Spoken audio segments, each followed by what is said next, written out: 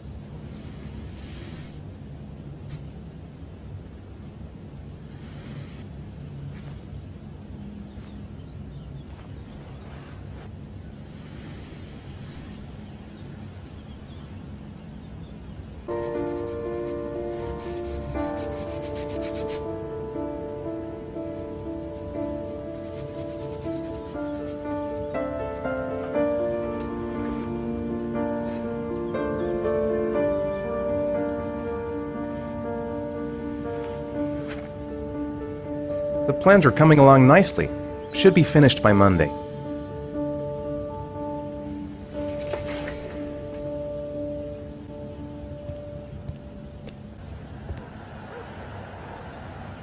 It's almost lunchtime. Grace and the kids will be back any minute.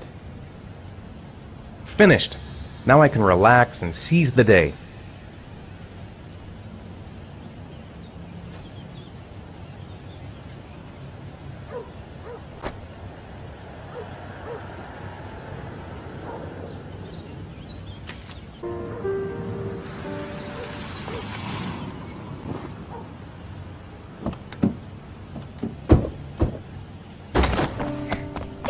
Hey, take it easy, you're gonna knock me over. So this is your big day, huh? Am I grown up now? 10 years old, that's not exactly grown up, but you're getting there. Now, can I drive your car? And I think you're gonna have to wait a little while for that. Ethan, can you please help me? I'm coming.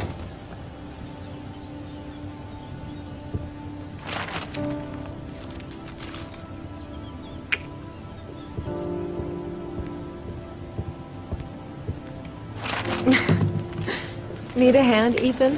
No, thanks, I'm fine. I'm all thumbs today. They've been so excited since this morning. I could hardly keep them in line in the supermarket. How's your day been? Managed to get any work done? I made some pretty good progress. I've just got to work on a few more details, and then I should be ready to present the plans to the client. I've got a billion things to do. It'll never be ready before Jason's pals arrive. Can you please help me? There should be plates in the living room cupboard. No problem, leave it to me. That door is always sticking. Give it a big tug.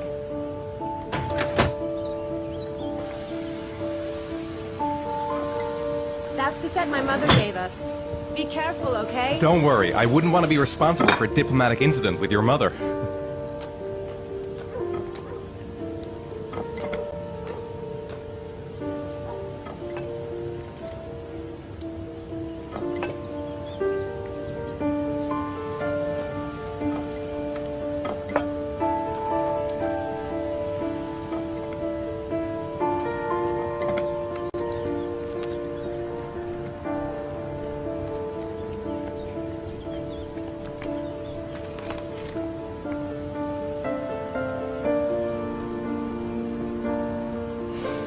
Ethan. I don't know if I've already told you this today, Mrs. Mars, but I find you very attractive. You're not so bad yourself, Mr. Mars.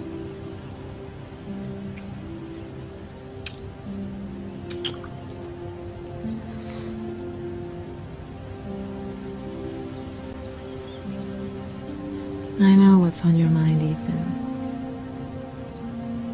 But now is not the right time for it. Shame. I've really got to focus on this party. We'll continue this little conversation later. When are Jason's friends coming? Oh, about 2 p.m.? Oh, God, I hope I'll be able to keep the situation under control. Not like last year. Did you find the present for Jason? Yeah, I picked it up from the store this morning. Oh, we were lucky. It was the last one in stock.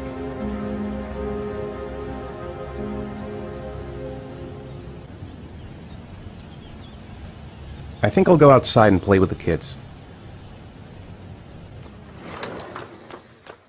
Come on, Dad, show us how strong show you us your are. big muscles. Be careful, hang on.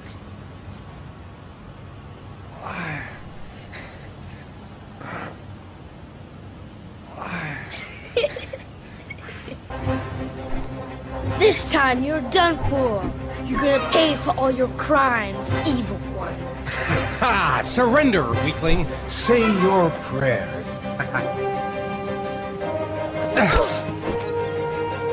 Come on, Jason. Hi-ya! Give up! I am victorious! Watch out. Oh! Whoa! Whoa! Yo! Yeah!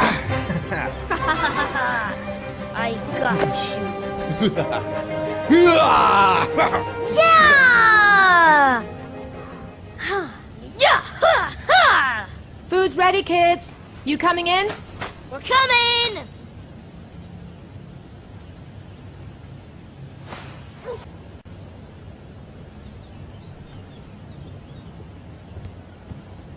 Sean? Lunch is ready. I'll go get him.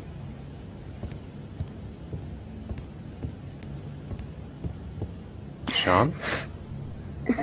What's up? It's Merlin. He's dead. He's dead and it's all my fault. No, it's not, Sean. Of course it's not your fault. I'd give anything if you could come back to life.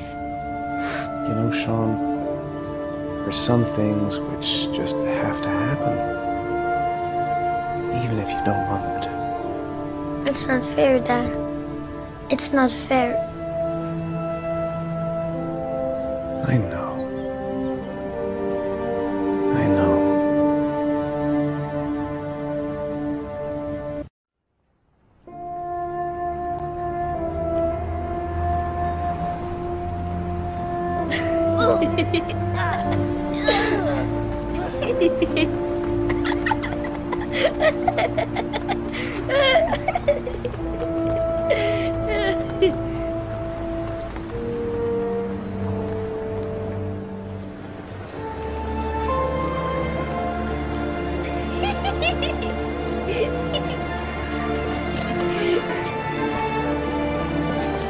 Oh, I'd like to have a quick look at some shoes for Sean. Can you watch Jason for a minute? I promise, we won't be long. Sure, no problem. We're not going anywhere, are we, Jason? Come on, honey.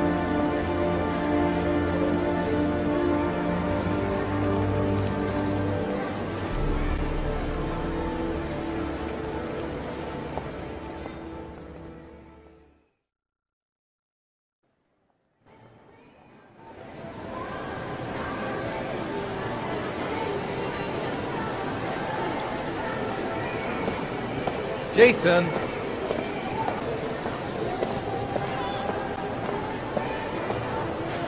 Jason, you really shouldn't wander off like that, you know? There's an awful lot of people in here. Please, Dad, can I have one? I would really love to have one. Please, Dad, come on. Okay, let's go buy a balloon. Great! Hey, champ! What's your name? Jason, Which balloon would you like, Jason? the red one. Here you go.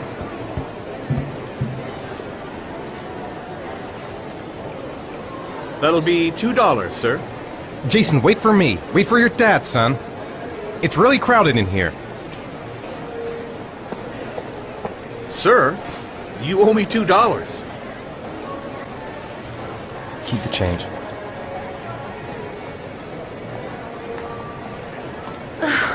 It is impossible to try on a pair of shoes with this crowd. Where's Jason? He was here a second ago. I bought him a balloon. I turned around and he just disappeared. Disappeared? What do you mean disappeared? Stay here. I'll go get him. I'll be right back. Jason! Jason!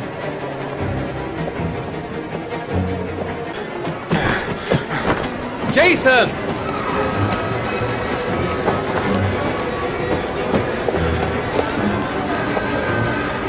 Jason!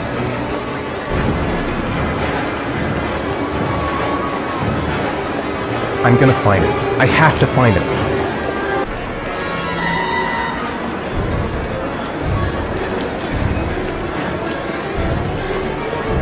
Where is he? He must have gotten swept away by the crowd.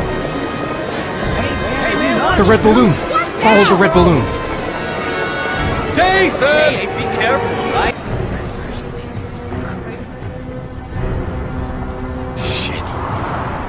Shit! Jason! Dad!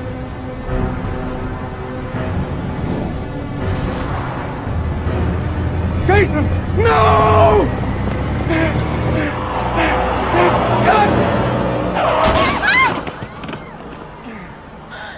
Jason! Jason! Oh my god, no! No! No, Jason! Oh my god, no! No! Oh my god. No!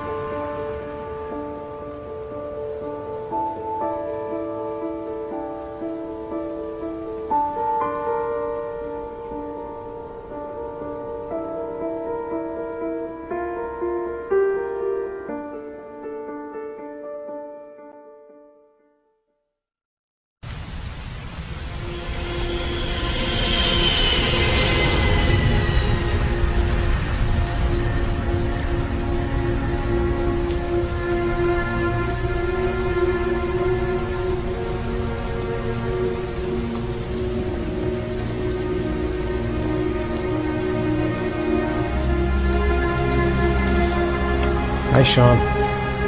My dad.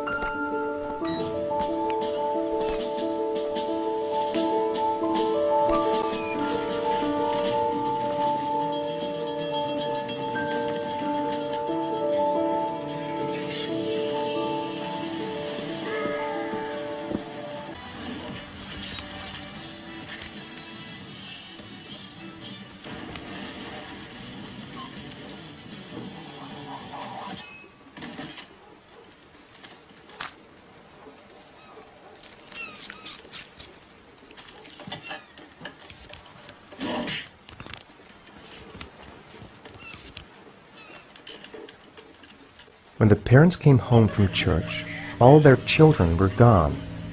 They searched and called for them, they cried and begged, but it was all to no avail. The children have never been seen again.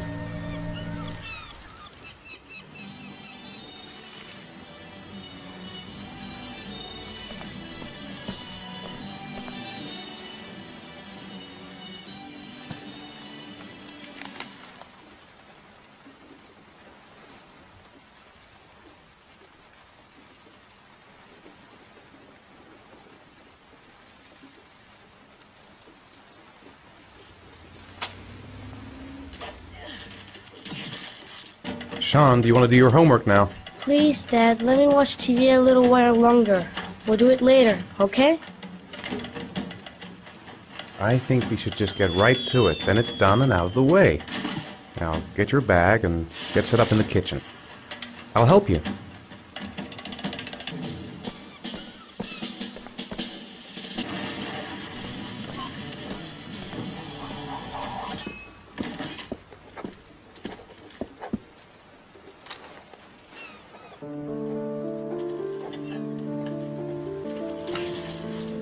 Let me have a look. Pretty good. Looks like you're done. Off you go.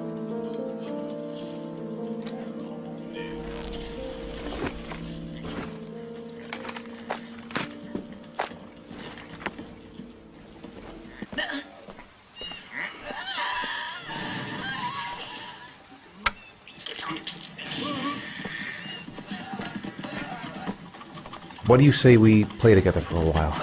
I'd rather watch TV.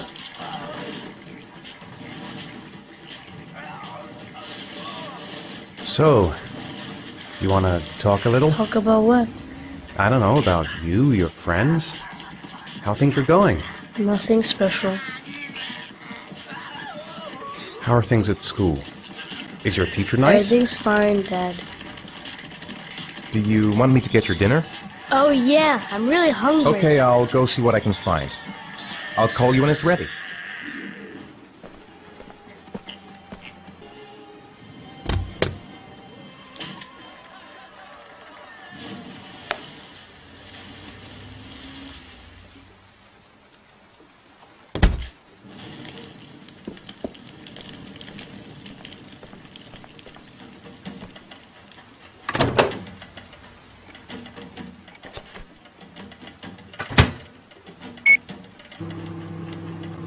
Come to think of it, if he's not asking for anything, it must be because he's not hungry.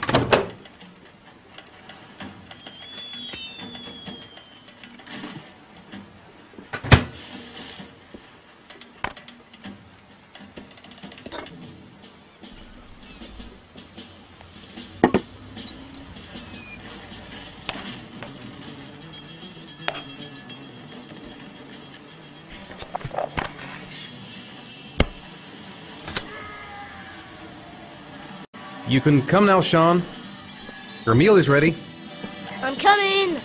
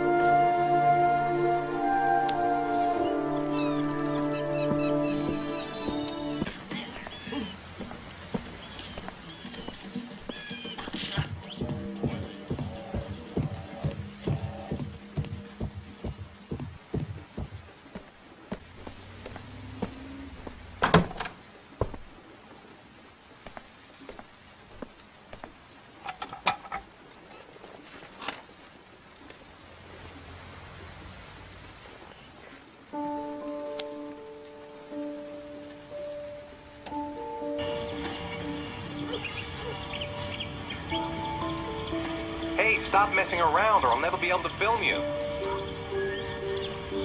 What do you want me to do? I don't know. Oh, yeah, Jason, tell me what you want to be when you grow up.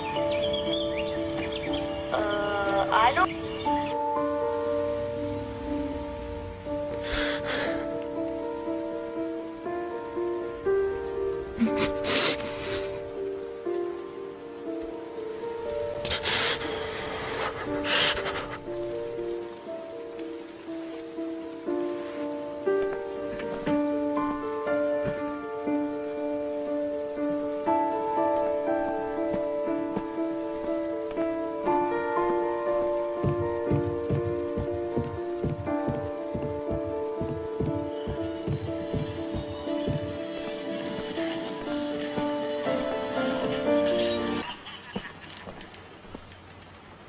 Come on, Sean. It's time for bed. I'm not tired yet. Can I stay up a little longer? Now, that's not very reasonable, is it? You have school tomorrow. You have to get some sleep. All right, I'm going. Are you coming with me? Go brush your teeth and put on your pajamas. I'll come up.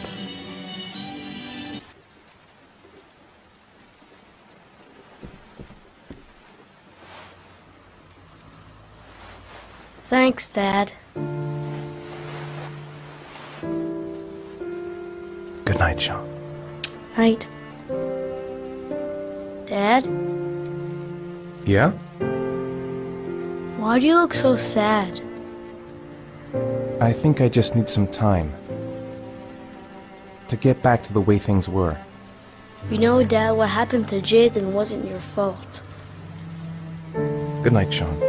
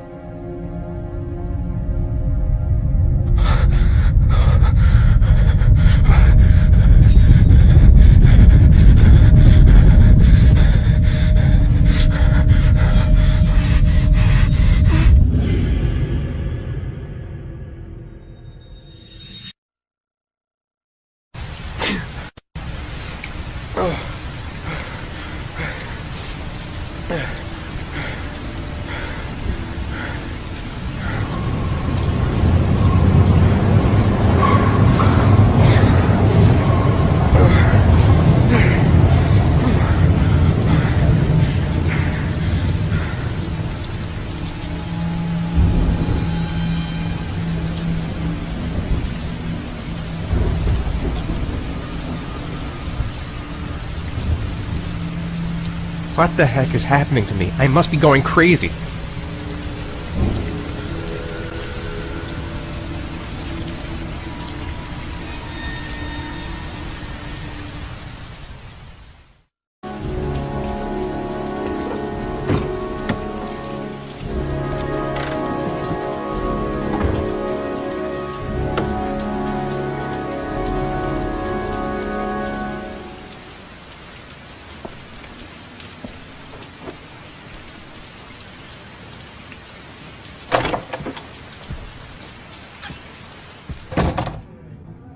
Lauren Winter.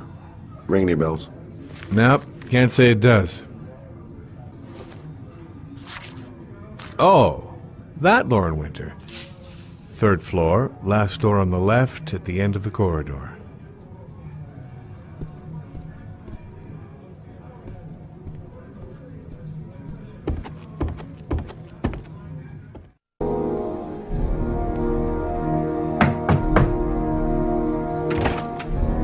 Lauren Winter? Sorry, I only see clients by appointment. Wait.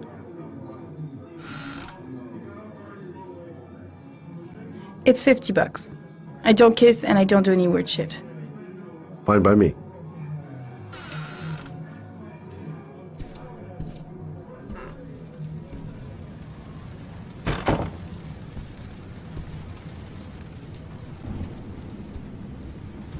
You should take your clothes off. We ain't got all day. Actually, I'm not a customer. Shit, a cop. I should've known. What do you want, a freebie? Is that it? My name is Scott Shelby. I'm a private detective. The families of the victims of the origami killer asked me to investigate the murders. I came here just to ask you some questions about Johnny. I already told the police all I know and I have nothing to add. Leave me alone. I understand, Lauren. I know what you're going through. Oh yeah? You know what it feels like to find your own son's body on a wasteland? I'm sorry, I don't believe you have the slightest idea what I'm going through, Mr. Shelby. There'll be other victims if we don't stop the killer. You have got to help me, Lauren. You may know something that can aid the investigation. Help you? There's nothing you can do! My son's dead, do you hear me? He's dead! If we don't find the killer, there'll be other mothers who find their son's body on a deserted wasteland. But you're right. Why should you care? It's not your problem anymore, right? What do you want to know? Did Johnny live with you? Yes. Of course, I made sure he never met any of my clients. I wanted to stop, you know. But we needed the money. I was trying to earn enough to get us out of here. How did your son disappear? He used to go play with the neighborhood kids after school. It was pouring down something awful that day. I'll never forget it. All his friends came home around 5. All except him. When did you sound the alarm? About 8 o'clock. I began to get worried. I went all around the neighborhood. I went to the wasteland where they like to play. I went to see his friends. I called the cops about 10 o'clock. Do you know if they found anything on the wasteland? Any leads or witnesses? No. He said he must have run away and he'd probably end up coming back. His body was found 5 days later with an origami figure in his hand and an orchid on his chest.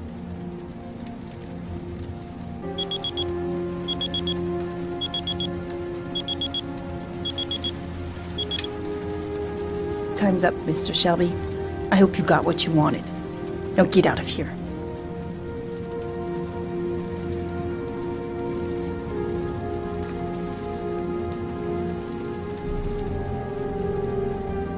I'll leave my card on the kitchen table. You never know. Well, if you remember anything, the smallest detail, give me a call.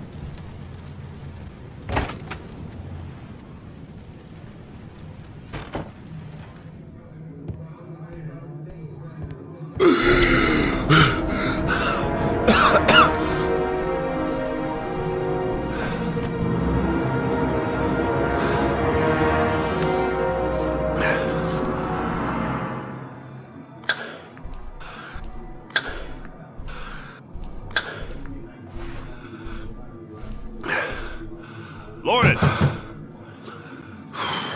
Lauren, open up, baby.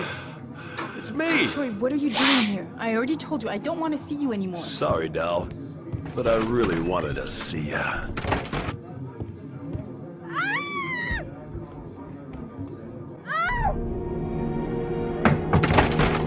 What do you want, asshole? Lauren! Is everything all right? She's just swell. Now beat it, loser!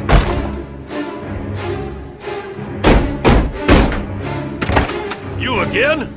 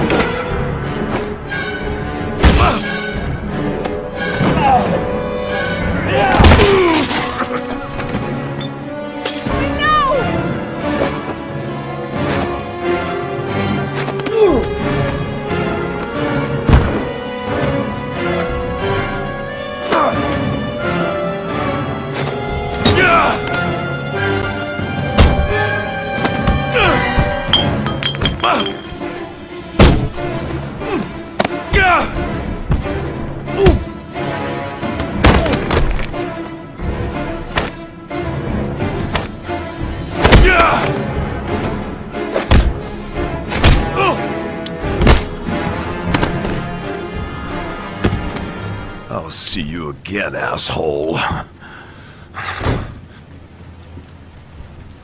Are you alright? Better than him, I guess. Who is he? An ex-client who thinks he owns me. He was getting violent, and I told him I didn't want to see him anymore. Well, you should be careful. He'll probably be back. Sorry about the mess. Mr. Shelby? Yeah. Thanks.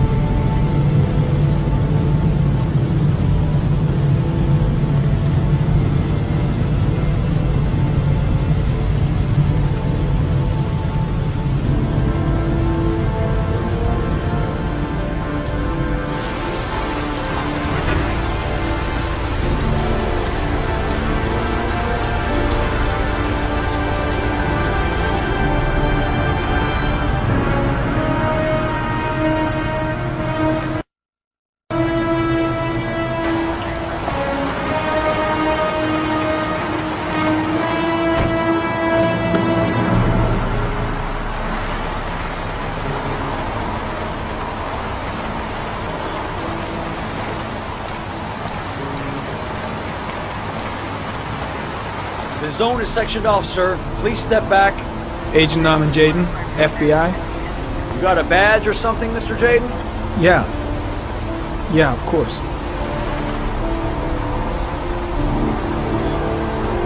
Check. You can pass.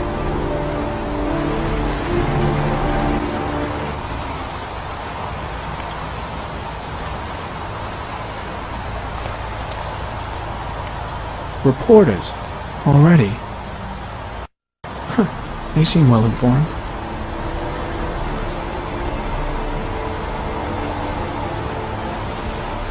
Video memo recording, Agent 47023, Norman Jaden, Tuesday, October 4th, 2011. Time is 8:14 a.m.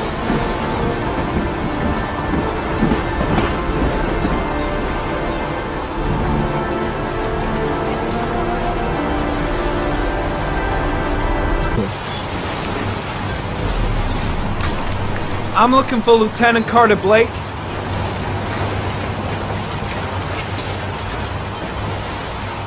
Thanks. Lieutenant Blake? I'm Agent Norman Jaden from the FBI. I went by your office this morning. They told me you'd be here. Now, if you're looking for rain, dead bodies, and highways, you come to the right place. Well, are you coming, Jaden? So, what happened? Some guy taking his dog for a piss found a body about 6 o'clock this morning. We don't know much more right now. Based on what we've seen, looks like the work of the origami killer. Has the time of death been established? Based on the rigor mortis, must be less than 6 hours ago. We should know more once the coroner has had a look. Any news on the coroner? He's on his way, Lieutenant. We've been waiting for an hour, for fuck's sake. Do we know the cause of death? There are no marks on the body. Chances are he was drowned, like the others. Has the body been identified? No, not yet. We should know more later today. Do you have any leads? My men are going over the scene with a fine-tooth comb. If the killer left anything behind, we'll find it. Tony, I don't want to see a single shit-stirring journalist within a mile of here. You got it? Yes, Lieutenant.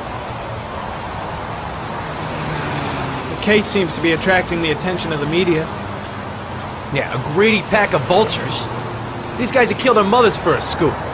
Listen, I'm a little busy here. Why don't we discuss all this a little later, back at the office? Oh, no problem. I understand. Do you mind if I have a look around? Be my guest. Hey, Jaden. You come and see me if you find anything, okay? We're on the same team now.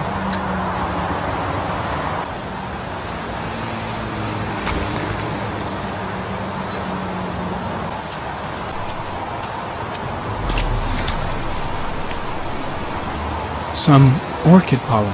The concentration of pollen in the air is quickly decreasing because of the rain, but it gets higher in the direction of the body.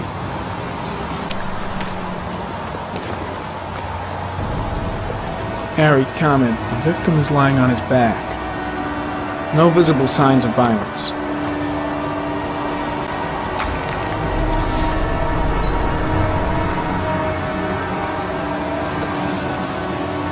An orchid was placed on the victim's chest.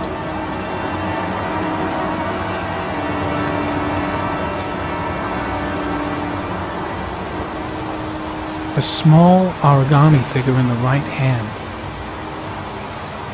Fingers were probably closed after the time of death.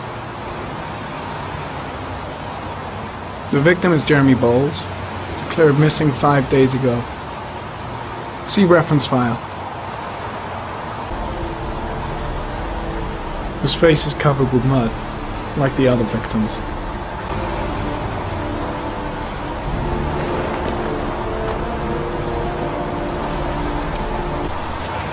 Harry, comment. Pollen particles disappear in the tall grass. It's probably the end of the trail. Harry, comment. Traces of blood on the railroad track. Analysis confirms it comes from the victim.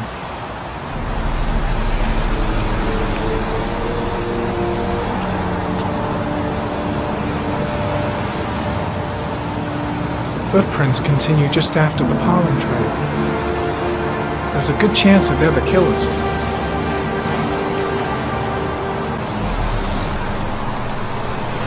Harry, comment. There are traces of blood on the fence behind the railroad line. It comes from the victim. The killer came this way with the body and probably grazed it on his way through the fence.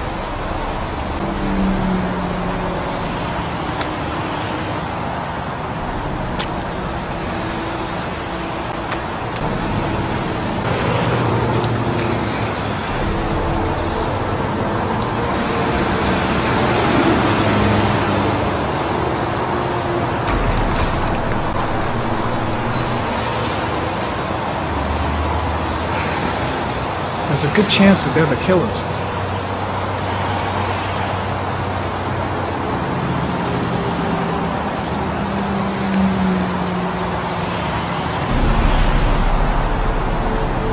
Harry, comment. Tire tracks on the side of the road behind the railroad line.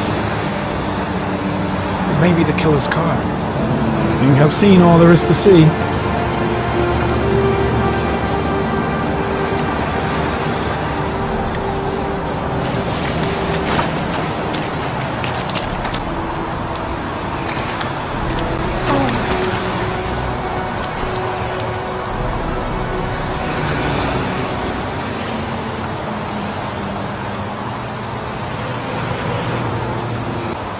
I'm heading back to the office. You staying? No, I've seen enough. I'm leaving too.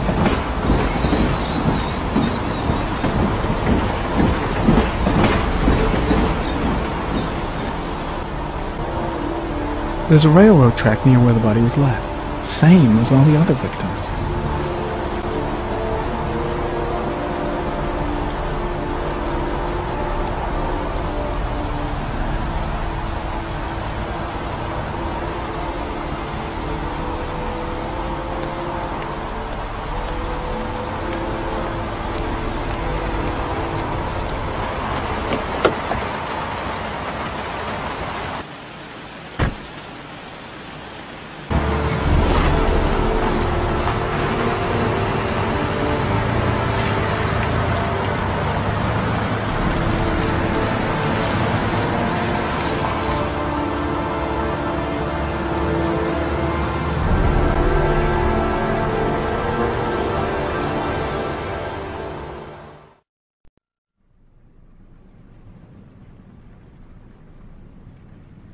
A butterfly,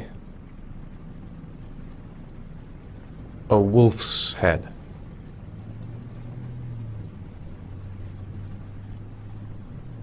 A crab. Death.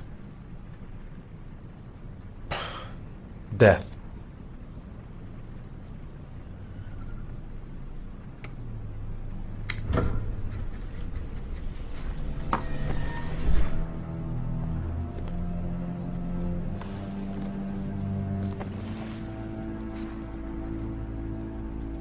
I have the results of your MRI scans.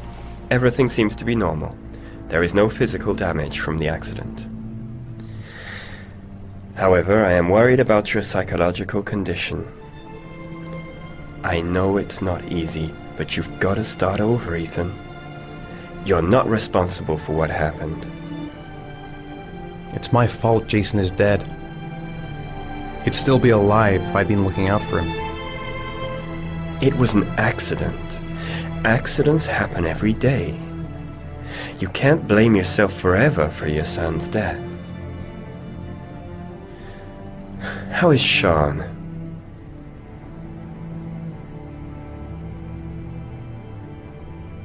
He's a very solitary kid, you know, very focused within himself. He's really close to his mother. With me, he's more distant. And what about you, Ethan? What do you feel?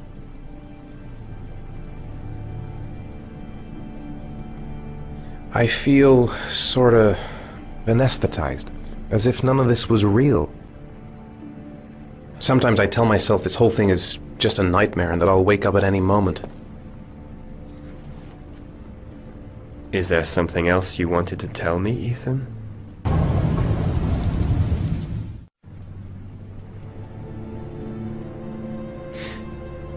Have there been any cases of split personality developing after a concussion? Like people doing things but having no memory of what they've done? Like somebody else had been doing them?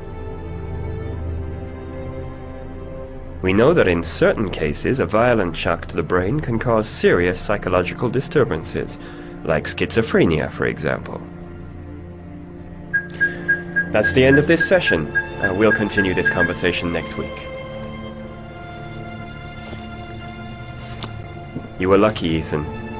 It's very rare to survive such a traumatic accident.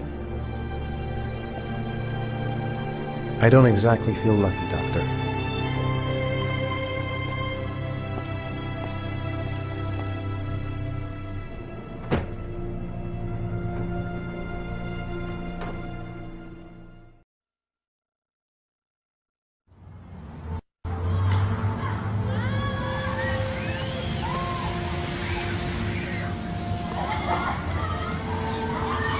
How did things go at school today? The teacher yelled at me for being late again. She's gonna send me home the next time it happens. I'm sorry about that, Sean. Next time, we'll really pull it together, okay? Do you want to eat something? Is something the matter, Sean? No, I'm alright. Aren't you gonna go play with the other kids? I don't feel like it. I haven't been on a seesaw in a long time. What do you think? Yeah!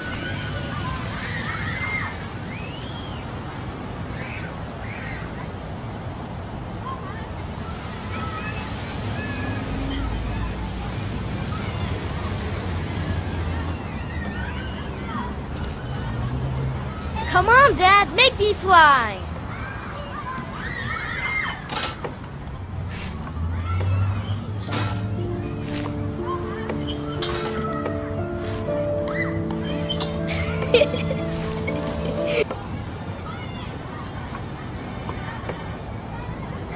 Go on, Dad, as fast as you can! Faster! Faster! Come on! Faster! Faster!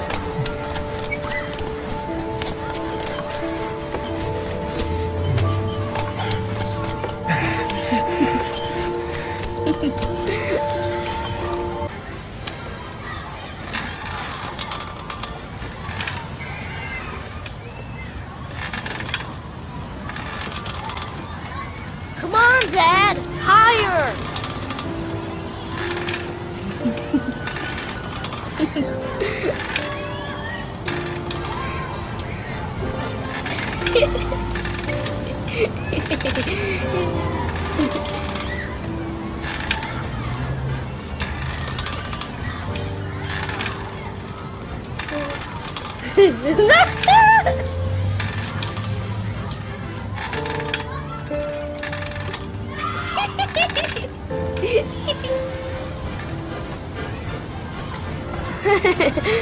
That was cool.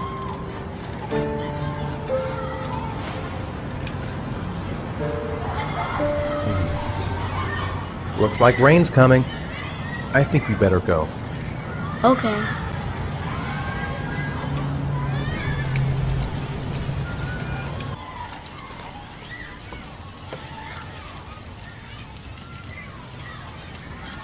Hey, Dad, can I have a ride on the carousel? Can I?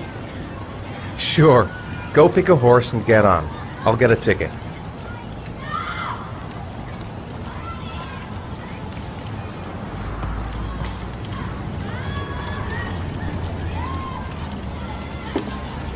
One, please. That's $1.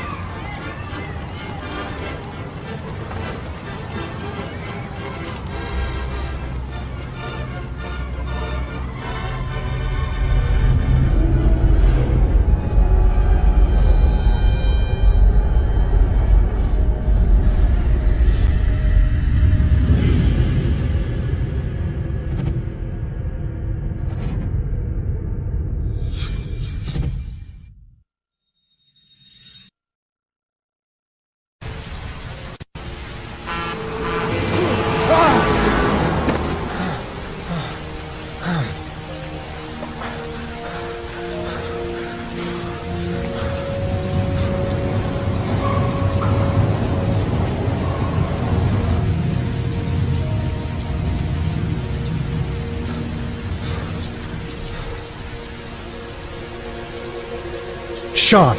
Where's Sean? Sean!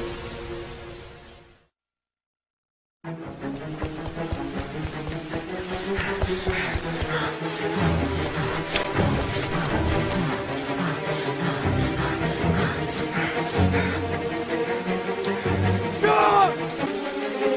Sean! Sean!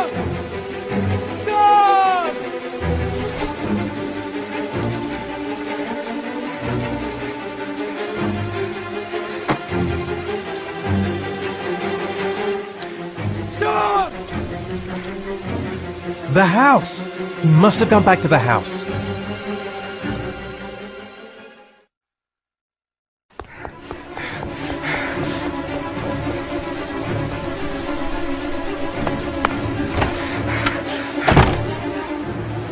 Sean! Sean!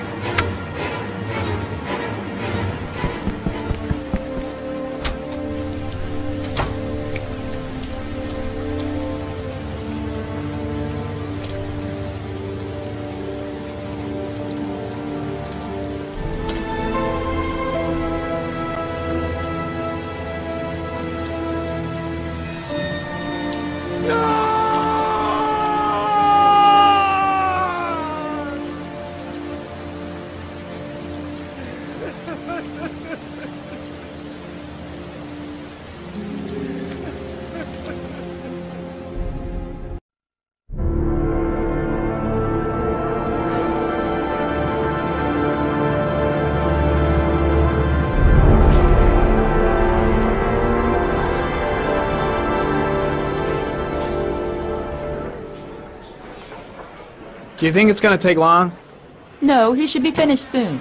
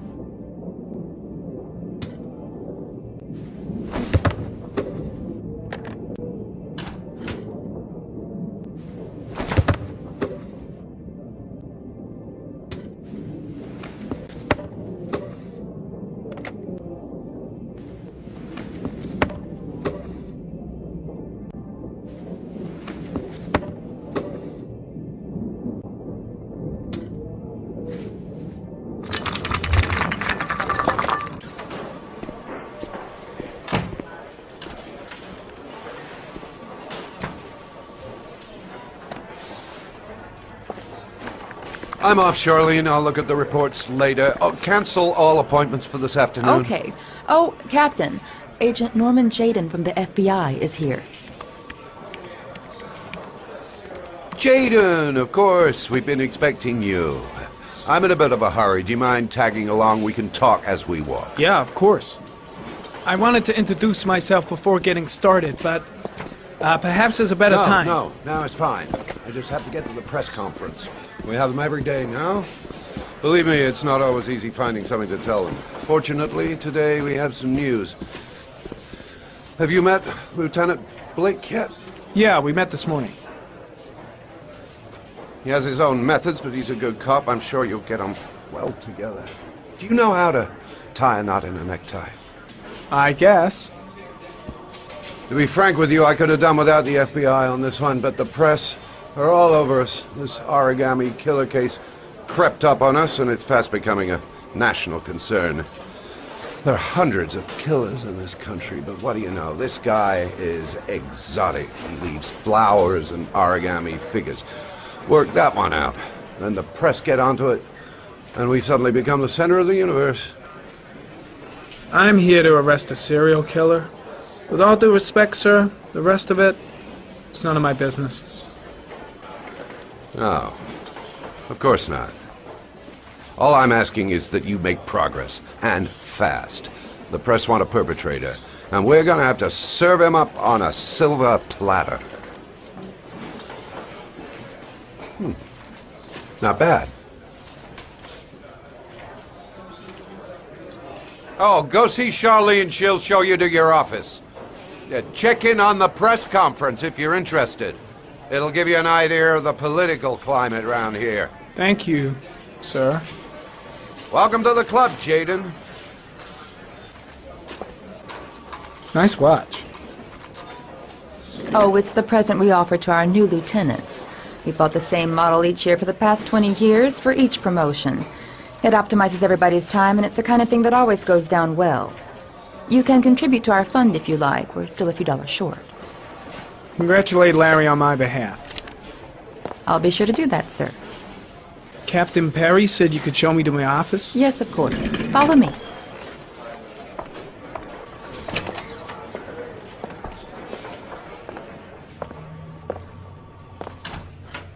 This is my office? That's where I was told to take you. If you need anything, you know where to find me.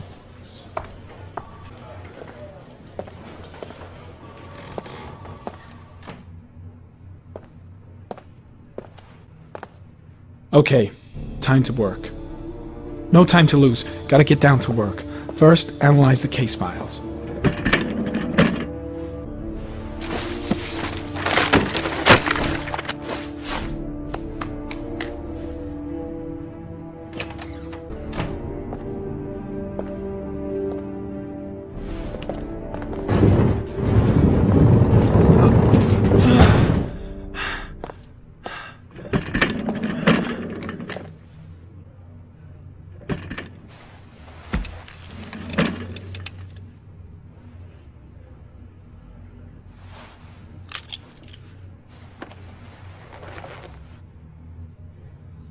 Step 1. Change the office.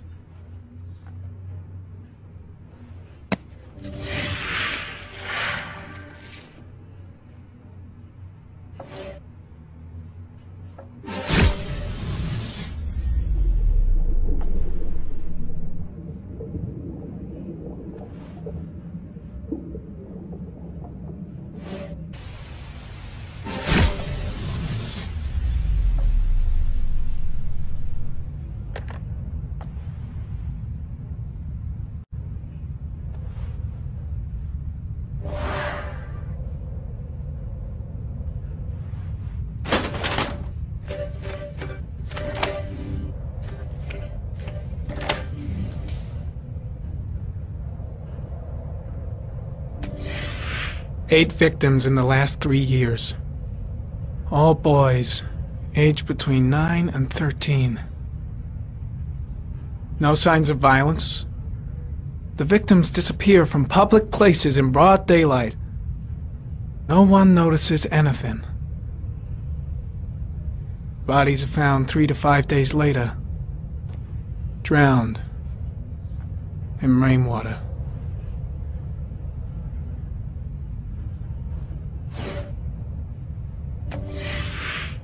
Always the same ritual. An origami in the hand, an orchid on the chest. The victims have always been dead for less than 6 hours when they were found, which means they remained alive for several days before being drowned. Over 3,500 people questioned. Over 100 suspects interrogated. Not a single lead to go on.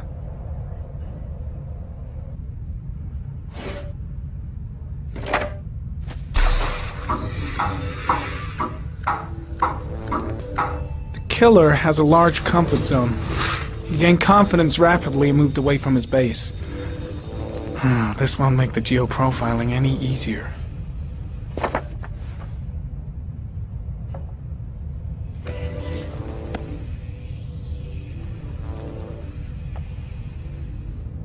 There is always a railroad line adjacent to where the bodies are found.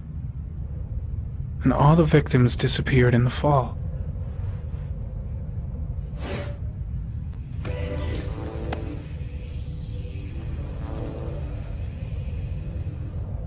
The killer is white, aged between 30 and 45. He is intelligent, calm, and determined. An organized type. He has a car. He's probably employed, but his work allows him free time.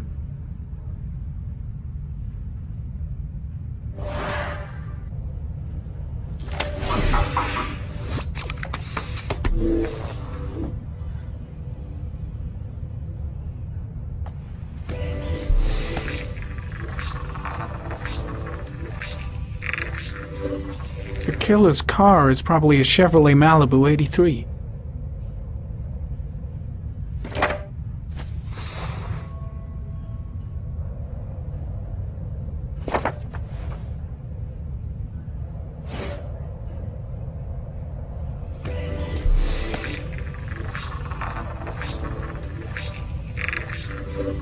No prints or specific clues. Nothing much to go on.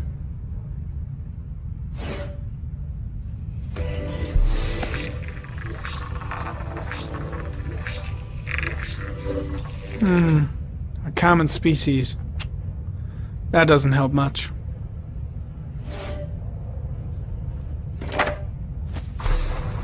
Just one origami store in town.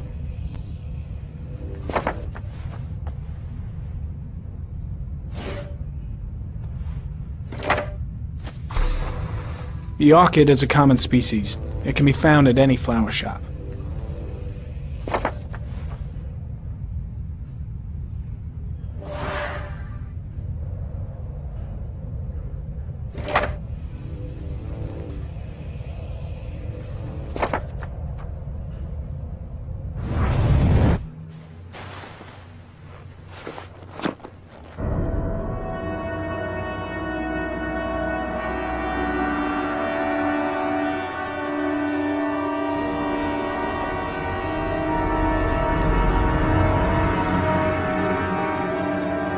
Here we go again. I better go wash my face.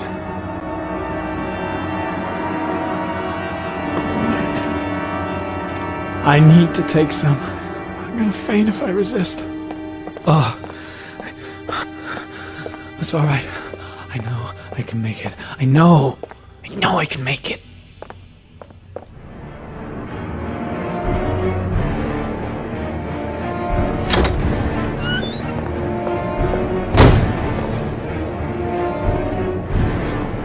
Is everything all right, sir?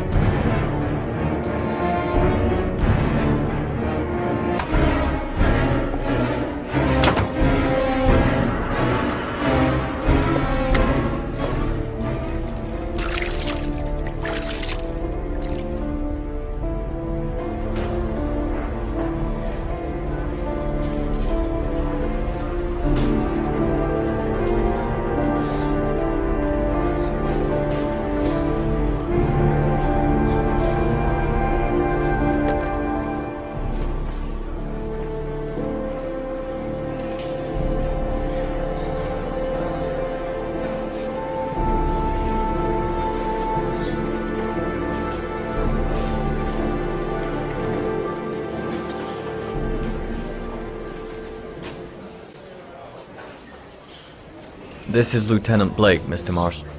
Could you please tell him what happened? It was this afternoon. I went to the park with my son, Sean. We played together for a while, and then he wanted to go on the carousel, so I put him on one of the wooden horses, and when I turned back, Sean had disappeared. Exactly what time did you arrive at the park? Try to remember exactly, Mr. Mars. Every detail can be important. It must have been about 4:45, I think. I'm not really sure. What was your son wearing when he disappeared? He was wearing a coat, a beige coat, and a pair of pants, beige pants. How could Sean have disappeared without you even noticing? Weren't you right by the carousel? I did. I didn't leave. I watched the carousel. How could Sean possibly have vanished if you were right there watching the carousel? I don't know. I don't understand. You say you took your son to the park after school, but you didn't report him missing until 8:15. Why did it take you so long to contact the police? I went home and waited for him there. I thought he might have gone out with some friends and they'd come home soon. Did Sean have any particular difficulties, Mr. Mars? Anything that might have caused him to run away?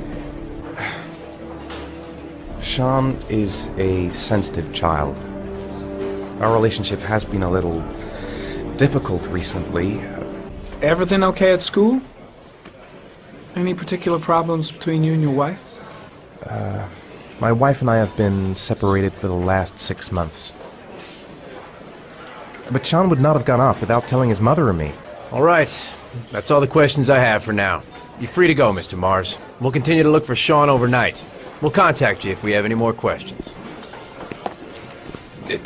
Do you think the origami killer...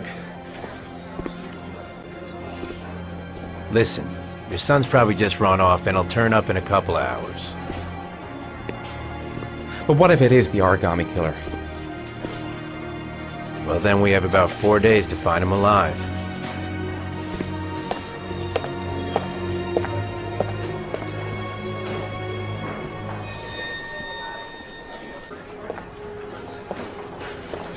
Did they find something? No, nothing yet, but they're gonna keep looking through the night. Do they think it's the origami killer? It's still too early to say, but it is a possibility.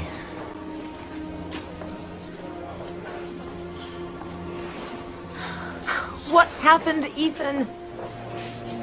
How could you lose Sean like that? You should never have taken your eyes off him. I mean, for God's sake, how hard is it to keep your eye on a child in the park? Why did you leave him, Ethan? Why? Wasn't it enough losing Jason? I'm sorry. It's not what I meant to say.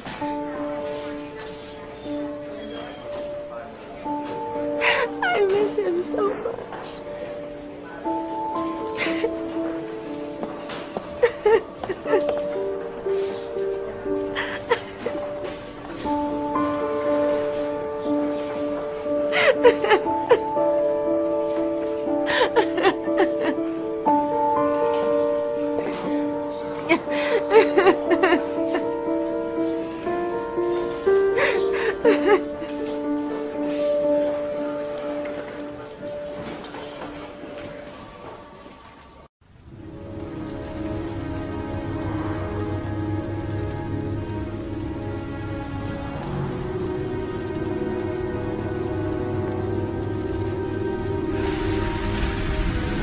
Good evening.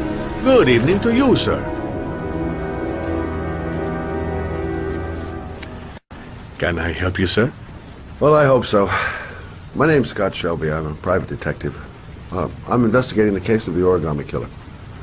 I'd like to ask you a few questions. My son is dead, Mr. Shelby. I have nothing more to say. You may know something that could help save other people's lives. I was unable to save the life of my own son. I do not see how I could save the lives of other people. The killer has kidnapped another victim. A 10-year-old boy.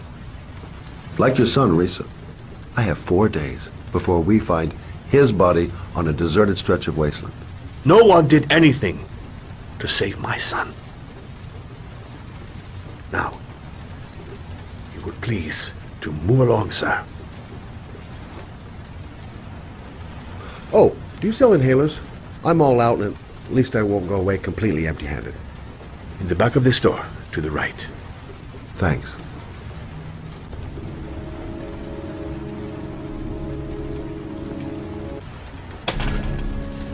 Good evening, sir. Are you looking for something in particular? Give me what you got in the register. Don't fucking try anything. Open the register, you dumb fuck! Put the money on the counter. Damn principals. Always said they were a waste of My time. register, sir. That money is mine. I ask you now to leave A young before guy, it is too late. and he's armed, and he looks nervous. Things? Fuck! Drop it! Now! Don't move! Hands up!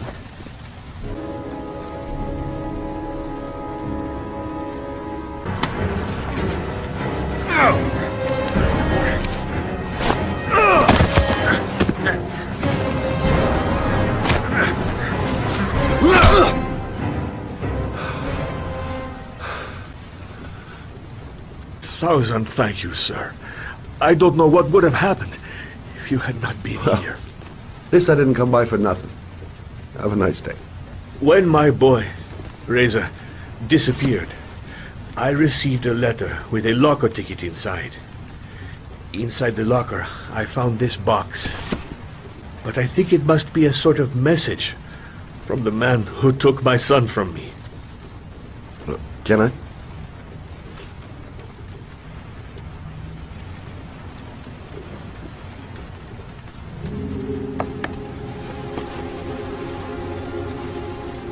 Please, take the box if it can be of any use to you at all. It did not help me to save Reza, but maybe it will help you find the other little boy.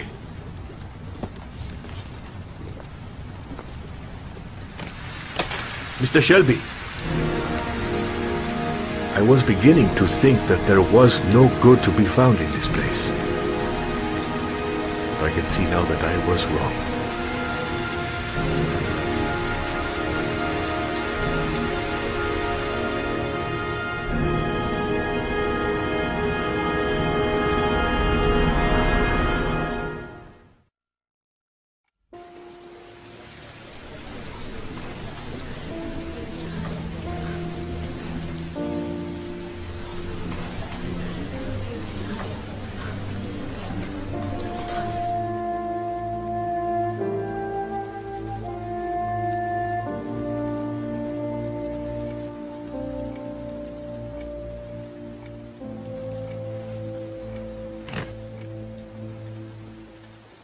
I'm the origami killer. I black out, and then the murdering starts. I know it's me.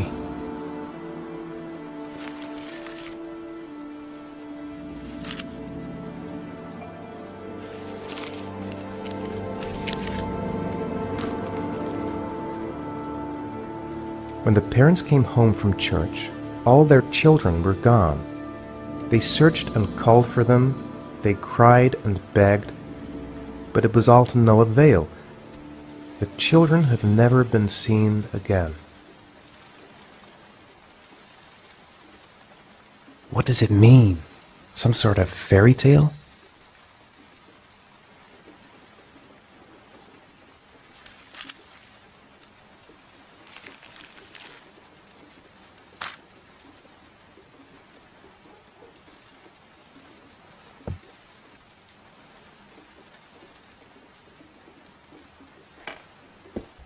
Mr. Mars! A few words! Mr. Mars!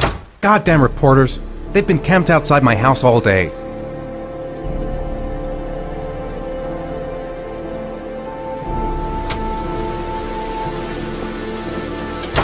Mr. Mars, can you confirm that your son has disappeared?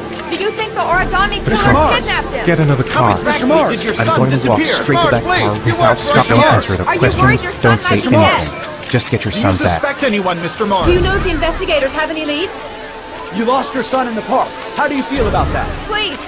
Mr. Mars, can you confirm that your son has disappeared? Do you think your son is still alive? How exactly did your son Mr. disappear? Mars! Mr. Mars! Mr. Mars, please, a few words for ICS. Are you worried your son might be dead?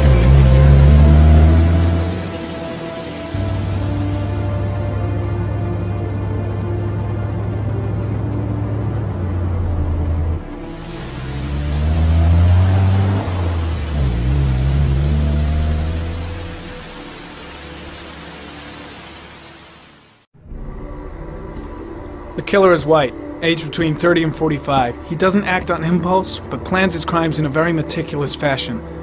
He doesn't have anything personal against the victims. That's why he covers their faces with mud, to make them anonymous. Why does he kill them if he doesn't have anything against them? For him, they're more of an image, a symbol. That's probably why he gives them an origami figure and an orchid as gifts, to apologize for what he's done to them. Very interesting.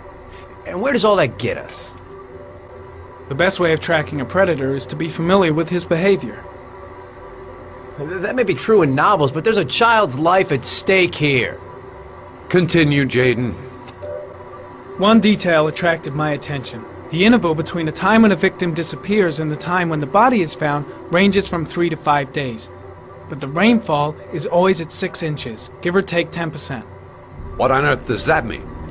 All the victims were drowned in rainwater. The killer kills only in the fall when there is plenty of rain. It could be that he puts them in some sort of well or tank that is open to the skies and that fills up with rainwater. The more it rains, the less time the victim has to live. Then I studied the geographical distribution of the murders. Generally, a killer commits his first murder near to where he lives, so he has a safe place to flee to if any complications arise. The more confident he becomes, the further he roams from his base. By analyzing the locations where the victims disappeared, I was able to isolate a zone where the killer might live. And what size is this, zone? For the moment, about 10 square miles. Oh, great. There must be 10,000 people live in that sort of area. You gonna question them one by one? The more clues we get, the more we can reduce the zone. We can then cross-check it with our list of suspects and identify the killer. So what's next? There are 2 suspects whose psychological profile might fit and can be connected to the comfort zone. I'd like to question them. God damn it. We're wasting our time with this bullshit. The killer's out there somewhere, we gotta get off our asses and find him. The killer is no ordinary murderer. He is intelligent, organized, and methodical. You won't find him by patrolling the streets. Tell me, Agent Jaden, did you get your vast experience on the job, or did you just fucking read about it in some school book? I came here to find a killer. And that is exactly what I'm gonna do.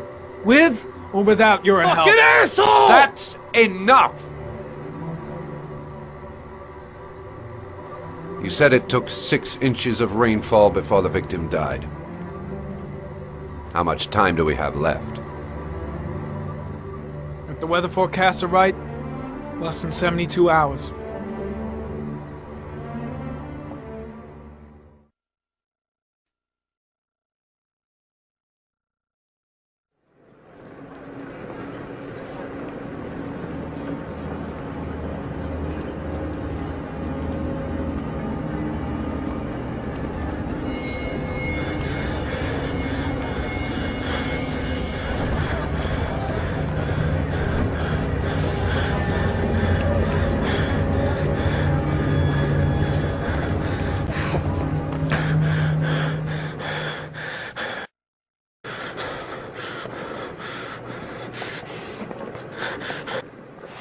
Line 18, box number 3.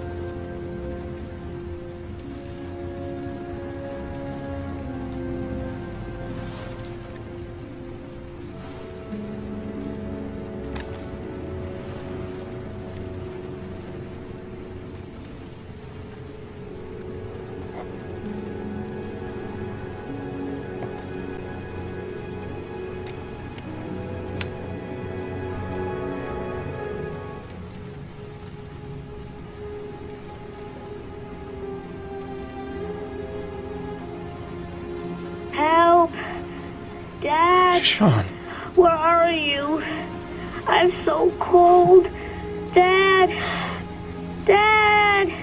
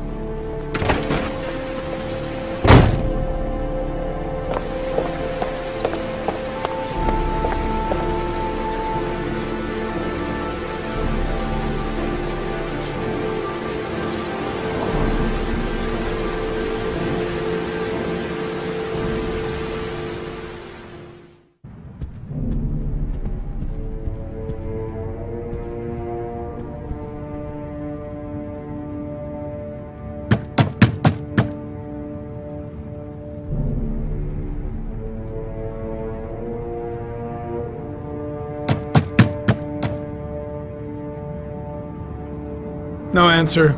We waste our time coming here. Maybe we should have a little look inside anyway. There's nobody home.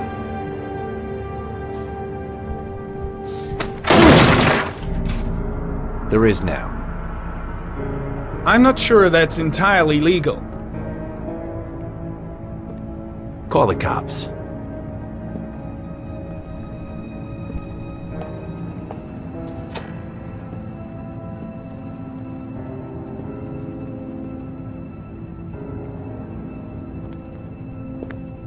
Looks like Nathaniel Williams is a pretty religious guy. He's a God-fearing idiot, waiting for the end of the world. We questioned him a few months back because he was causing a disturbance in the park.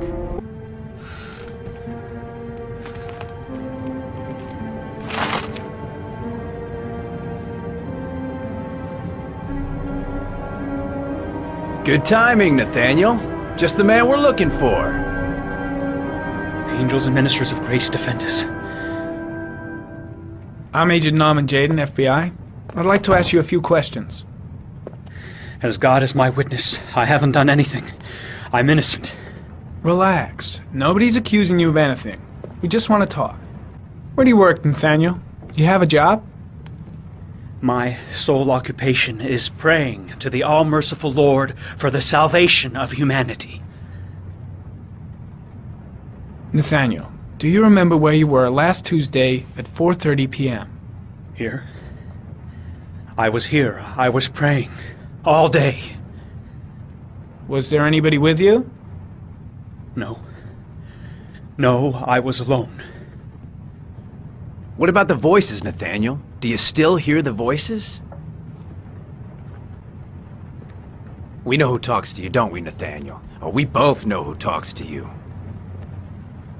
Don't speak that name. What does he say to you, Nathaniel? I can't talk about it. Better just stand down and leave Blake to it. He orders you to go and find new prey, doesn't he? He needs more and more. No. No! You mustn't mention him. You'll bring him here. I guess Blake's trying to break him, but what good is a confession if he does? The park. The voices tormented you all night long. You wanted them to stop, didn't you, Nathaniel? Stop! Stop! That's enough! So you obeyed them to make them stop. Shit! Blake is totally out of his mind. I can't... Right? Blake, what are you doing? No! Stop! Stop! You killed them, didn't you, Nathaniel? Are you gonna confess, you bastard? You are the Antichrist. Put down the gun, I shall Nathaniel. dispatch you to your father in hell. He is the son of Satan. He was sent to earth to destroy us. For Christ's sake, shoot! Enough, Nathaniel! Put the gun down! Immediately!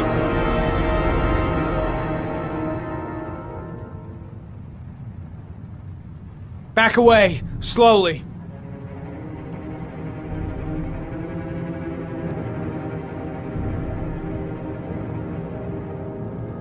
Now drop the gun. Drop it, Nathaniel.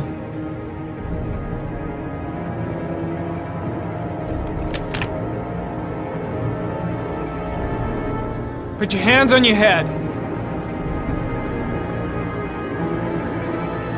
Turn around.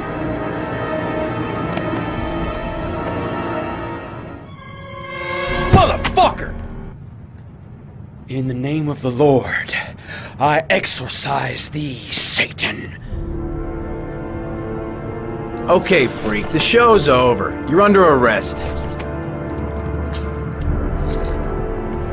Pretty damn cool under the circumstances. I would've just shot him. Well, a gun isn't the answer to every problem, Blake. Maybe not, but most of the time it helps.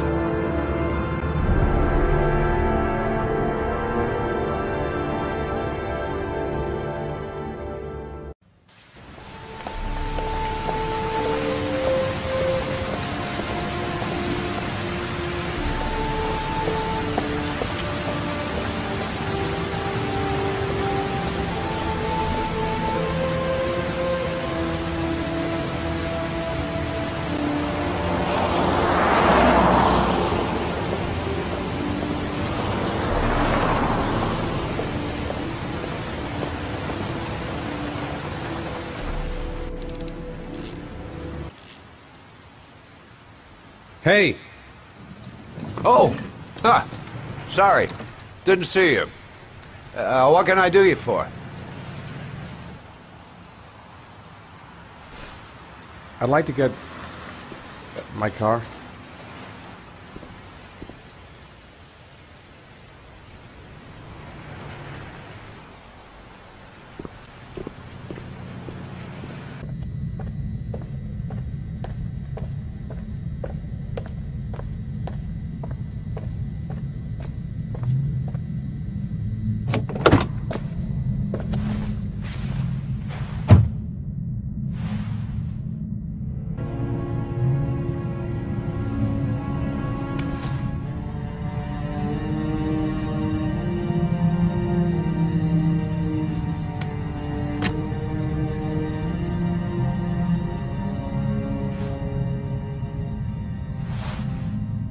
Your destination is 4 miles from here.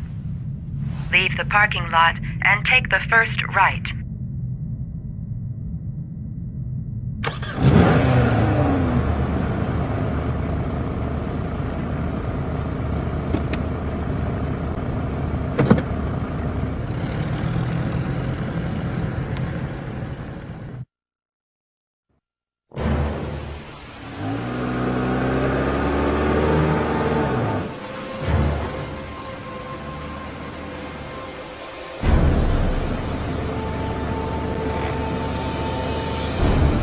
Have reached your destination. Are you ready to show your courage in order to save your son? Listen carefully. Take the highway and drive against the traffic for 5 miles. If you haven't reached your destination in 5 minutes, you will have failed. I've got to do it, for Sean's sake. I have no choice.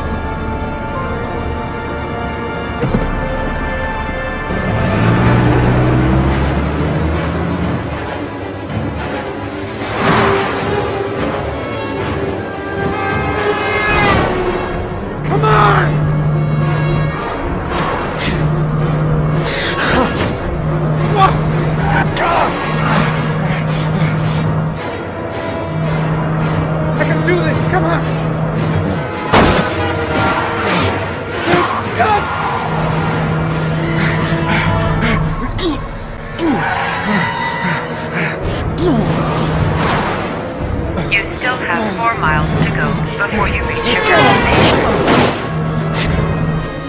Move! Get out of the way!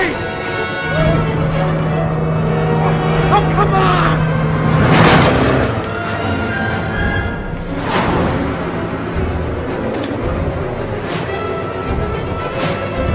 You still have 3 miles to go before you reach your destination.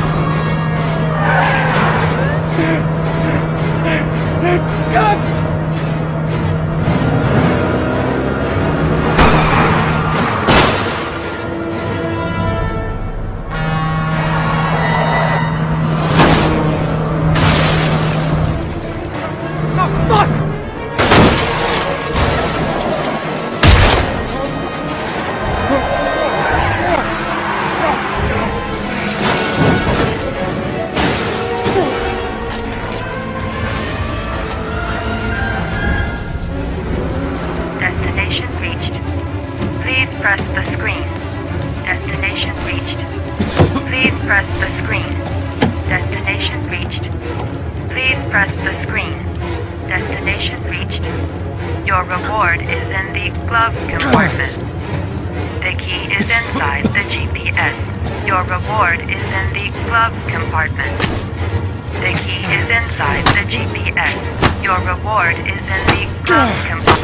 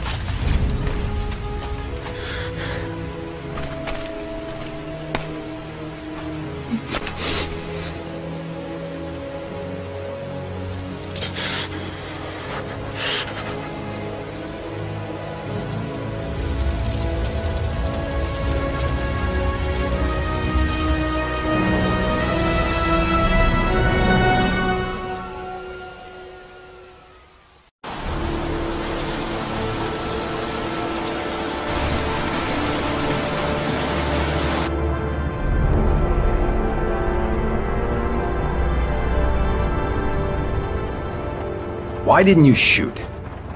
Sorry? Well, back there. Nathaniel could have had a gun. Could have killed me. Why didn't you shoot? I prefer to have all the information before I make a decision.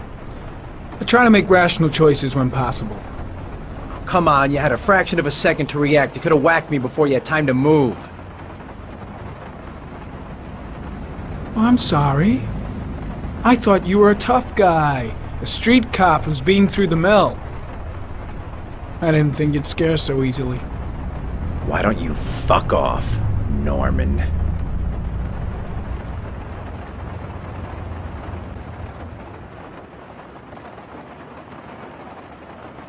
That's him.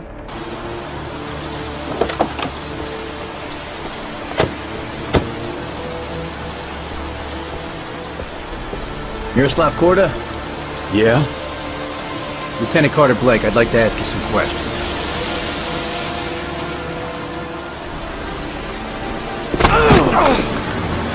Shit, don't just stand there, he's gonna get away! Ah! Hey man, watch it, dude!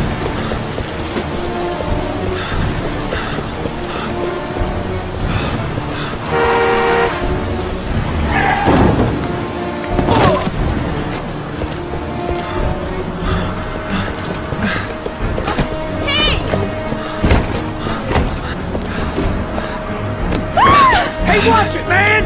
Whoa!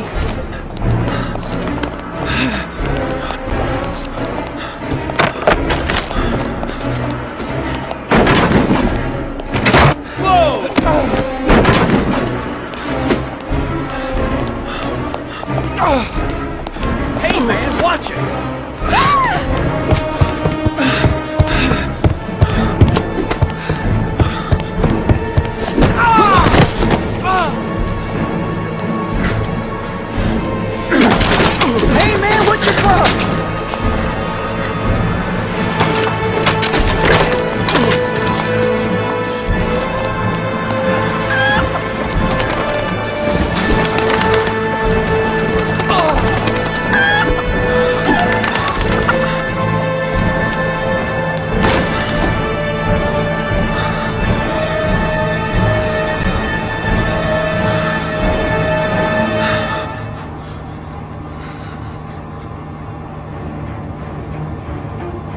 fuck is Blake?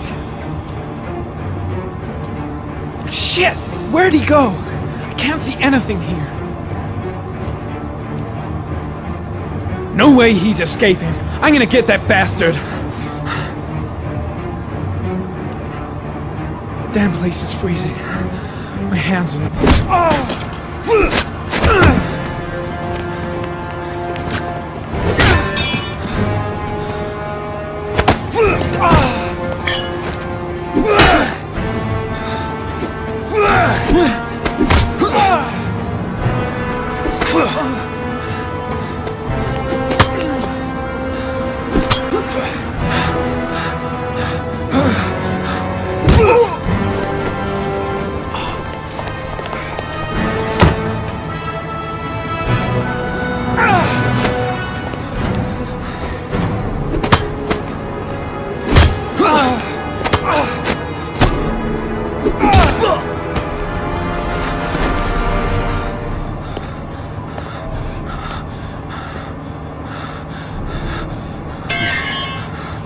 This time it looks like we got our origami killer.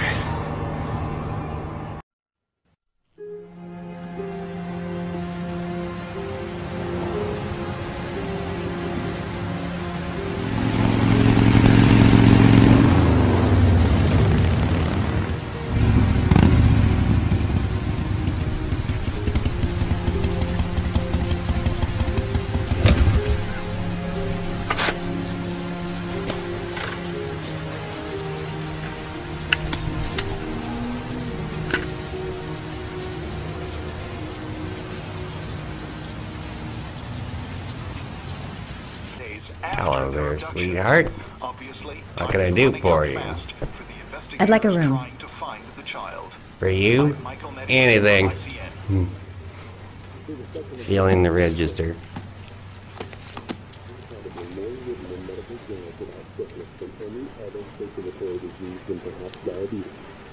In its first 2 stages, this disease is reversible. But when it starts eating at the nerve endings in the spinal cord and gets into that third stage, there's not much help. Madison, page 27. Single. How long will you be staying with us, Ms. Page? I don't know yet. Room 201. Last floor, stairs on the right, in the courtyard. Thanks. The pleasure was all mine. That's for sure.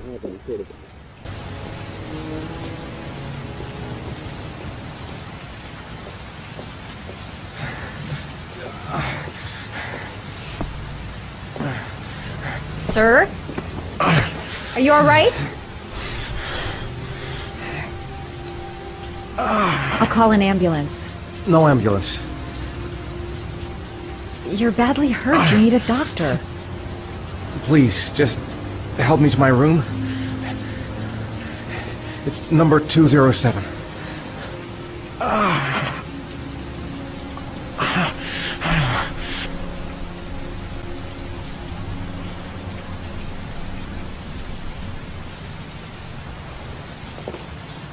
He's really out of it. What the hell happened to him?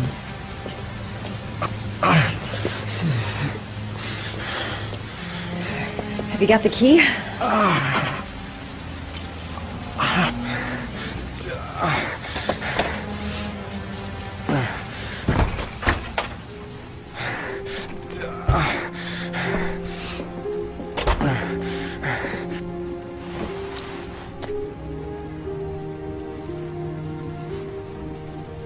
You're really in bad shape. You should see a doctor. Must have 1, maybe 2 broken ribs. It's not fatal. But it's sore as hell. Your head is bleeding. It looks deep.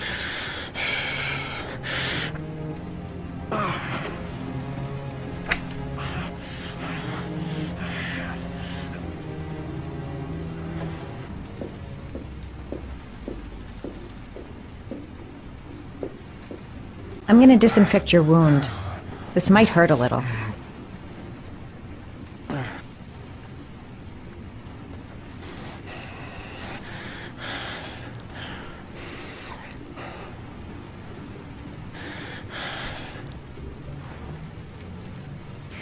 There. At least it won't get infected. Thanks. Here. Take this. It should do you some good. It's a painkiller. It'll help reduce the pain. It says on the box to take one every 24 hours. I don't think it's a good idea to exceed the dose. I can't afford to wait. I wouldn't move around for a few days if I were you. I'm gonna take a shower. All right, let me help you.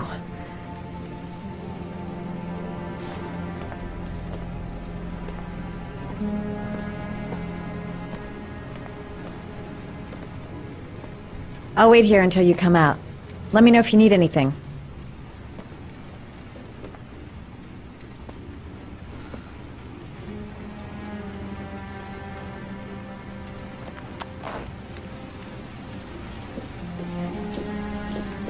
Talk to me. That way I'll know if you pass out. What's your name? Madison. Are you staying in the hotel? No, I live in town. I suffer from chronic insomnia. I seem to only be able to sleep in motels. Don't ask me why. Whenever I get too exhausted, I come and spend a night here. I'm just passing through. And what else do you do, Madison? Apart from fixing up strangers. I'm a photographer. I take pictures of furniture for fashionable design magazines. And you? I'm an architect.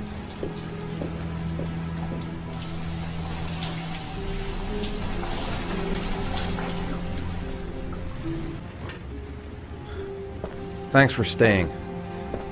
I feel a lot better now. Okay. I better get going then.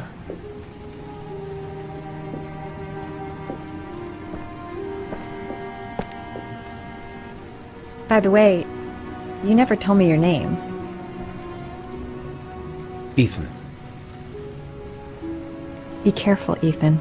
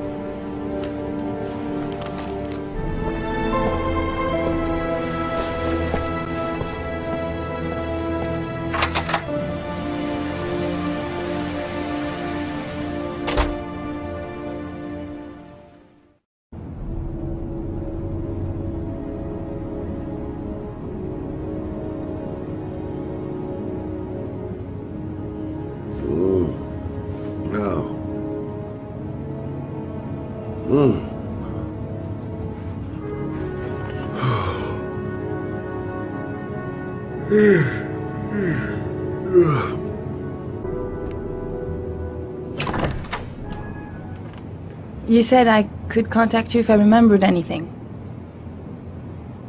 Can I come in? Sure.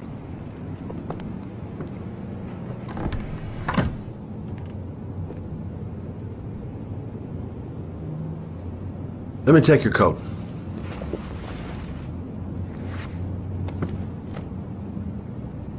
Please, take a seat.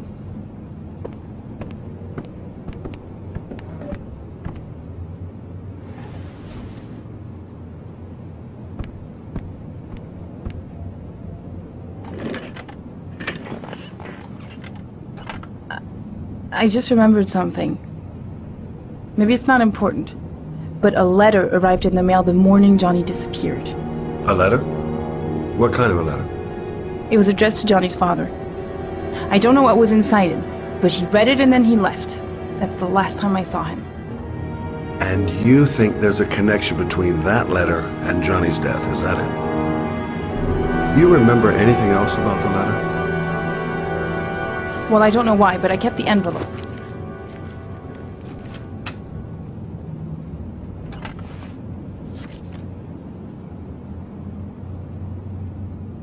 Nothing particular. Except the address. The address? It was typed with an old typewriter. Could be a lead, you never know. Well, thanks for your help, Lord. I'll let you know if it leads to anything. Wait, I can't just sit around and do nothing while you're out there looking for the man who killed my son. Ever since you came around, I've been thinking, and I want to come with you. Help you in your investigation? I'm sorry, Lauren, but that is out of the question. If you won't let me help you, I'm keeping the envelope. It's all or nothing.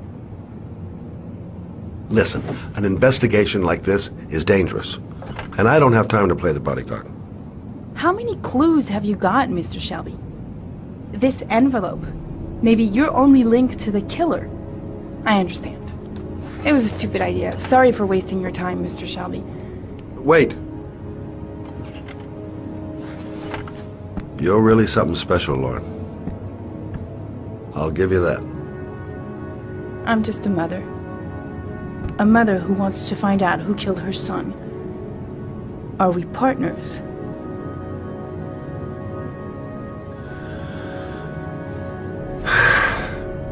We're partners.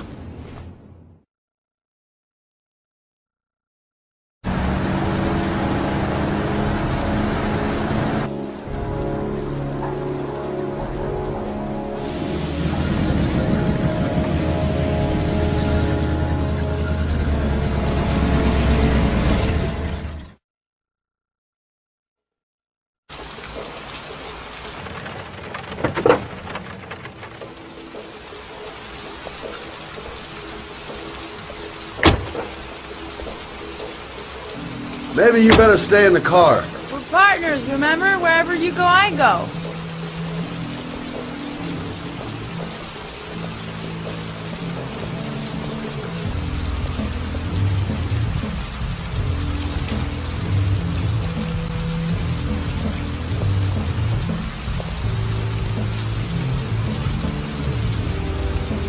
What are we doing here?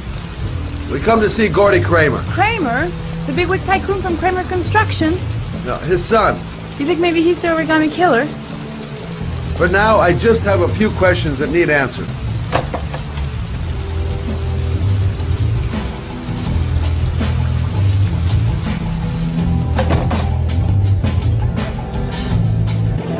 Are we gonna be here long? This place gives me the creeps.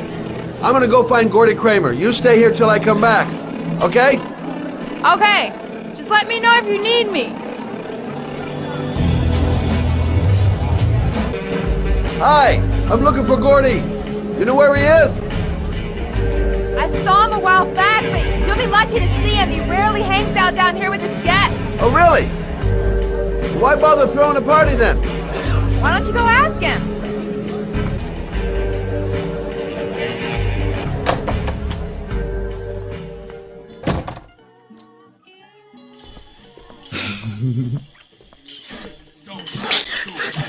Mr. Kramer, my name is Scott Shelby. I'm a private detective.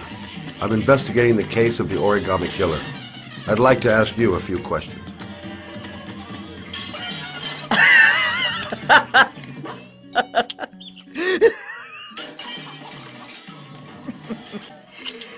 I'd like to know exactly what happened to little Joseph Brown. Beat it! You hear me? Get the hell out of here!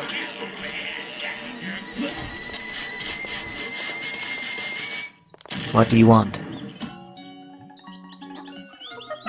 A witness saw little Joseph Brown get into your limousine. That was the last time anybody ever saw him.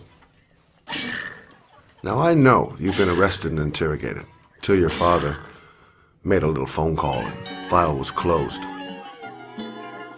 Now, what I want to know is, what really happened? You know, just so I make sure that you had nothing to do with the origami killer. So I make myself clear. The kid was lost. I just offered to drive him home. The police arrived, I explained the misunderstanding, and I was released. End of story. Nothing to get excited about, right? Okay, so you're a good Samaritan taking kids home who happen to get lost right next to your limousine? Now be a nice guy and tell me something I can believe. Very well. I'm the origami killer. I get my victims into my car. I drown them in rainwater. Then I dump them on a wasteland with an origami figure in one hand and an orchid on their chest. I do that because I'm bored, Mr. Shelby. And it's a creative and entertaining way of having fun. Is that good enough for you? Or do you want more? This interview is over. Get rid of this clown!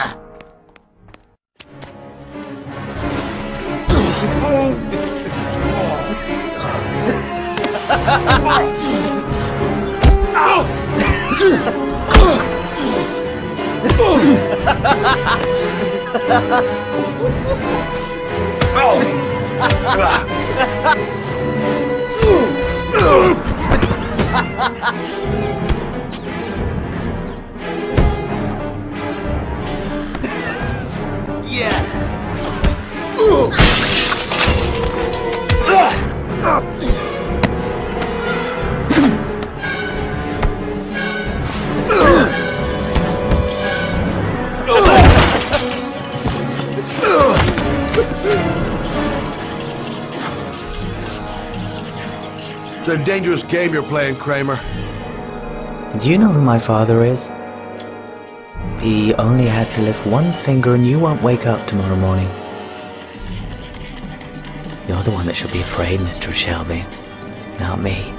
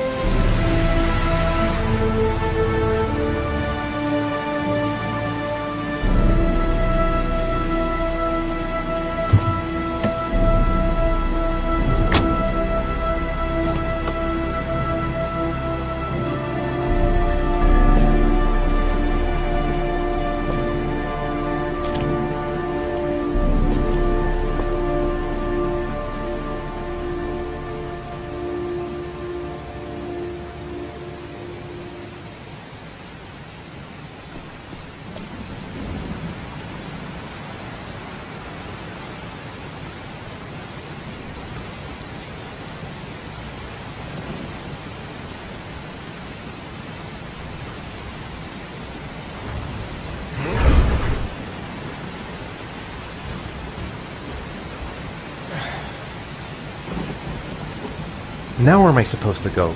There must be a clue or something. This is the old Pico power station. I thought it was abandoned.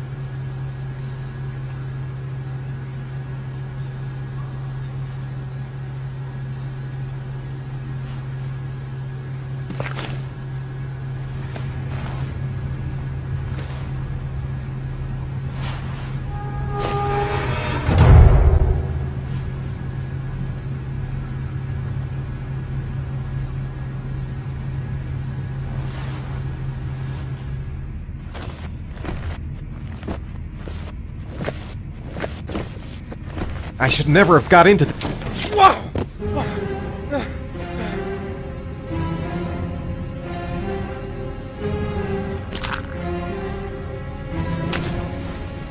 Glass. Broken glass.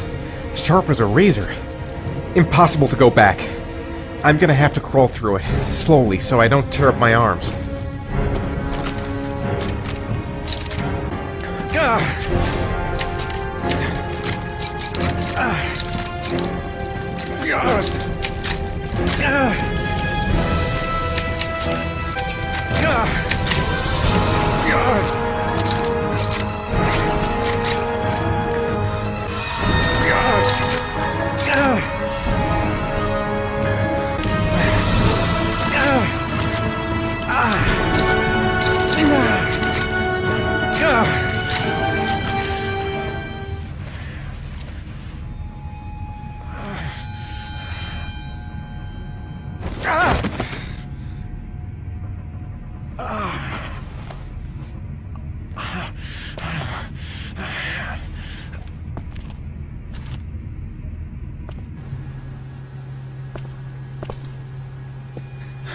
Right. I guess I don't really have any choice.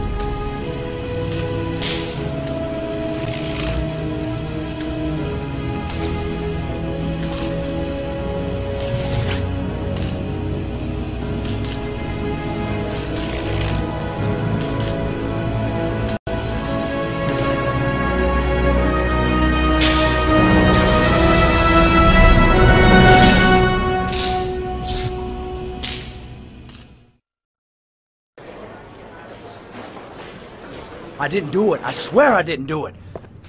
I've got nothing to do with that business. I never killed nobody. Oh, no? Then why did you run away when they came to question you? I already told you I forgot to report to my parole officer. I didn't want to go back to prison. When I saw the cops, I just bolted. I wasn't thinking straight. We checked out his statement. He has an alibi for at least 3 of the murders. Fuck, that bastard was a perfect fit. Shit!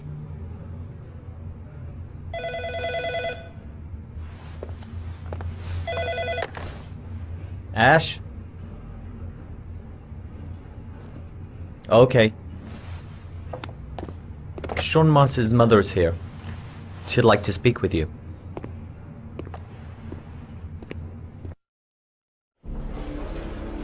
It was a few months back. The middle of the night. It was pouring down. Ethan came home completely drenched at about 3. I asked him where he'd been. He spoke about drowning, the rain. He didn't make any sense.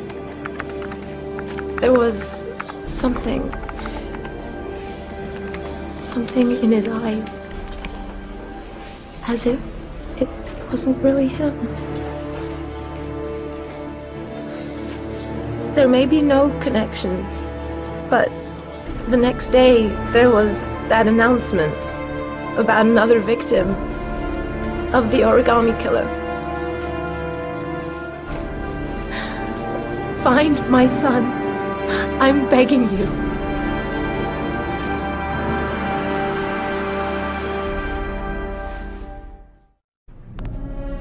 I'm Police Lieutenant Carter Blake, and this is Agent Norman Jaden of the FBI. According to our information, Ethan Mars is one of your patients. We'd like to ask you a few questions about him. I'm sorry, that's impossible. I beg your pardon? I'm bound by an oath of secrecy. Under no circumstances may I discuss my patients. My job is to find Sean Mars alive, and I don't give a damn about any bullshit oath. Sean Mars's life may depend on what you know. Tell us what you know, Doctor. I'm sorry, I can't help you. And now I must ask you to leave. You need to cooperate. For your own sake. He's right. Legally, you gotta tell us what you know. Are you threatening me? I'm just giving you some free advice, Doc. I suggest you take it. Blake, that's enough. Let's get out of here. I am going to call the police and make a complaint about your behavior. Doctor, you are really pushing my buttons. The only thing I'm interested in is saving that kid's life. So, you're gonna be a good boy and tell me what I want to know, or I am really gonna lose my temper. What are you doing? You out of your mind? Back off, Jake. Let go of This guy knows something, and I'm not leaving here until he tells me what it is. You have no right!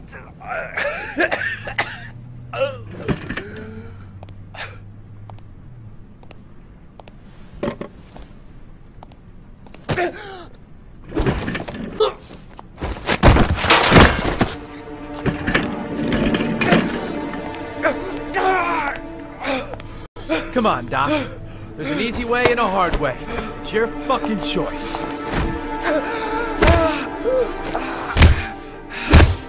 You have no right to hit him.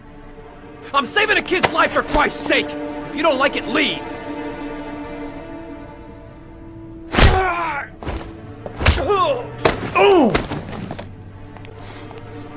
What's up with you, Norm? Huh? You getting cold feet? You don't like to get your hands dirty, huh? I thought you wanted to save that kid! I want to save Sean Mars just as much as you do, but that doesn't give me the freedom to do what the hell I like, so you're gonna stop this shit right now!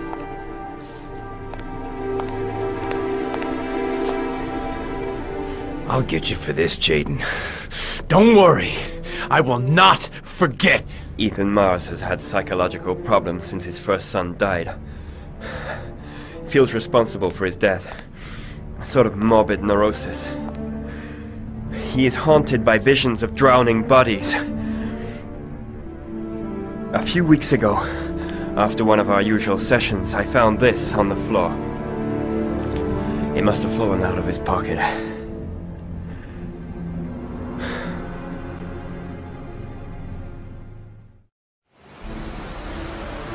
Ash, I want you to assign every available man to finding Ethan Mars. I want a man outside his place day and night.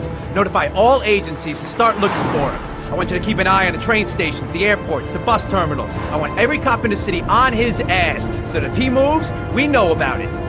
Yes, Ethan Mars is the origami killer.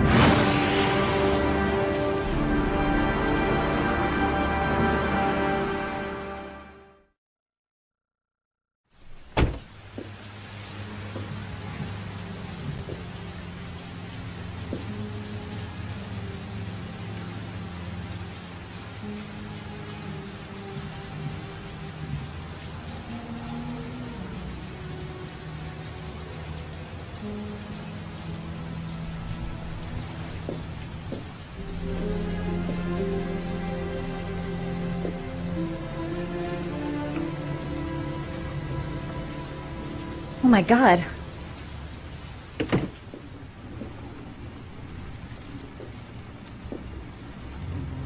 I gotta call a doctor. I can't just leave him like this.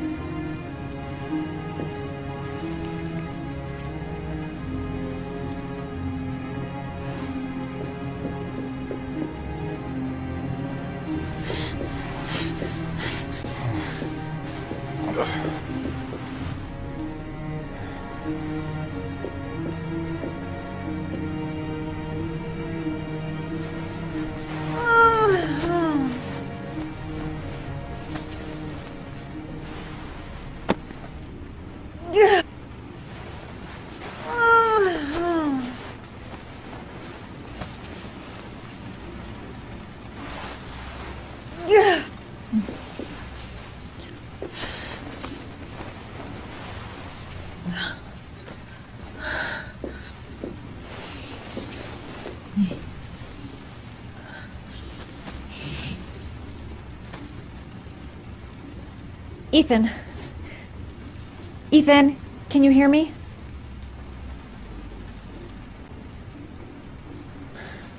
Calm down, girl. There must be something I can do to help him.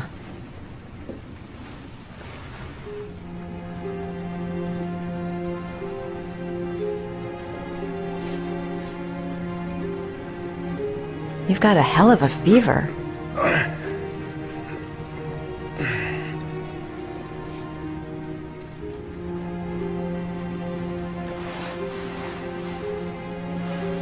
I'm gonna have to get your clothes off to disinfect those wounds.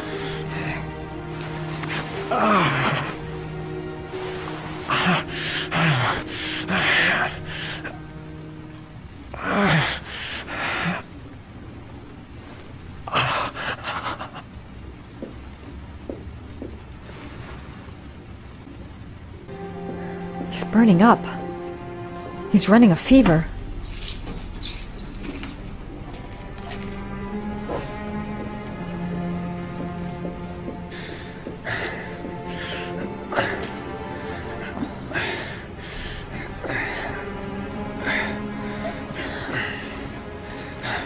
I'm not a doctor, but I'll do what I can.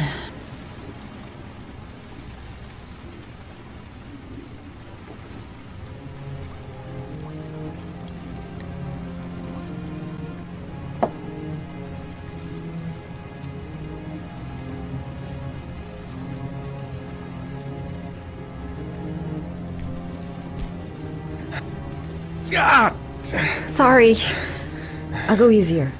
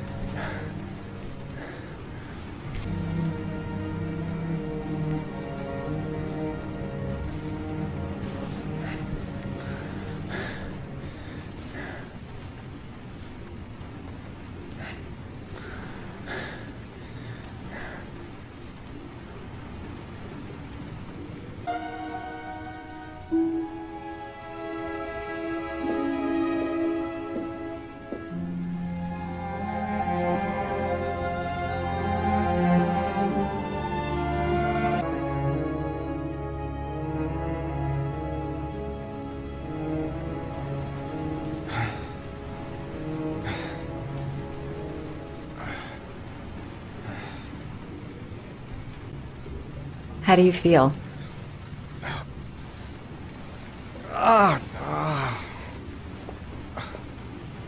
I've been better. Was I out for long? About 3 hours. Why the guardian angel act? You don't even know me. When I was a child, I was always the one who used to fix my brothers up when they'd been fighting with the other kids on the block. I suppose I like to play the guardian angel.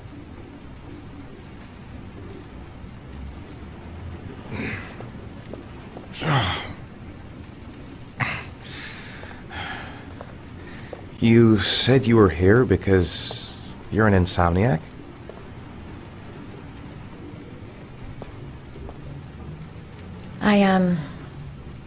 I've been going through a bit of a tough patch the last few months. It's the kind of stuff you prefer to forget. I do what I can to live with it, but it's not easy. That's the second time I found you in a bad way. You always seem to be running for your life. What's happening, Ethan?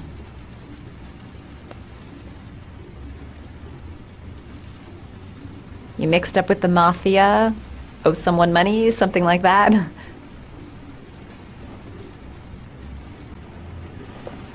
Listen, I'm truly grateful for your help, but for your own sake, I think it's better if you don't ask any questions. Maybe I could help you. No one can help me. You've already done a lot, Madison. Right. I'm gonna go. Take care.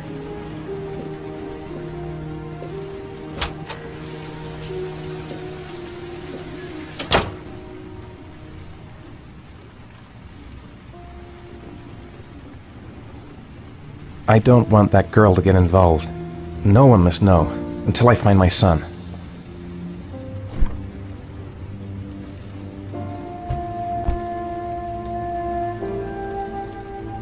I need to get going. I've already lost too much time.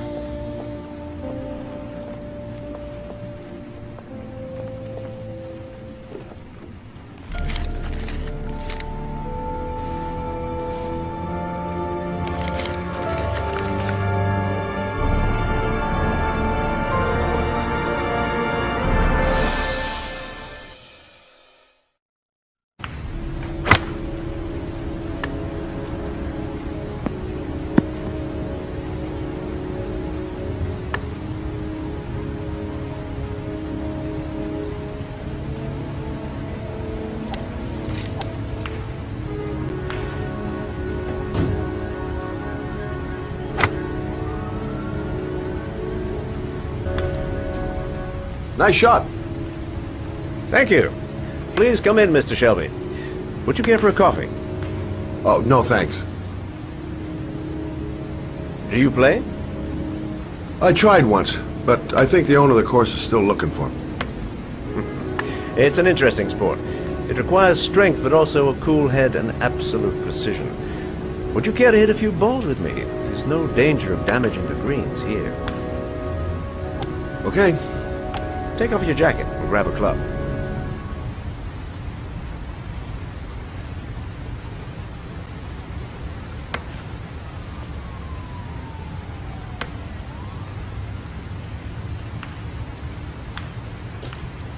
The balls are in that basket.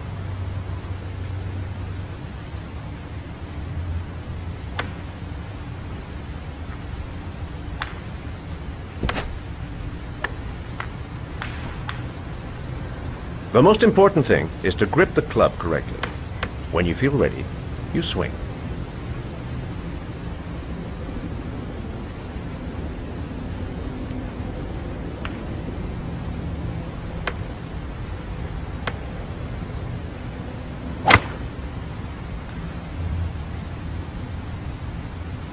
Impressive. You seem to have a knack for it. Beginner's luck.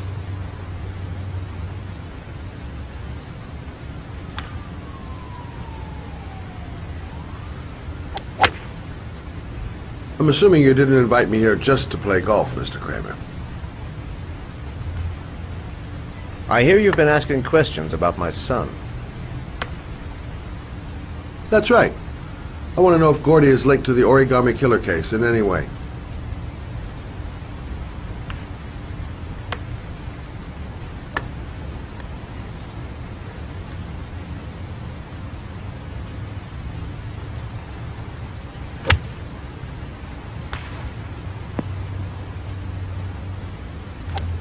My son had nothing to do with that sordid case. Well, then he has nothing to fear from my investigation.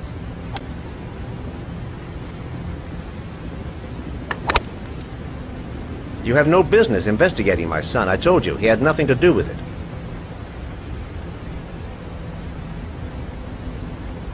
With all due respect, Mr. Kramer, it's up to me to decide who I want to investigate.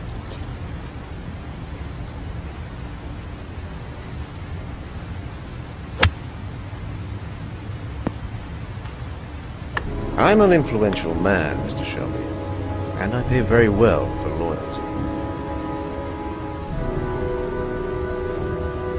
Are you trying to buy me? Let's just say I'm trying to show you where your interest lies. How much do you want to leave my son alone? I think you misunderstood me. I don't play that game. Don't go near my son, Mr. Shelby. If you do, you'll regret it. Have a nice day, Mr. Kramer.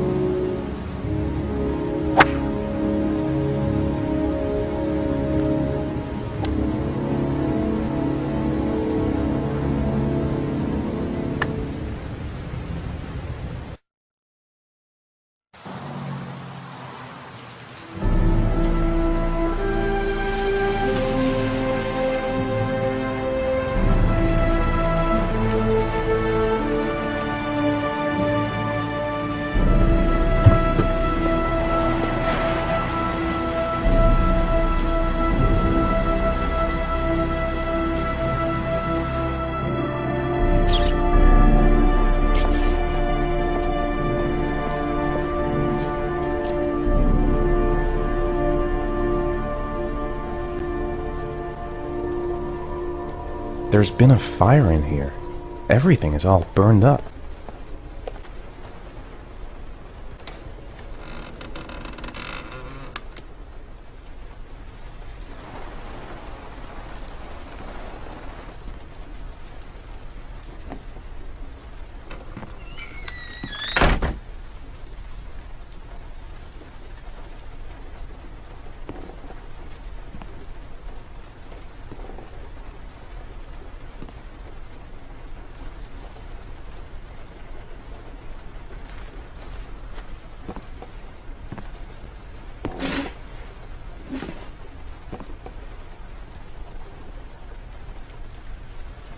Are you prepared to suffer to save your son?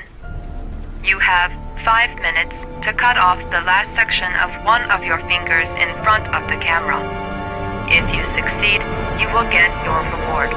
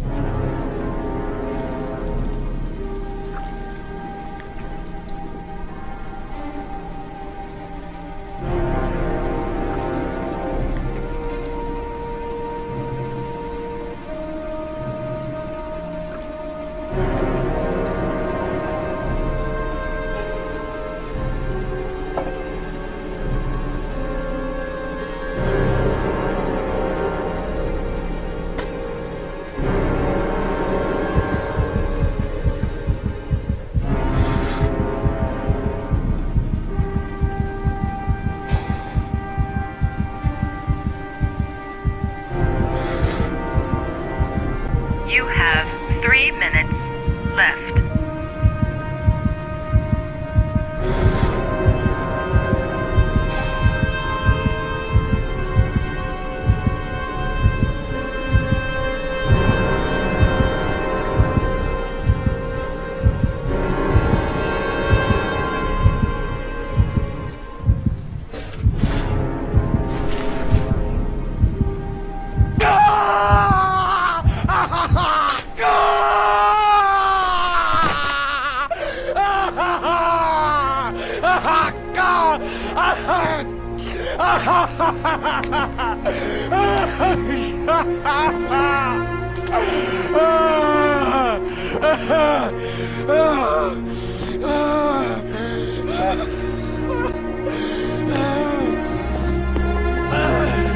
Under the desk.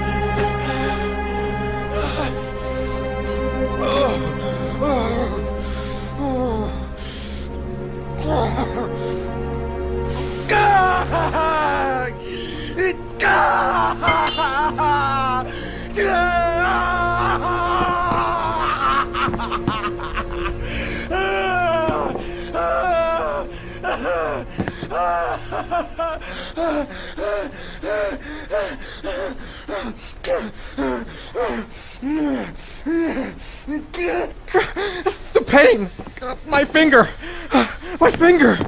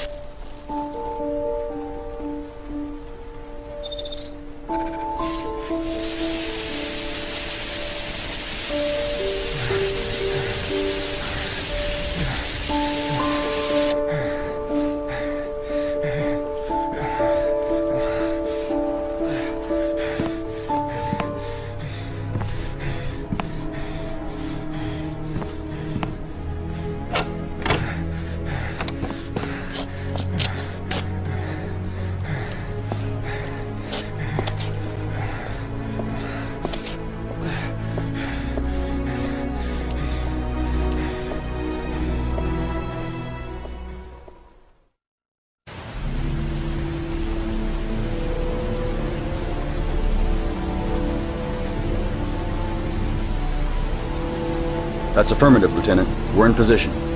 Perfect. Nobody moves until I give the signal. Is that clear? We nail him as soon as he sets foot outside. Right, Lieutenant. Lucky that patrol spotted his car. What's he doing in there? Beats me.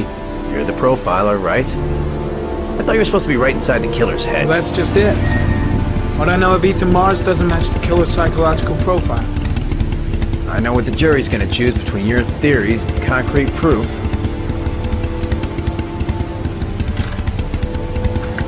What the fuck is that girl doing there? Mars comes out now, she's gonna be in trouble. What do we do, Lieutenant? Want to get her out? No, stand down.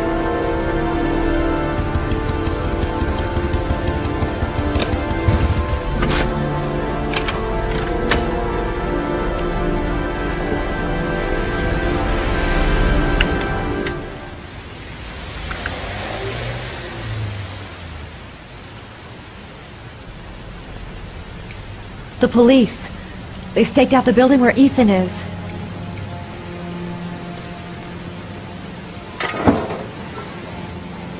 She's going inside. Maybe she lives there. Well, it's just as well. We don't want anyone hanging around if Mars comes out.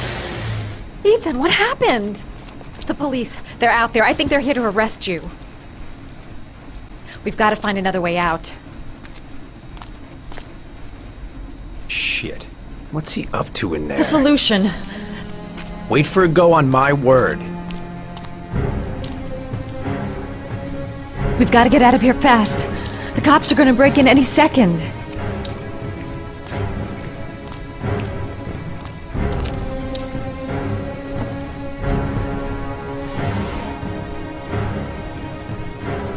They're still out there. We've got to find another way. He looks bad. What happened?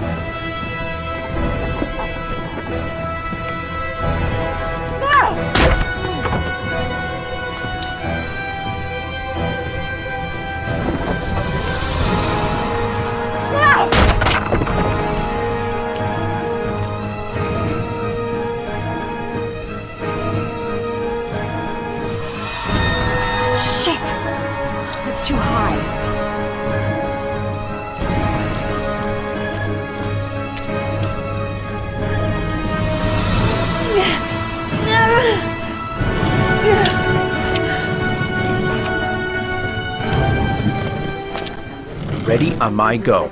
Stay here, Jaden. Out of the question. I'm coming with you. 2 men at the door, hold your positions. It's a go.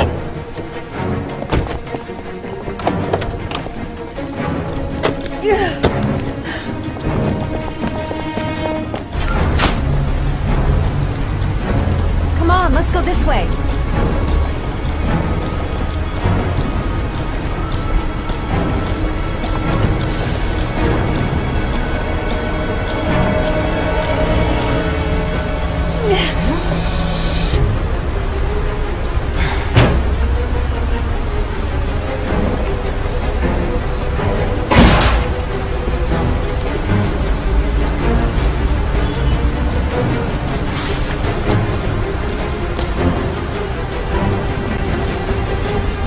Hey, you, don't move!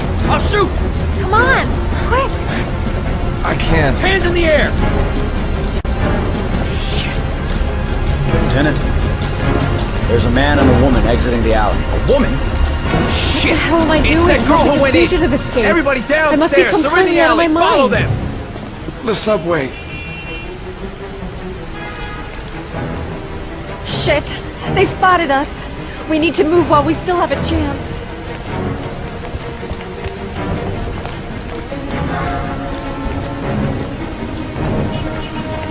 The subway entrance across the street.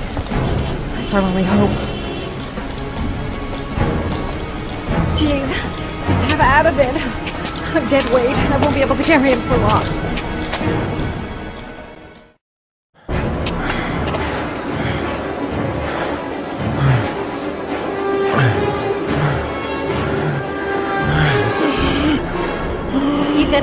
Ethan, what's the matter? We've got to keep going. Ethan, they're coming.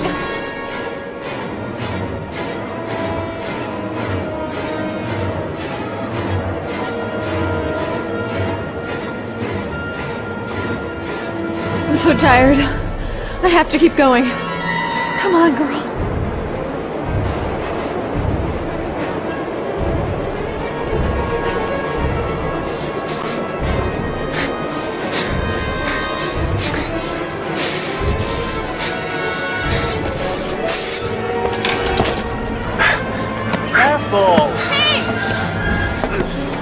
Goddamn it, watch where you're going, motherfucker!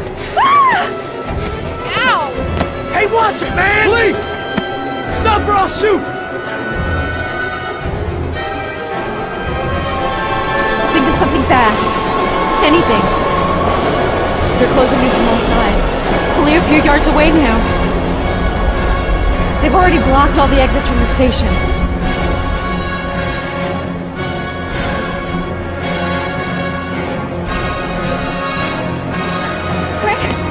Quick! Ethan, quick! It's gonna hit us!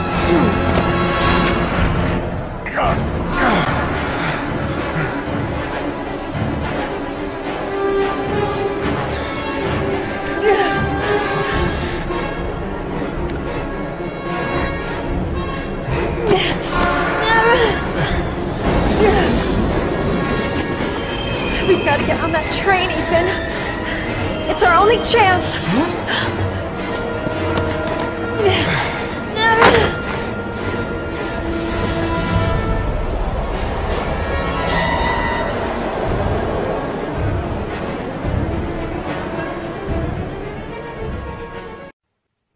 Less than an hour ago, we heard from the police who have identified the man thought to be the origami killer. Ethan Mars, father of the kidnapped victim Sean Mars, is on the run and should be considered armed and dangerous. A police manhunt is now underway, and they hope that they will soon be able to announce the apprehension of this dangerous lunatic.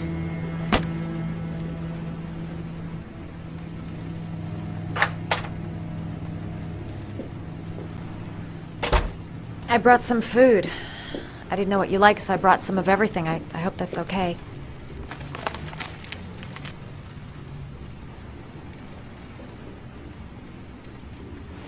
You followed me. I wanted to know.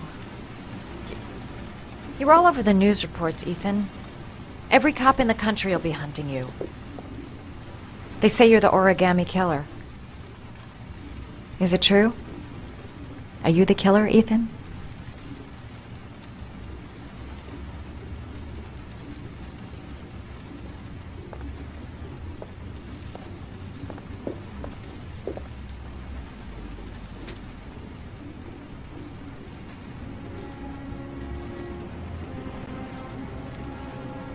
I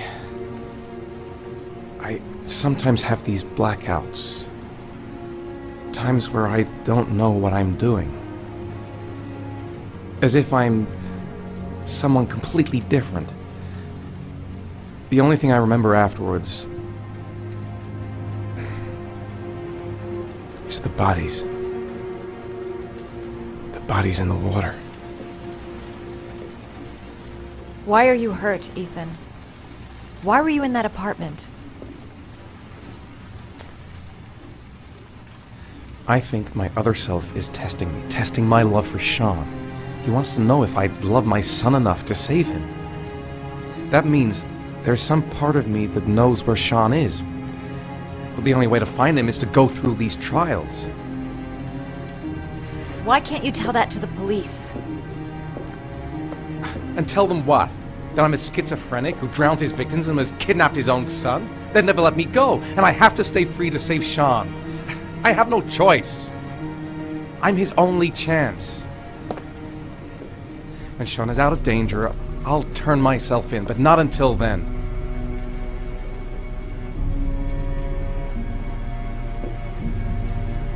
You can't keep going like this. You're destroying yourself, Ethan. Finding Sean is the only thing that matters. There has to be another way. You don't understand. Time is running out. Sean will be dead in a few hours. I have no choice!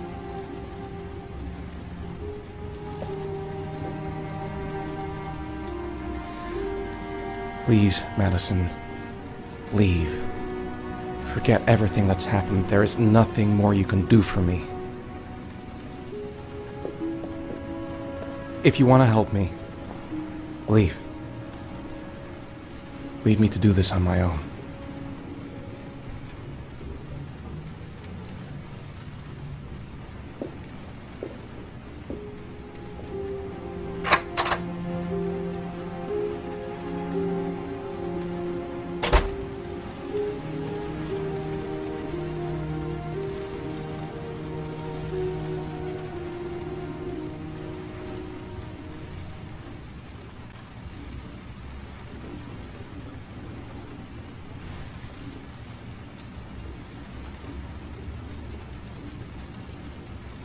I don't have much time. I've got to find my son before it's too late.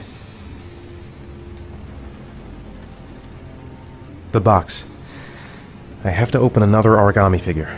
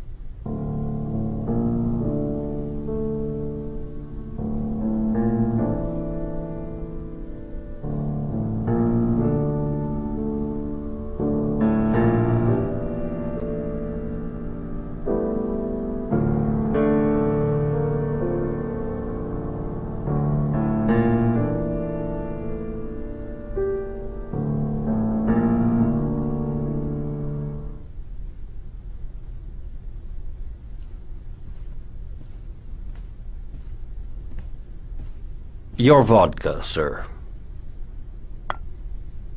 Thanks. You look preoccupied, if you don't mind my saying so. Problems with the investigation? Blake is convinced that Mars is the killer. Not you. I thought there was some evidence to that effect. That's true. But it just doesn't make sense. His psychological profile doesn't fit. Neither does the geolocalization. I can't see this father drowning 8 victims before kidnapping his own kid. Mars is not the origami killer. I'd stake my life on it. Then who is? I haven't the faintest fucking idea. Maybe you should review the evidence in your possession. That's just what I was thinking of doing. Oh, one last thing, sir.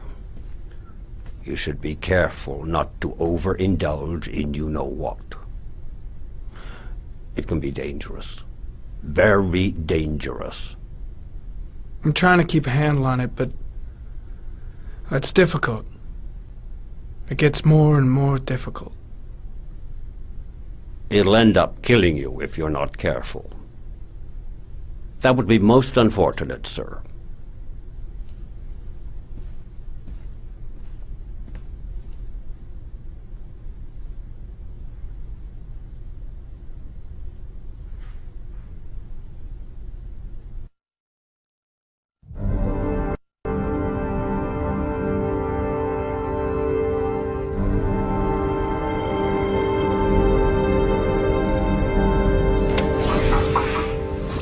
Well, looks like there's something new. The video recording from near the park on the afternoon Sean Mars disappeared.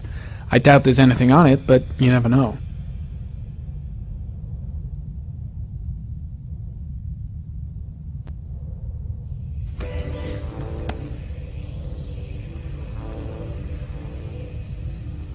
A Chevrolet model corresponding to the tire prints passed at 16:02 heading for the park, when in the opposite direction at 16:37. That could fit the time that Sean Mars disappeared. Could it be the killer's car?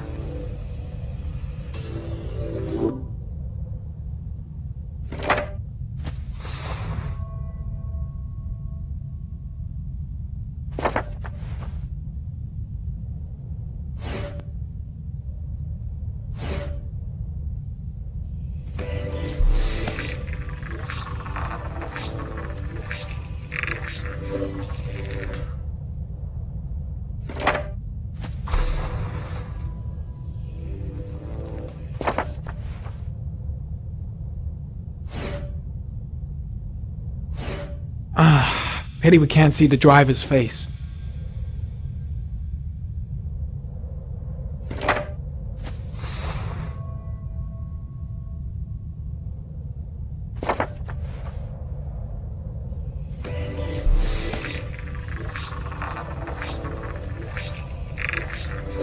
The car was stolen. Let's see. A certain Jackson Neville was suspected of stealing it, but the charges were dropped. Not enough evidence.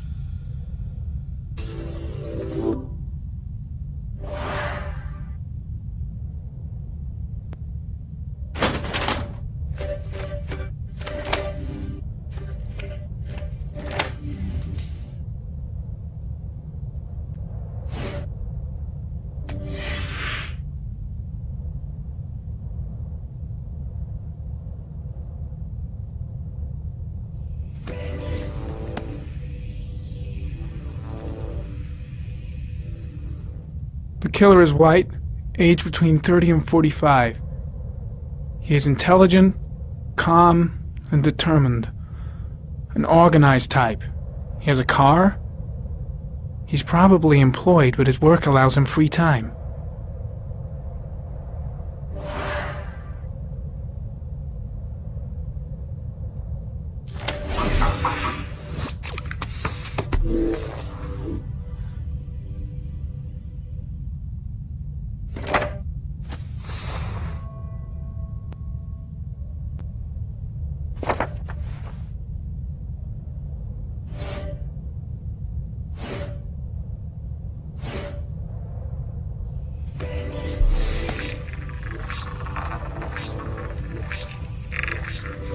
Jackson Neville, aka Mad Jack, involved in several cases of buying and selling stolen vehicles. Considered to be very dangerous. This guy might have provided the killer with a car. It's a pretty slim lead, but it's all I have right now.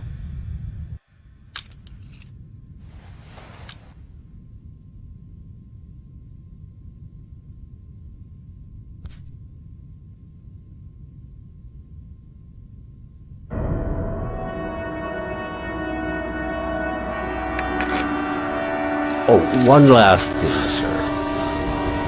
You should be careful not to overindulge in you-know-what. It can be dangerous. Very dangerous.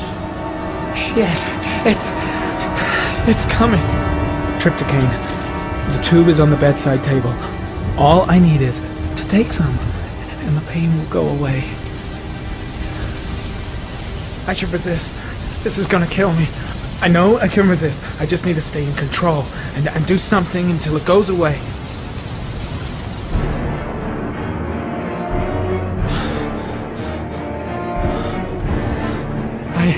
I'm in withdrawal.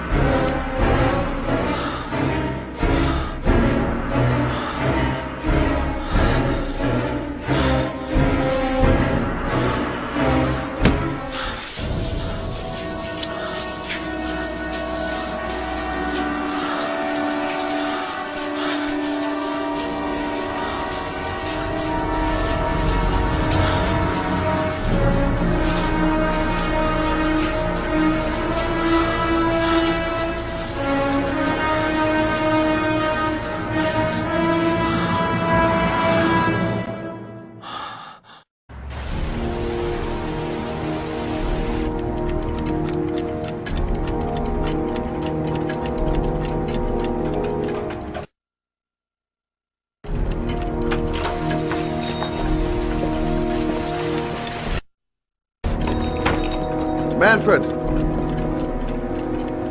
Manfred! Anybody home? Hi there, Manfred. Who is it? Scott. Scott Shelby. Do you remember me? Scott? Scott! Oh, yes, of course. Well, good to see you. How long has it been? Oh, about 10 years, I guess. Oh, at my age, time means nothing anymore. I repair clocks, but I try to forget about time. How about you? Are you still with the police? Oh, no, I quit. I'm a private investigator now. This is Lauren. She's a friend. Hello. Oh, hello, young lady. Well, this calls for a celebration. I've just the thing. Wait there. I'm sure I saw a bottle of scotch around here somewhere. Well, to old friends.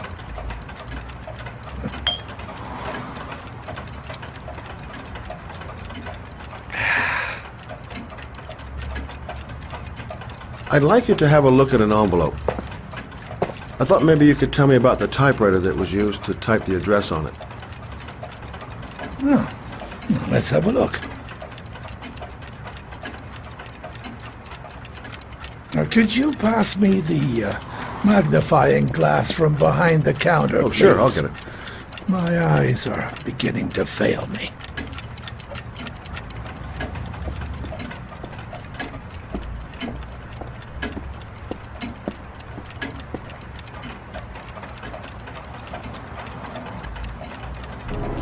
Thanks. Well, let's see what this envelope has to say for itself. A Royal 5. Yes, the shape of the T's and the F's is typical of that model. Produced between 1907 and 1924. Yes. No doubt about it. It's a Royal 5.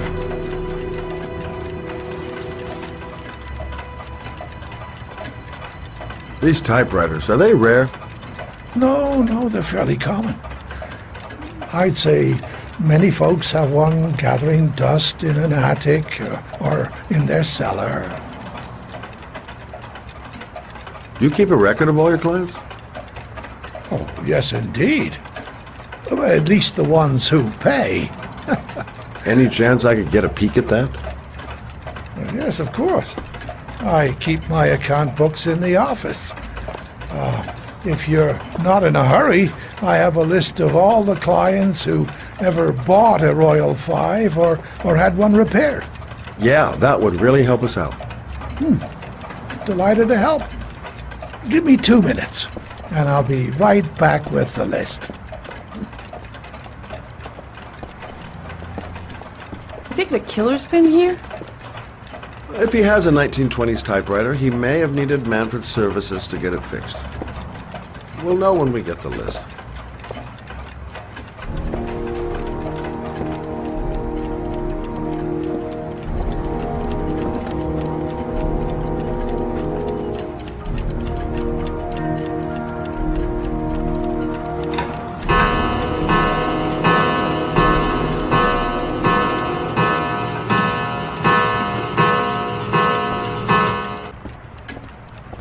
Hello? Manfred! Hello?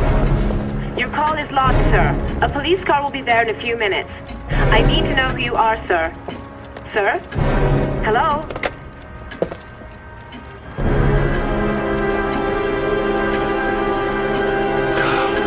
Oh my God! He's dead. Oh, God.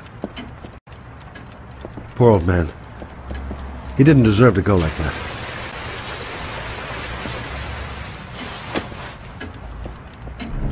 Scott? Oh my God. What are you doing? I'm calling the police. The killer has already called the police. I think he wants us to be his scapegoats. We gotta get the hell out of here. What do you mean? We have nothing to do with his death. We were just here when it happened. Look, we're running out of time to find Sean Mars. The last thing we need is 24 hours in a police station explaining this whole thing. Well, so what do we do?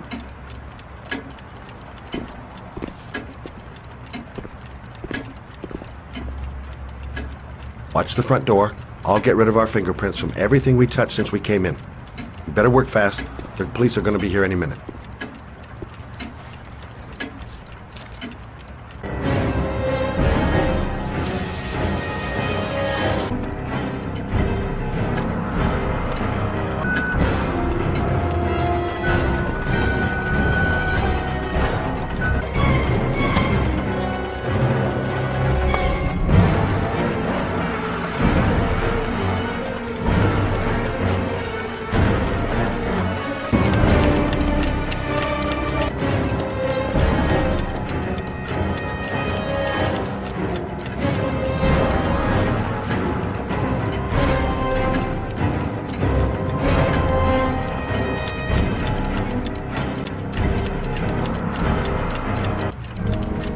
I got what I got. It should be enough to prevent them from finding us.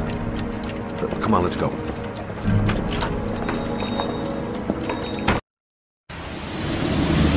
going? I'm taking you home. This is getting way too dangerous. No way. We're partners, remember? We had a deal.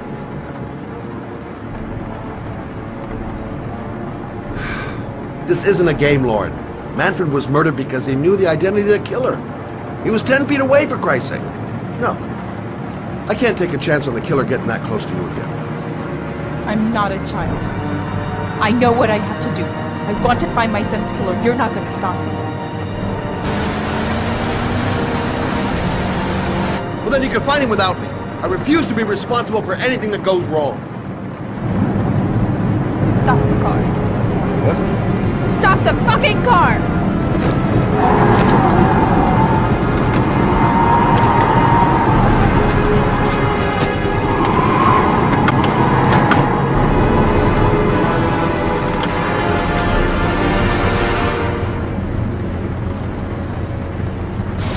If you're not gonna help me find the bastard who killed my Johnny, I'll do it on my own!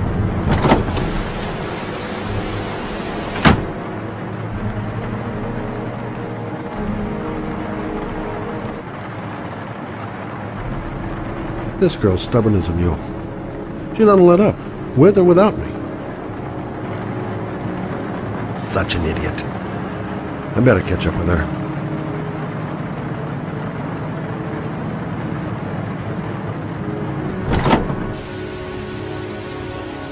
Lauren!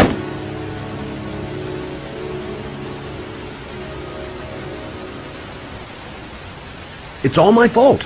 I should never have let her come with me. I miss him. Miss him so much. Do anything to hold him once again in my arms.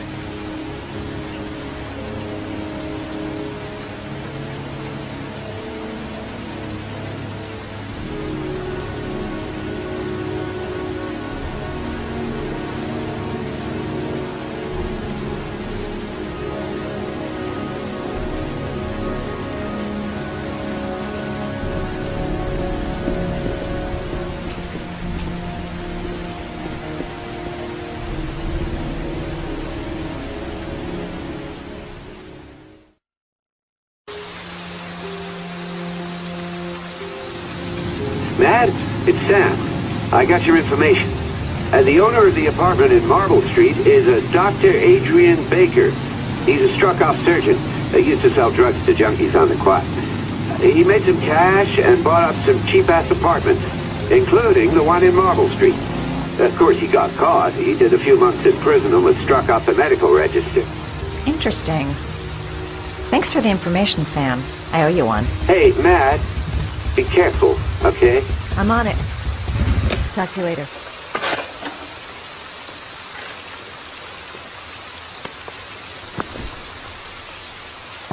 The owner of the apartment where Ethan cut off his finger lives here. It's not much of a lead, but it's all I've got.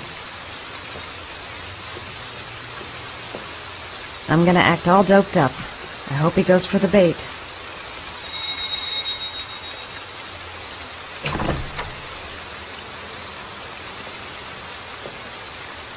Hi. I was told that you could get Vitropin without a prescription. Sorry, you were misinformed. Goodbye. Hold on. I really need your help here. I can pay. Well, why didn't you say so? Please come in.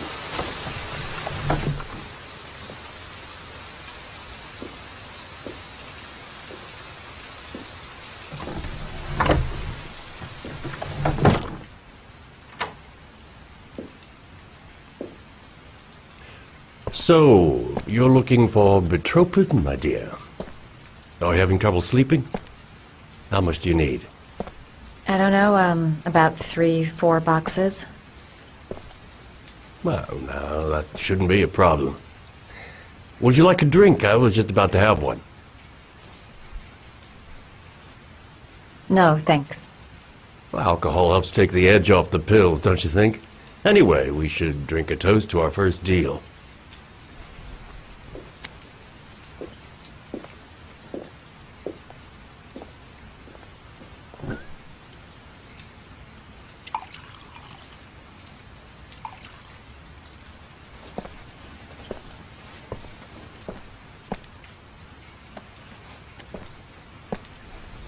I haven't seen you around here before.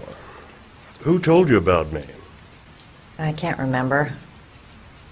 My brain's fried with all these pills. Can't tell Dave from Night half the time. Can you get other types of medicine? Everything has a price, my dear. What about you? Do you have a price? Forget it. I'm not for sale. I heard you had some apartments for rent. I'm looking. Sorry, darling. Those are all booked up. Shame. I was looking for something around Marble Street.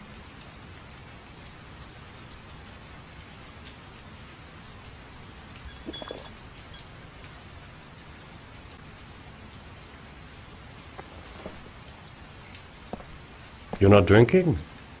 I'm not really thirsty.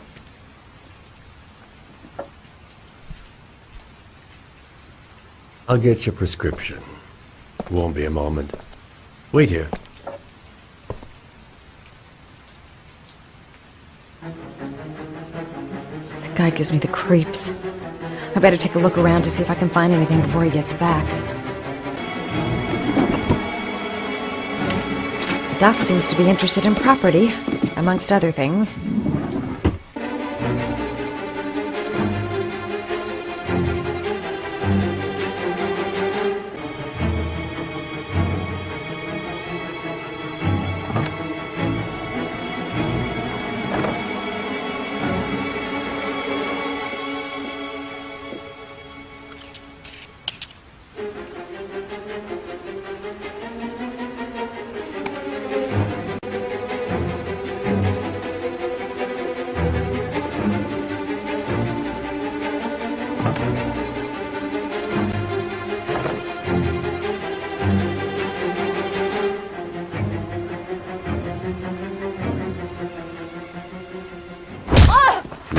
Little ferret. We're gonna have some fun together, my darling. I promise.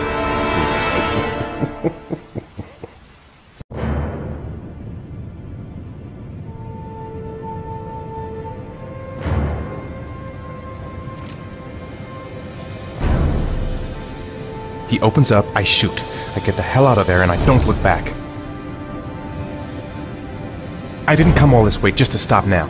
I've got to go through with it. For Sean. Don't look him in the eyes. Just shoot.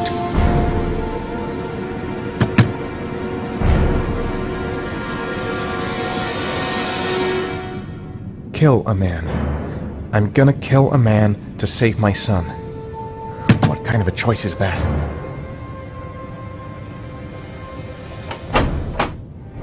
Yeah? What do you want? Oh, fuck it. I said 1,000 times that I don't want any junkies in my door. Hey! Take it easy, man, huh? Keep cool. What do you want? Dope? Money? Tell me what you need. Sure we can make a deal, huh?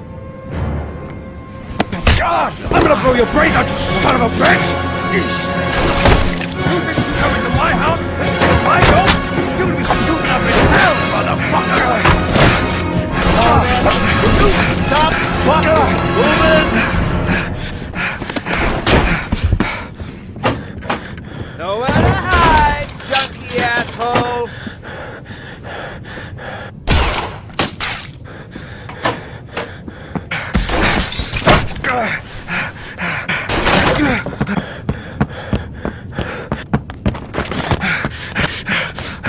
Hear your buddy. I can't.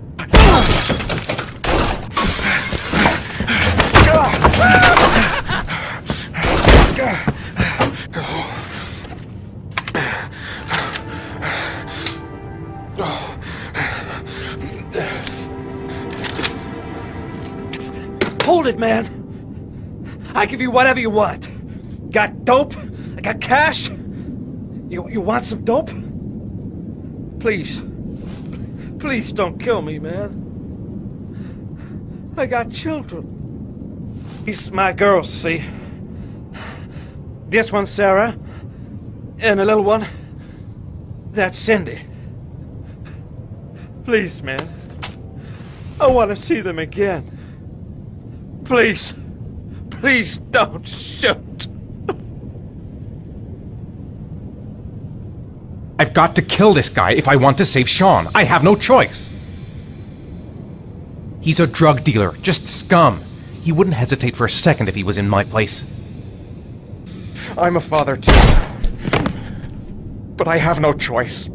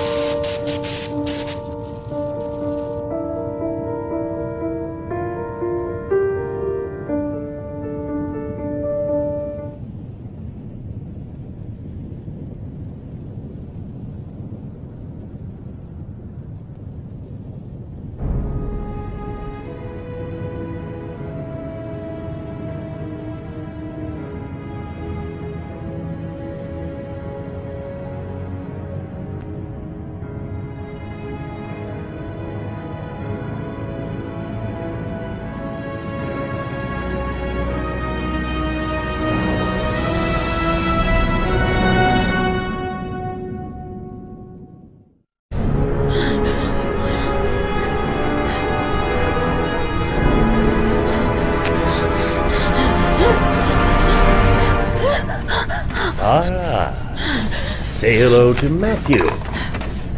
He claimed he had come to the census. Another one of those goddamn government spies. So, you're interested in my Marble Street apartment. I rented to my friend Paco, you must know. I have no idea what he does there. Maybe that's where he fornicates with his dancers from the Blue Lagoon. To be honest, I don't give a damn. Just as long as he pays his rent, he can do whatever he likes. But enough with the chit-chat. I miss surgery, you see, so I take every opportunity to practice.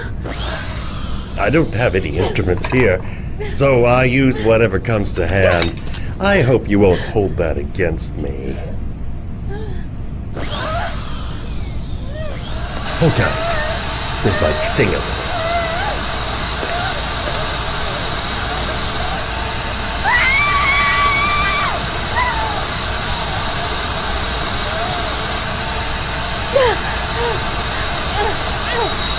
Have you ever noticed, as soon as you start to do a little housework, someone always comes calling? I'll get rid of our visitor and be right back. Don't move. I won't be long.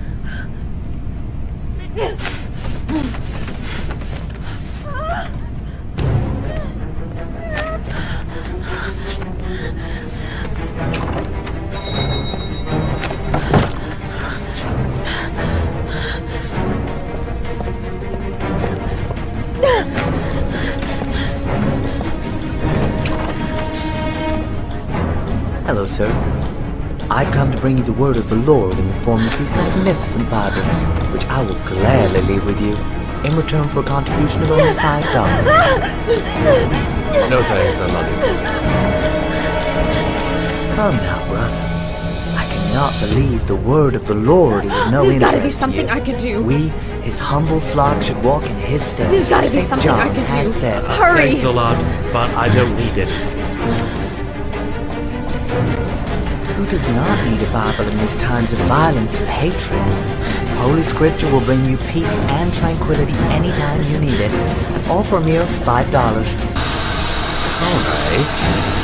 You've convinced me.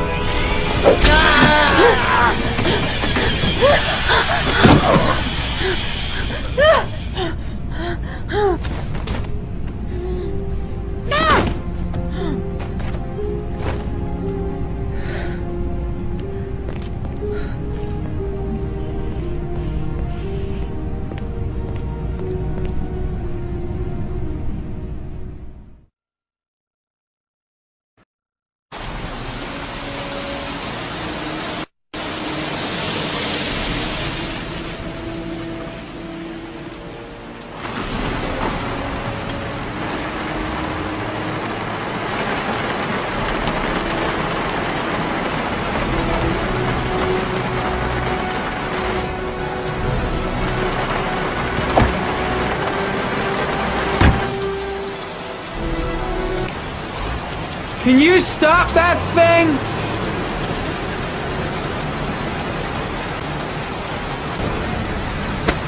Norman Jaden, FBI. Can we talk for a minute? I'm listening. Can we go inside?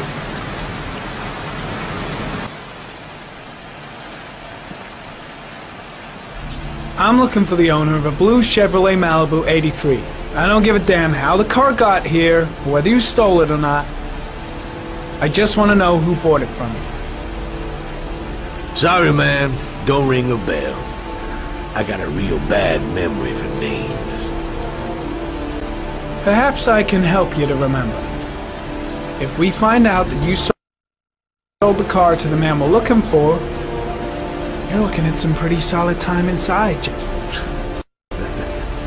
You trying to scare me with your big talk? I never saw your damn car. Now take a walk.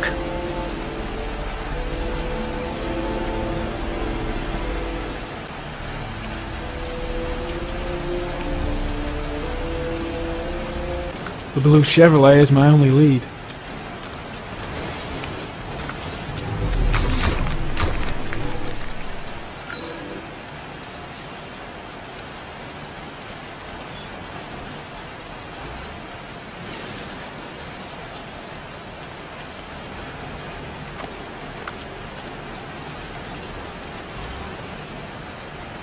blood.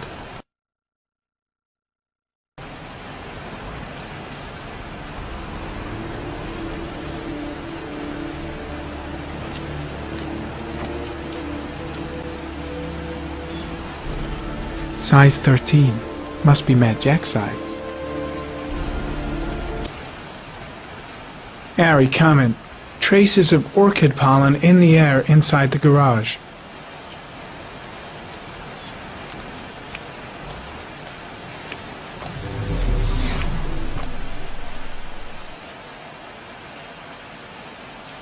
Traces of blue paint.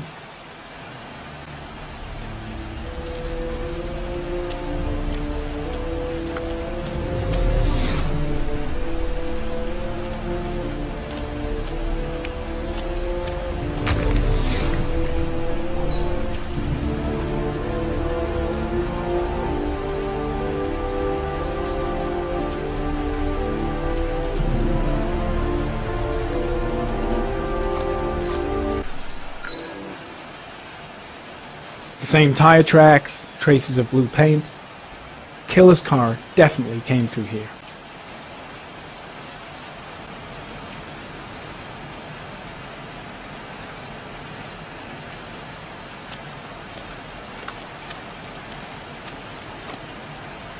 Damn! You got me, officer. I'll come clean. Now that car, she buff up real good. I painted her dangerous blue, in honor of the dangerous motherfucker that was driving her. Hands on your head, pig. I ain't got time to be playing around with you. Let's just get you out of sight and finish you off.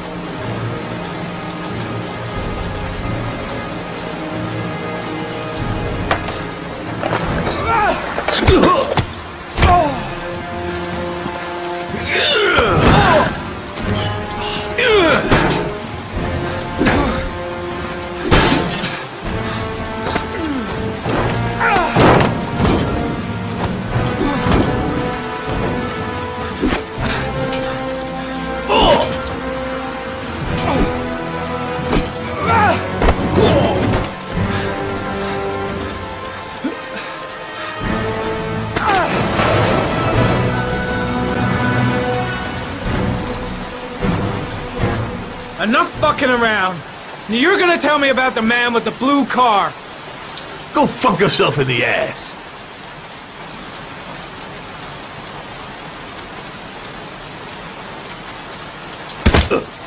Broke my fucking nose, pig! Next, I'm gonna blow a hole in your face! Spill! All of it! No, I don't know nothing about the guy. He wanted me to get rid of his dirty car, get him a new one with false plates. He paid cash, and I ain't the questioning kind. Said I was supposed to drop the word to a guy named Paco down at the Blue Lagoon when the car was done. Now that's all I know. We'll continue this discussion down at the station. You're under arrest. You have the right to remain silent. Anything... Shit, not now. Anything you say can and will be... Hey, you look like you got a problem, man.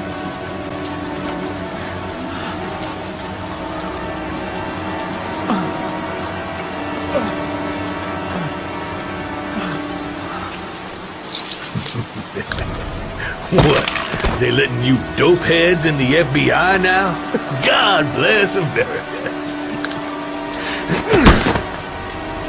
Now I'm gonna give you a little help with your drug problem, Mr. 5-0. Permanently.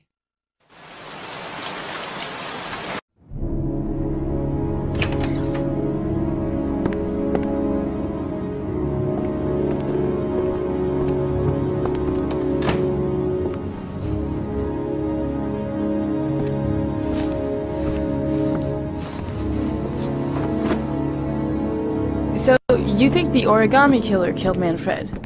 That makes sense. Didn't want him spilling his guts to us. And you suspect Gordy Kramer, right? Oh, him or one of his men. Gordy has the time and the means, not to mention the fucked up attitude to go along with it. He's only a suspect, but he's a pretty guilty looking one. Are these your files on the case? Yeah, I've been working on them for a couple of years. I built up a mountain of paperwork. Magazines about origami? You think the killer could have subscribed to one of those? If he was even remotely interested in origami in the last 30 years, his name may be in there somewhere. Trouble is, there's over 500 names. That gets us squat. I'm starving. Do you have anything to eat? Well, I'm no chef, but I should be able to make some scrambled eggs if you like. Great. I'm soaking wet. I need to warm up a little. Is it okay if I take a shower? Well, be my guest. Go in my bedroom. It's the next door. Oh, I'll cook up the eggs while you're under the shower.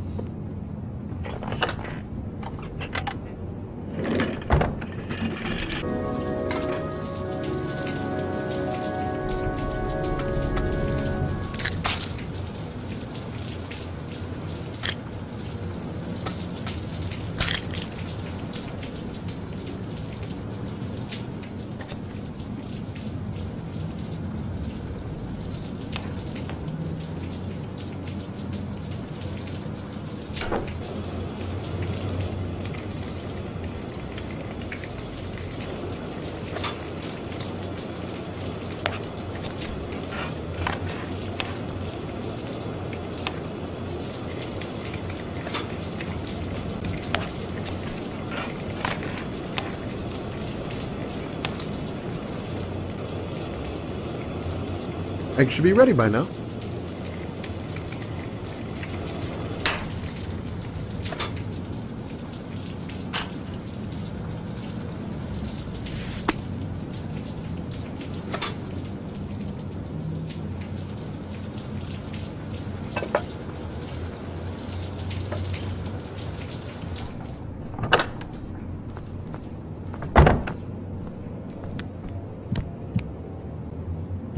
I took the liberty of borrowing your bathrobe. Looks better on you.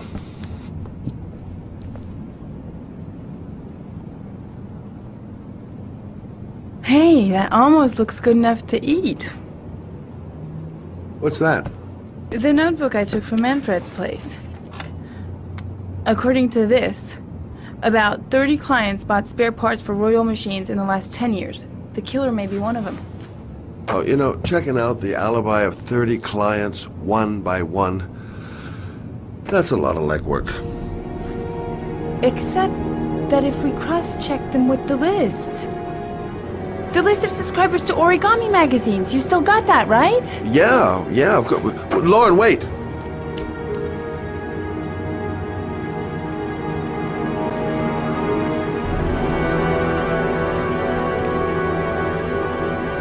If the killer really used a royal typewriter and if he subscribed to an origami magazine, his name should be on both lists. Well, Lauren, I mean, that's just an assumption, but yeah, I suppose. His name is here somewhere. Help me, we're gonna find him.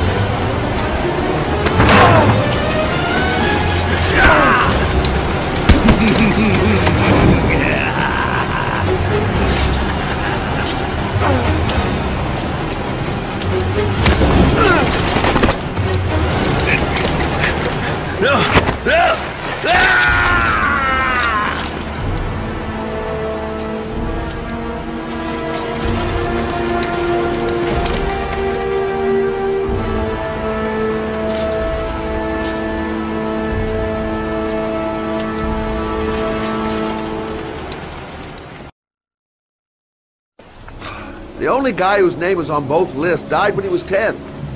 What are you going to do now? Dig up his coffin, make sure he's dead? I know it doesn't make any sense. Unless the killer was only using his name. But why use the name of a kid who died 30 years ago? Well, that's what we came to find out. The name is John Shepard. It should be on a grave around here somewhere. You never give up, do you?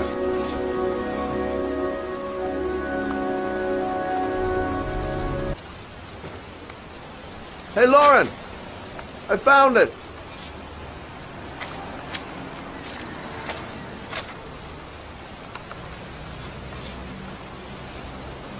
Origami figures. That's one hell of a coincidence.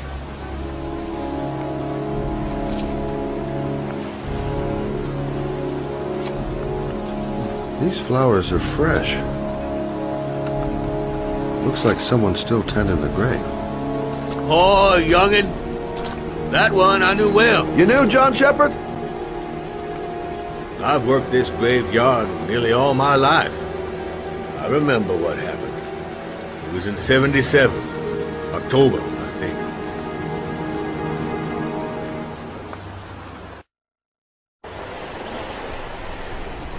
Yeah, good-for-nothing hoodlums, get the hell out of here! God! Beat it! You lousy, no-good brats! Come back when your fucking mother comes home from work! He's drunk again. What are we gonna do? It's pouring rain. I'm gonna get soaked if we spend a day outside. Well, at least you won't get beat. Little rain never hurt nobody. Come on, let's go play. Let's play hide and seek. You go and count to 20 and try to find me, okay?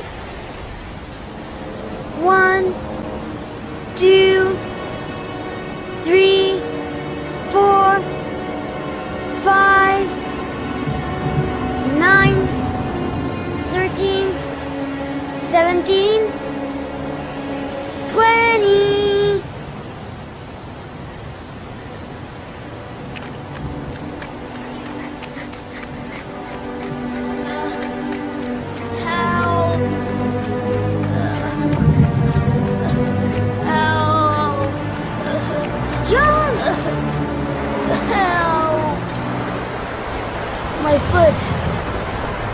My foot is stuck. Grandpa, I'll put it over there.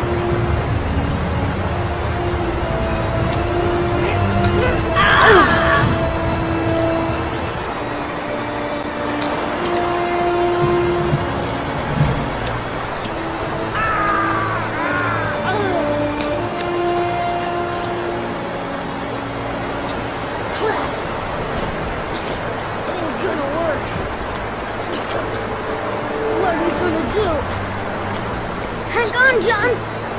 I'll get help. Just hang on. Go on, hurry. I think the water's rising. I'm hurrying. I'll be right back. But the poor kid never did find any help.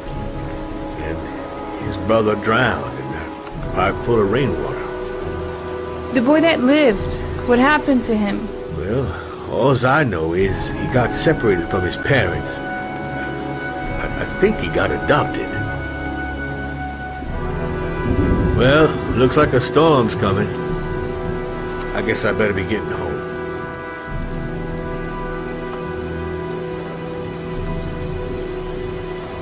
Christ, what a horrible story. John Shepherd drowned in the rain while holding his brother's hand. Do you think he could be the origami killer? Come on, let's get back in the car. Wait. What's the matter? That man over there. Yeah? It's Charles Kramer. Gordy's father? What's he doing here?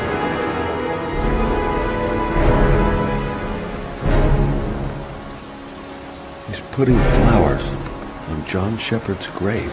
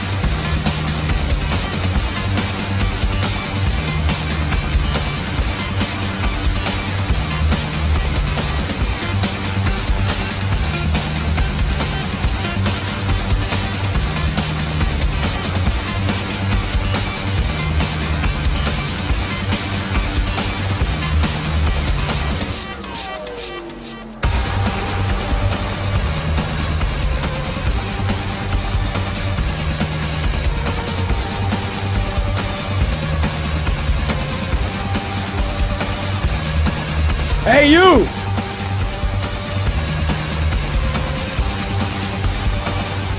It's your lucky day, sweetheart. The boss wants to invite you to his table. Hey, thanks for accepting my little invitation. You new around here, honey? I think I would have noticed you before. My name's Paco. Are you? Madison. I'm Madison. Ah, I like the way you move, Madison. You're making me all hot under the collar. Maybe we can continue this conversation somewhere more private. Oh, sure, baby. Yeah, come with me. So, welcome to my little kingdom.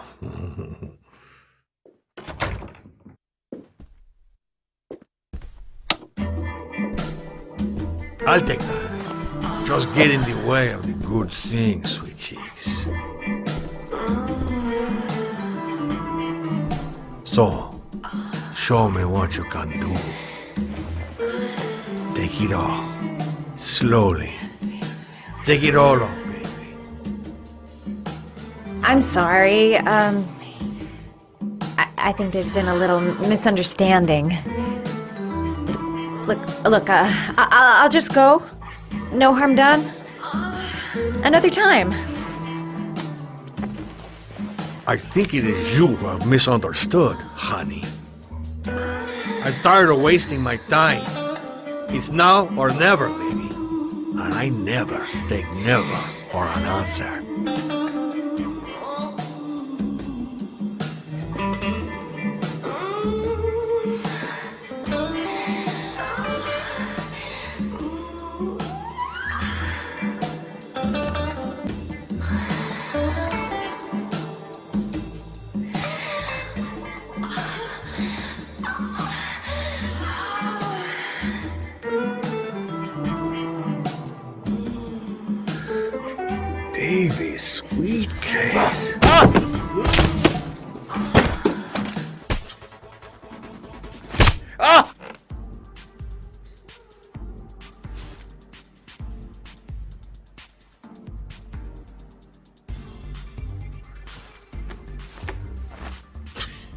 If you call out, I'll kill you. Got it? Shit. What you want? You rent an apartment on Marble Street. I want to know why.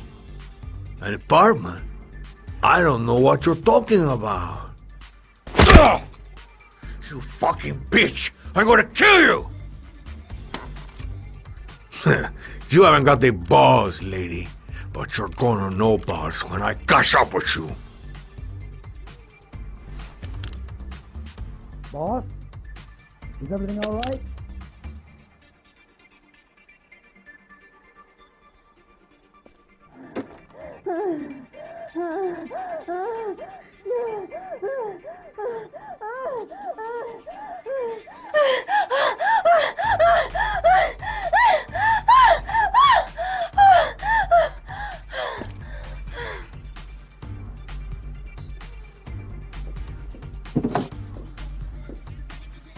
If you value those prized balls of yours, Paco, then it's time for you to talk.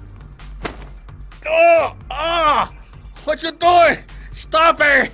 Stop it! I'm only getting started. How about some more? I never set foot in that apartment. I gave the keys to some guy. He said he needed a place.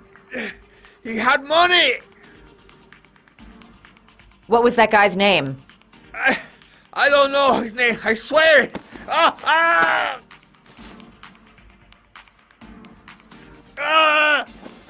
Shepard. His name is John Shepard. That's all I know. I swear it. Ugh. There, that wasn't so hard, was it? I really appreciated this romantic moment, but I gotta dash. See you next time, lover boy.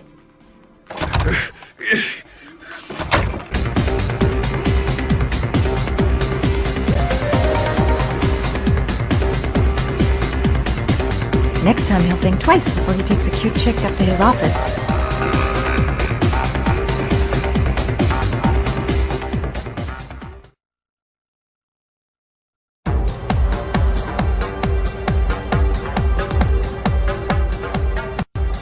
I'm here to see Paco. Paco? There ain't no Paco here, fella. Get lost. Are you absolutely certain? He's in his office. Take the stairs over there.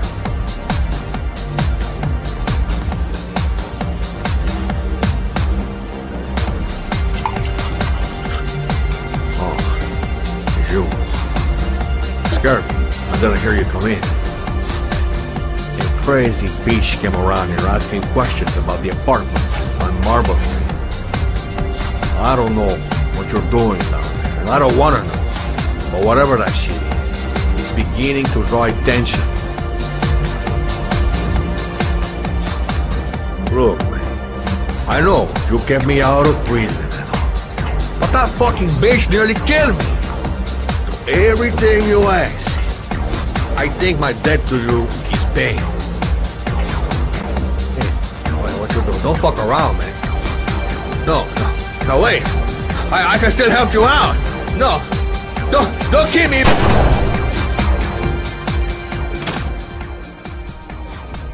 No time to waste. Gotta find Paco.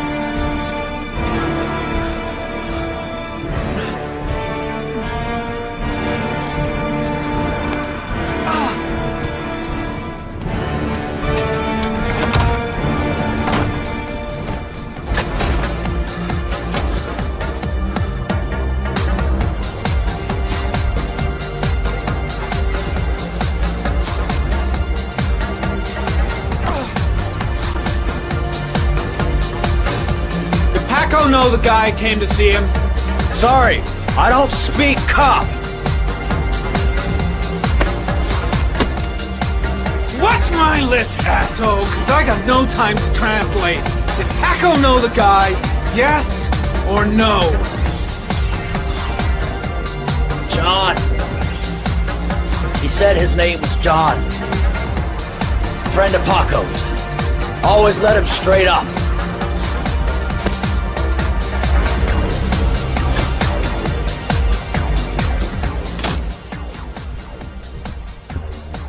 Shit. Looks like a dead end. Road to nowhere.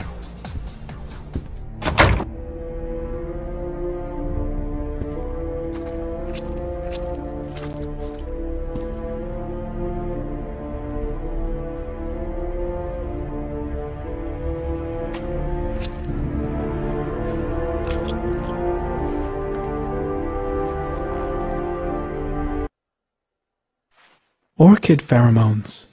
The fucking origami killer.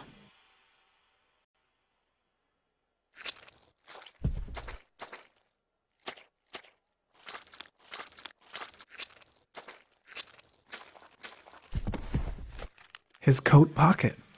I tore it off during the fight. 2 receipts from the same gas station. Interesting.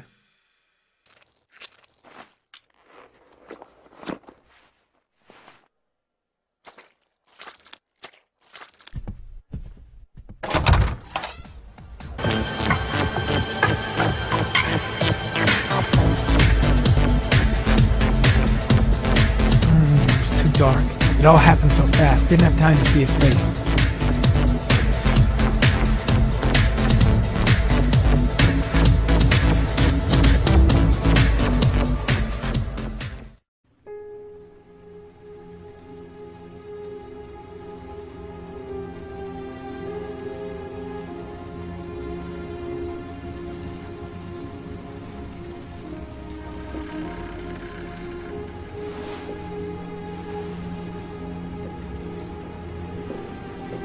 Ethan, are you all right? I killed a man. I had no choice. I had no choice. You're not the origami killer, Ethan. You're not responsible for those murders. I can prove it. That changes nothing. Saving Sean is all that matters now.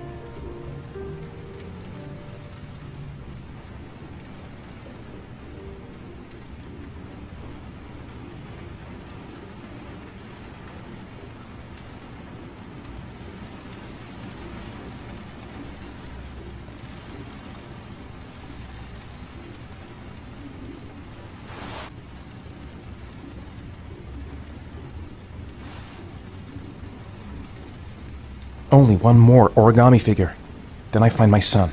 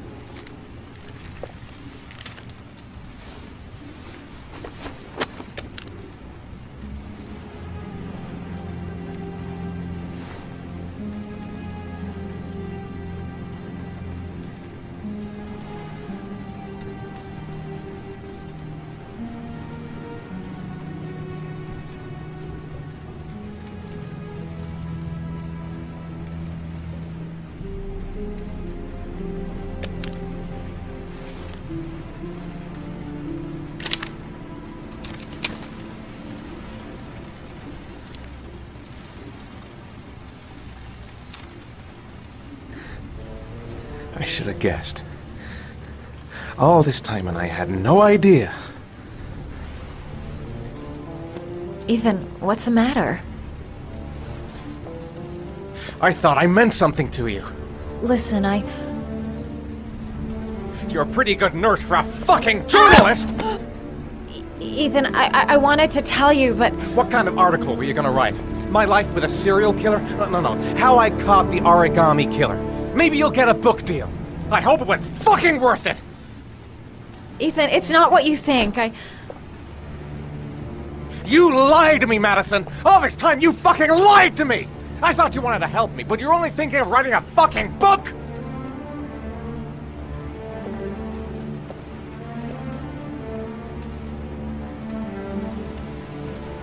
It's true. I'm a journalist. And I knew that you were the father of the boy who had disappeared, and I wanted to cover the story. But then I saw what you were going through to save your son. And I understood how much you love him. I wanted to tell you the truth, but I couldn't. I was afraid that you may not believe me. I was afraid that you'd ask me to go. All I want is for you to find your son alive. And when it's all over, I want to be with you.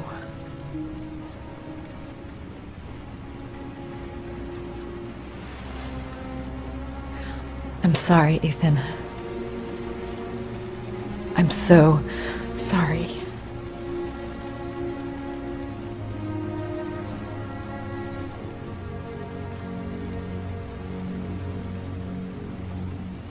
You're leaving, aren't you?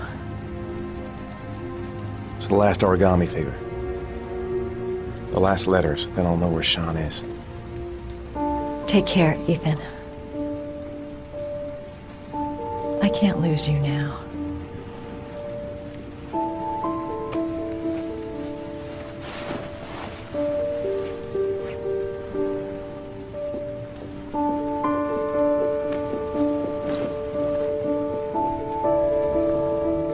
I'm gonna go find something to eat. Wait for me. I'll be back in 10 minutes.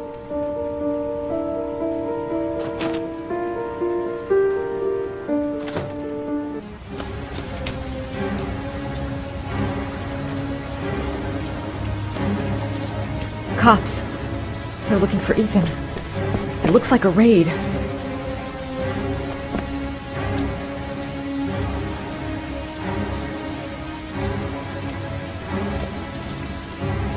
There must be some way of warning Ethan. Think, girl, think. Come on, what was the damn number? Come on, come on. Pick up the phone. Hello? The cops. They're in the motel. You've got to get out of here.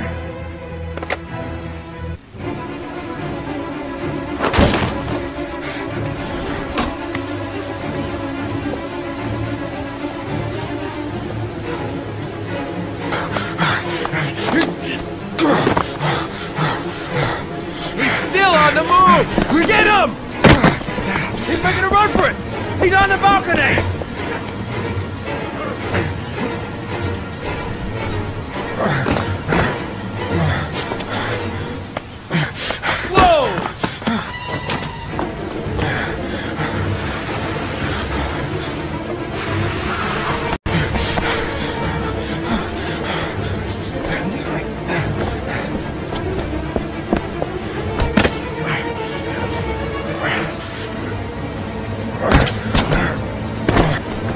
Don't move!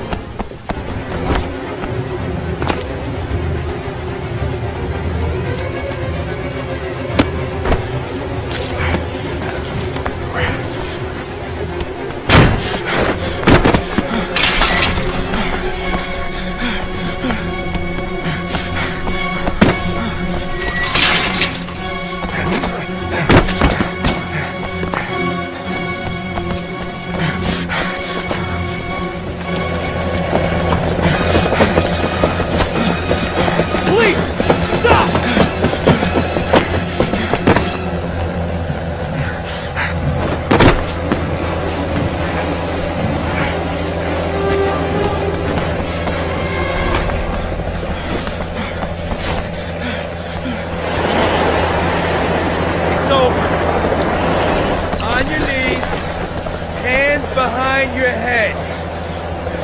Easy, pal. Nowhere to go. You're surrounded. Holy fuck!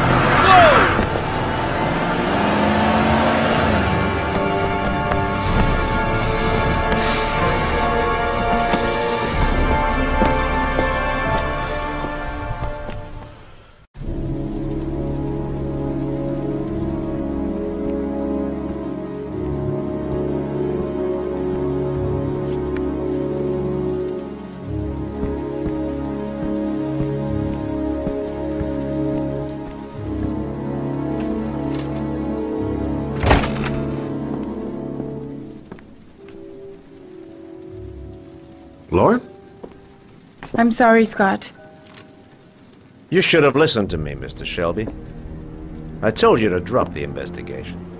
Your son is a serial killer.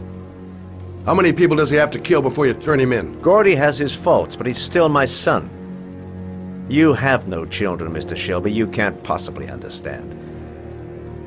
You leave me no choice. Your investigation is over. For good.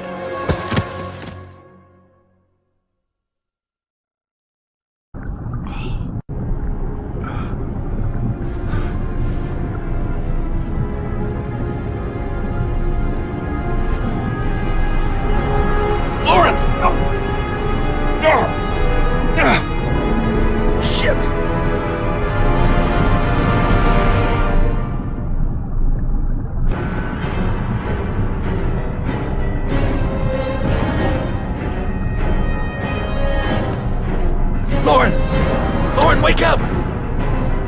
Lauren!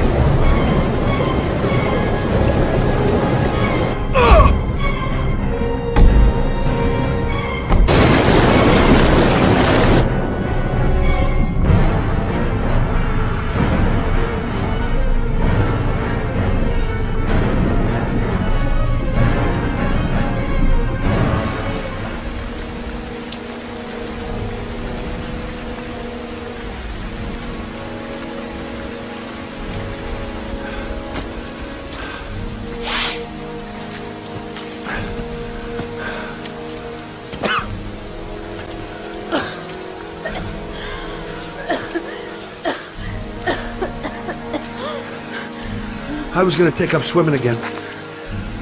This isn't exactly what I had in mind. You got a car back at your place? Mine's obviously pretty fucked up. Yeah, sure. What are you gonna do? I'm gonna go settle a few scores. Come on, I'll take you home. But lock your doors and windows and don't let anybody in but me. Okay? Be careful, Scott. I don't want to lose you.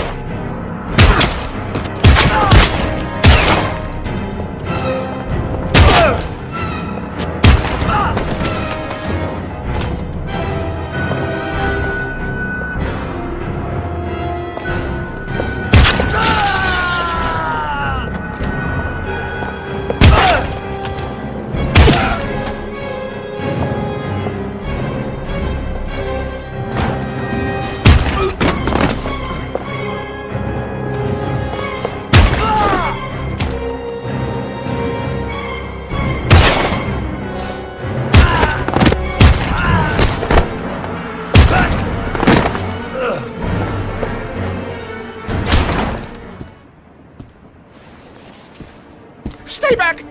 Don't come near me, or I'll shoot! Fucking asshole.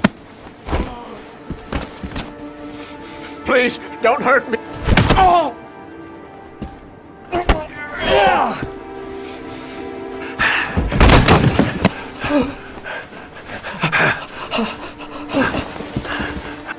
Your idiot son killed all those kids, didn't he? He's the origami killer.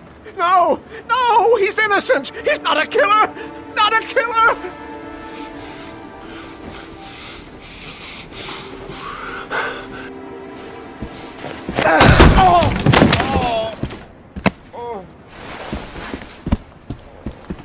You're a fucking liar.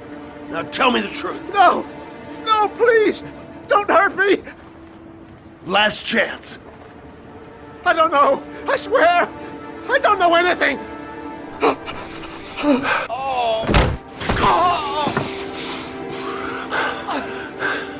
Stop! Stop! I beg you. I'll tell you. I'll tell you everything.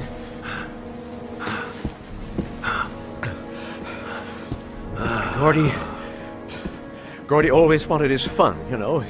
He wanted to be like the origami killer. He kidnapped that kid and he held him under the water for a little too long. It was an accident. An unfortunate accident. He just wanted to play. He told me everything. He was crying. He was so sorry for what had happened. Whatever he did, Gordy is my son.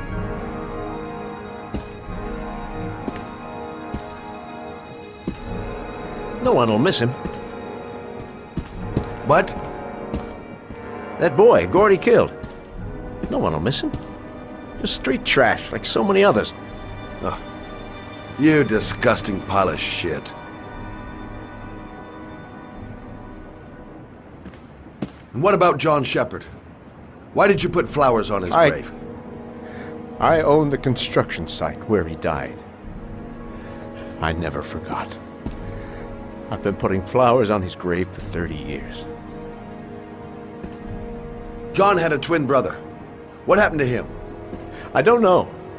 He was adopted, I think. His mother should know. Her name is Anne. Anne Shepard.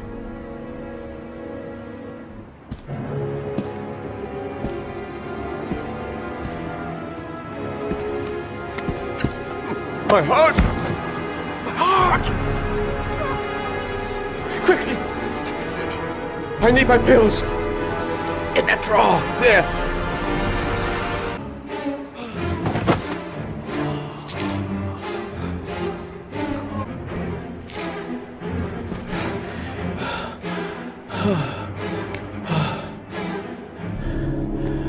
Thank you. You saved my life. I already regret it.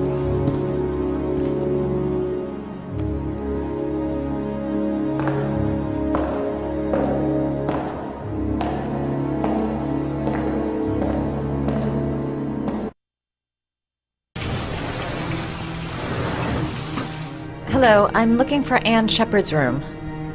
Please sign the visitor's book. Are you a member of the family? Yeah, you could say that. Oh, she'll be pleased to have a visitor. No one ever comes to see her. With the Alzheimer's, she has trouble remembering things, but it'll still please her. You know. It's room 19 at the end of the corridor. Thank you.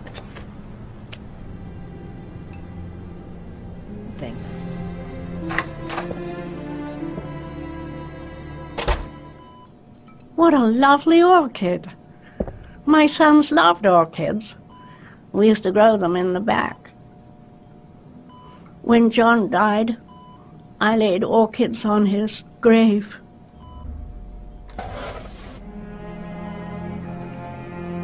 Are these your children, Mrs. Shepard? John and his brother? Is that them? They're good little boys. Their father never looked after them. Always drinking. They didn't have an easy life, you know.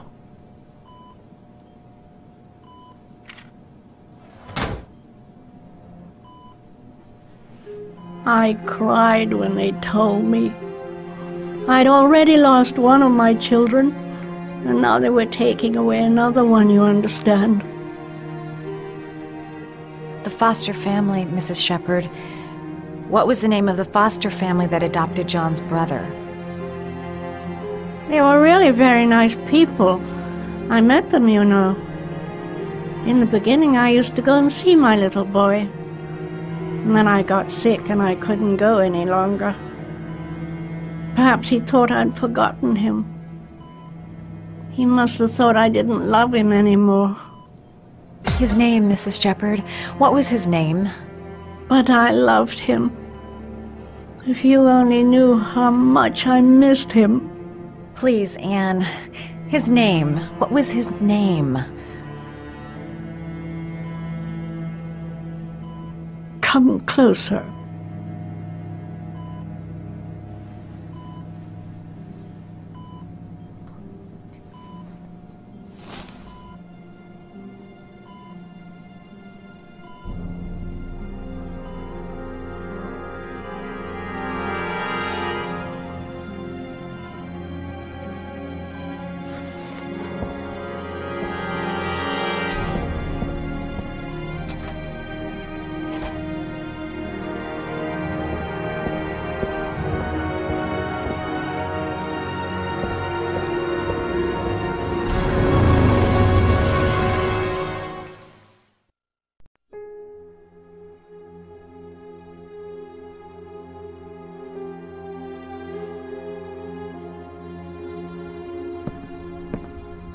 The last origami figure. The last trial.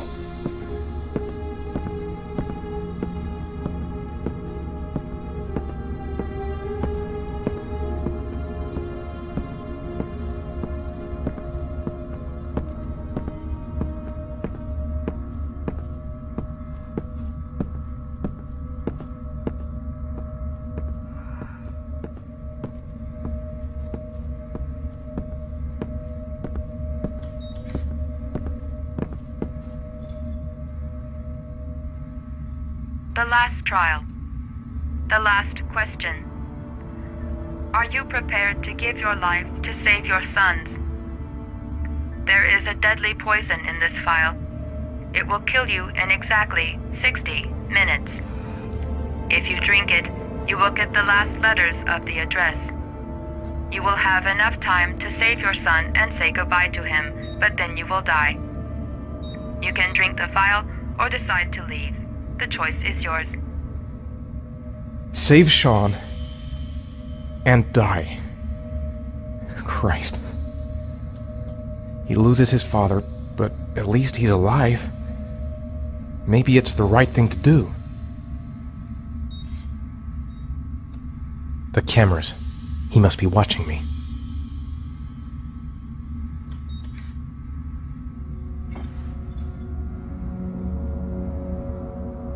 One hour to live. Just enough time to save Sean.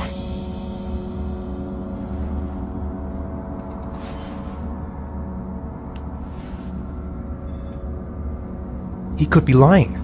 Maybe I'll die as soon as I drink this, and then no one can save Sean. Poison. So, if I drink this...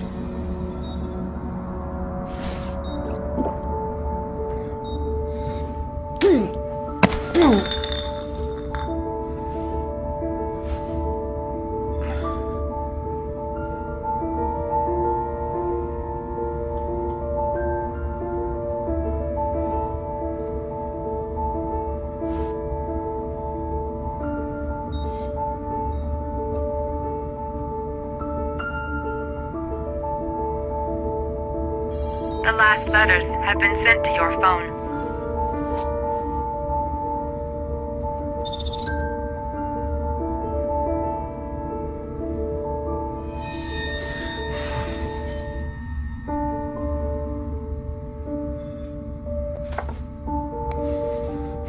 I did what I had to, Sean. Your dad's coming to save you.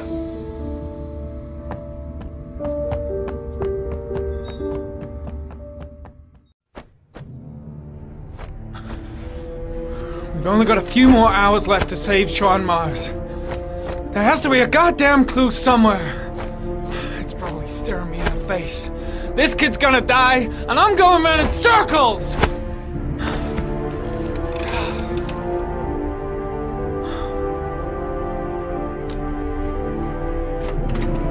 All packed up and ready to go?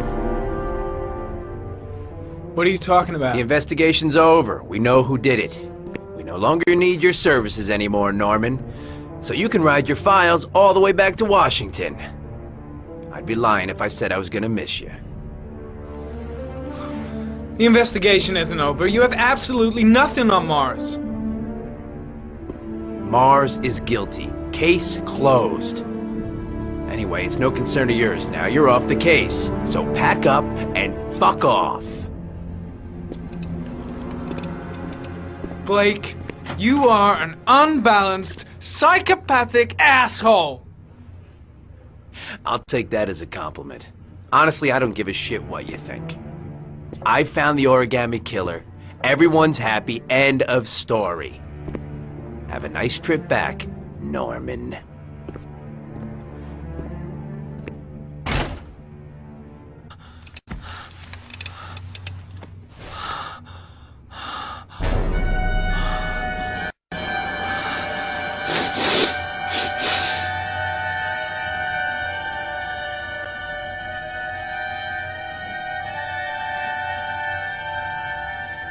The killer's name is here. Somewhere in this data. I just have to find it. Find it before it's too late.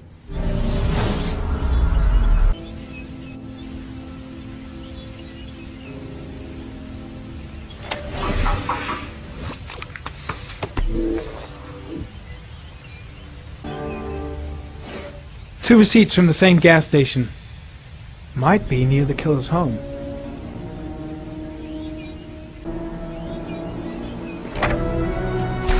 The killer lives in this zone. 342 people live around there. Not good enough. Gotta find a means of identifying the killer more precisely.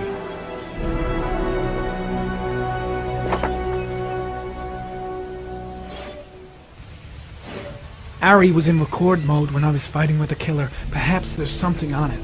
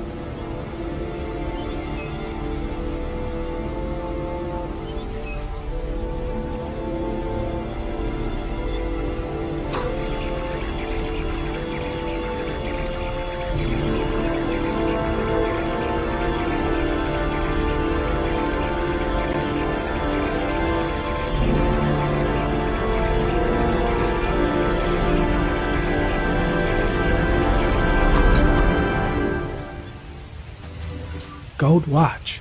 I'm sure I've seen this before somewhere.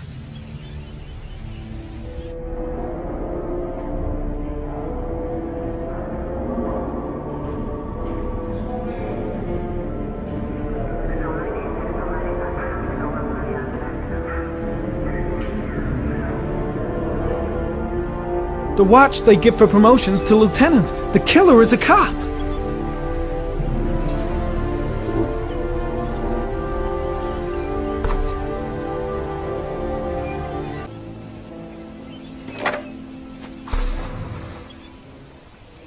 Cop. There's only one cop in that geoprofiling zone. Gotcha. He owns a warehouse on the docks. If I'm wrong, Sean Mars is dead.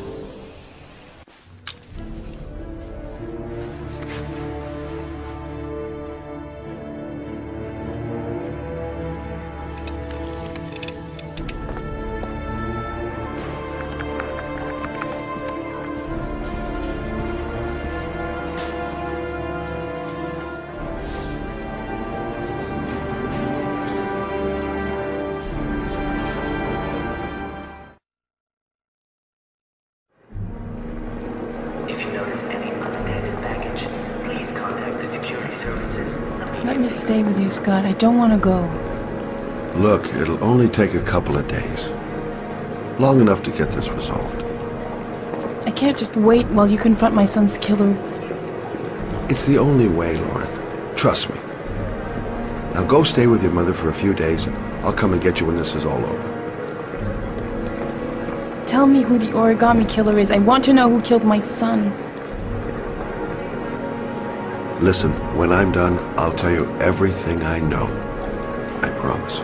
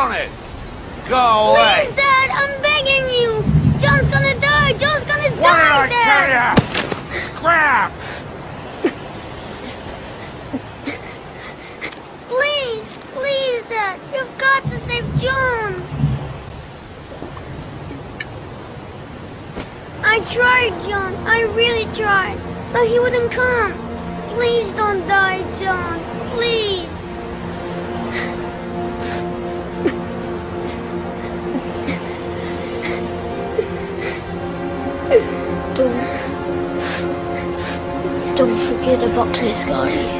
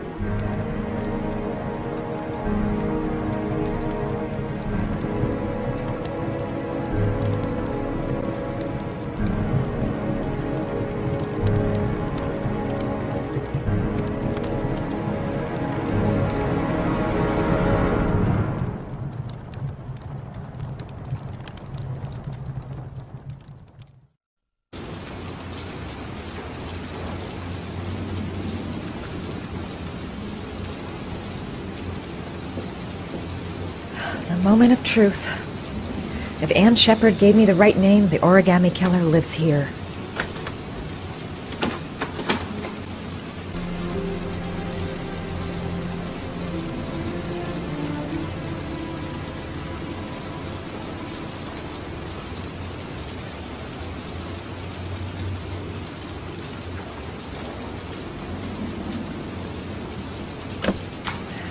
Yeah, then lost your touch, girl.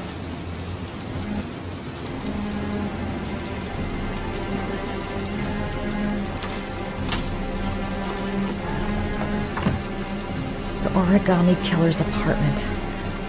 There must be something that'll tell me where Sean Mars is.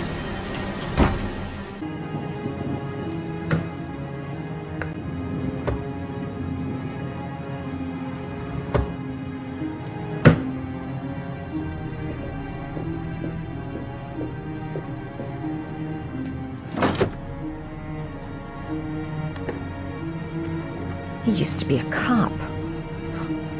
Probably knew exactly how an investigation would be carried out.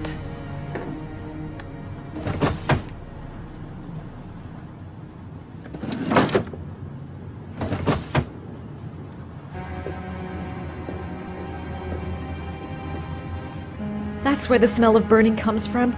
Evidence going up in smoke.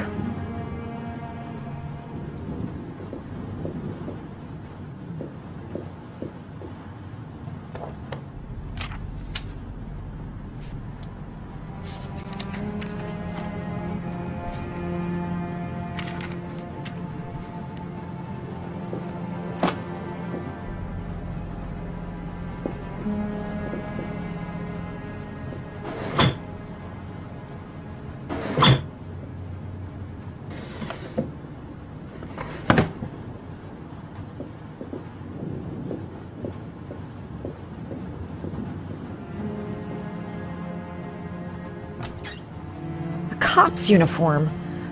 Always trust a cop. That's why children went with him. He was dressed as a cop.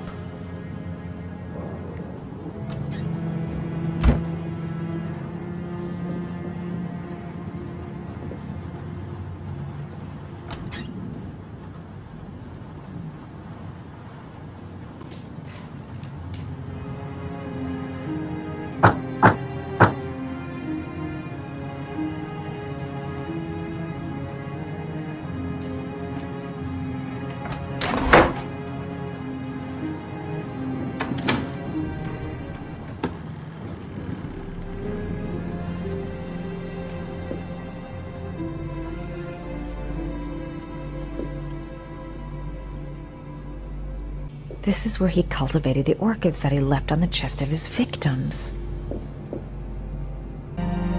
What the hell is that? An address. It's gotta be where Sean Mars is. Hurry, there's no time to lose.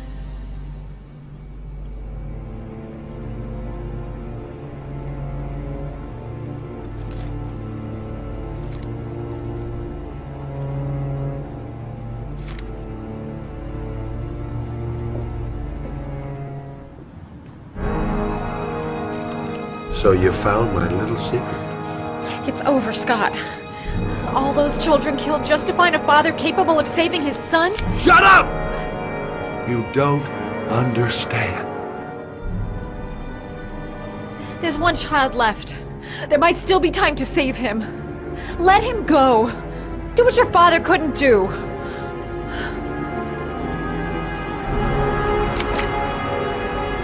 Get in there.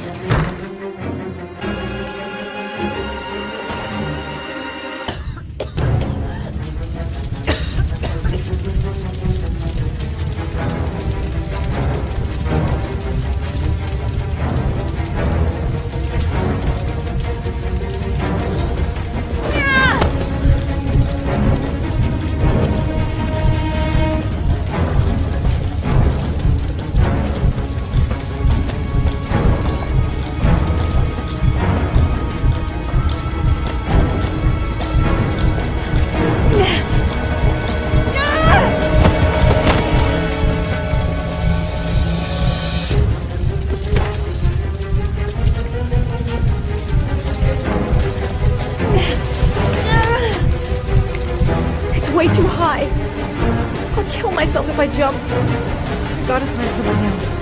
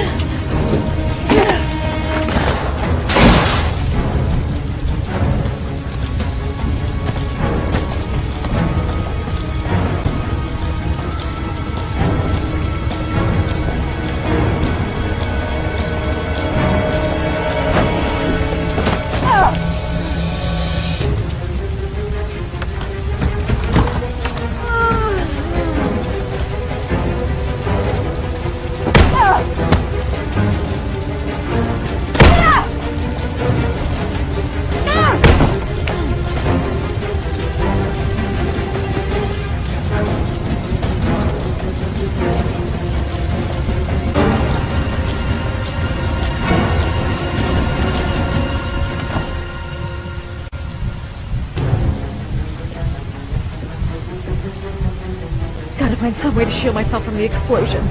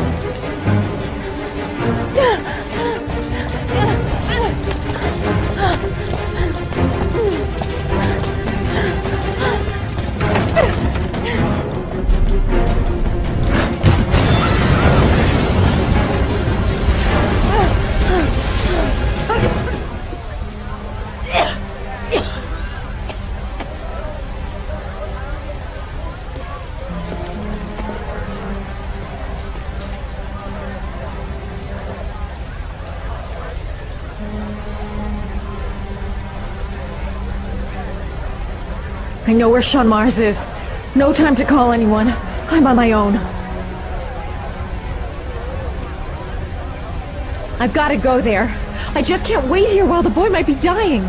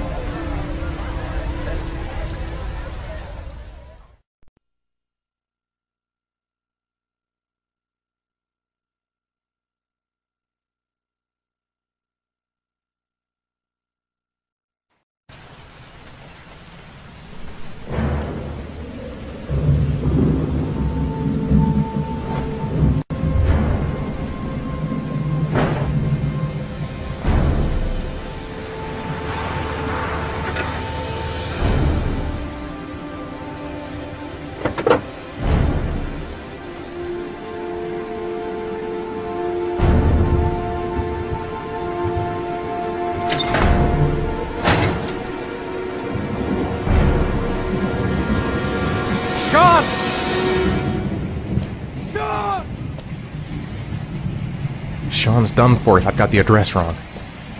Sean! Sean! I've been looking for a long, long time, Ethan. Looking for a father that would be able to do what mine could not do. Sacrifice himself in order to save his son. Oh, I searched.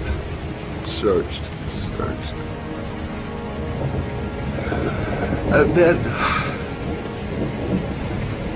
I remembered you.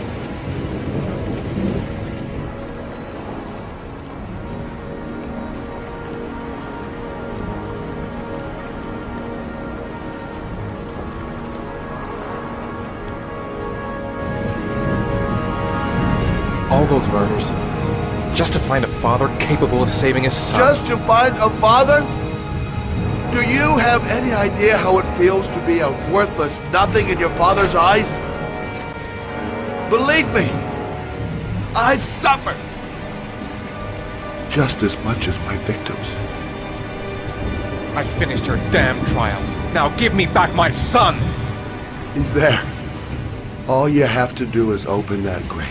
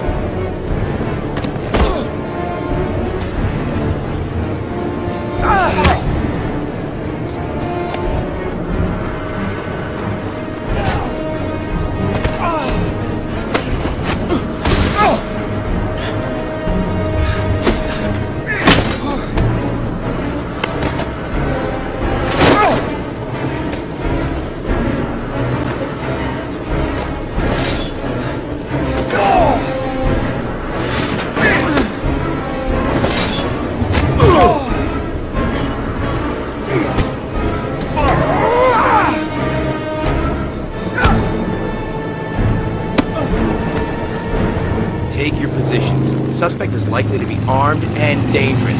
All personnel are ordered to shoot to kill. I repeat, shoot to kill. Ash, are the snipers in position? Yes, Lieutenant. They're ready on your command. Perfect. He won't get away this time. We'll gun him down as soon as he shows his face. Hey! You there! What are you doing? Lieutenant, my name is Madison Page. I'm a journalist. I have proof that Ethan Mars is innocent. He's not the origami killer. What is a journalist doing here? I thought I told everybody to keep their mouths shut. Now get her out of here. I don't want her getting in the way. Okay, Lieutenant. All right, come on. You're about to make a terrible mistake, Lieutenant. Ethan Mars is innocent. I can prove it. Oh!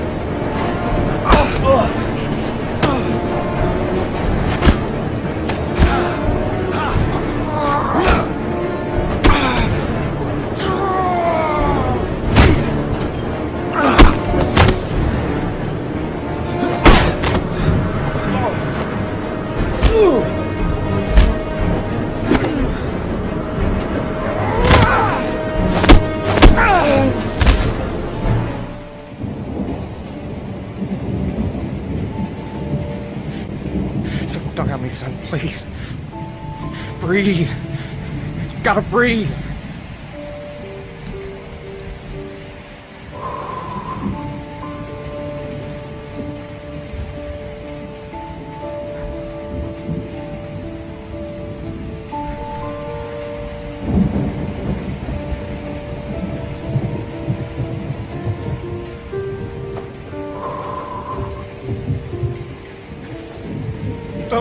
me. Please. Sean, no. Don't leave me.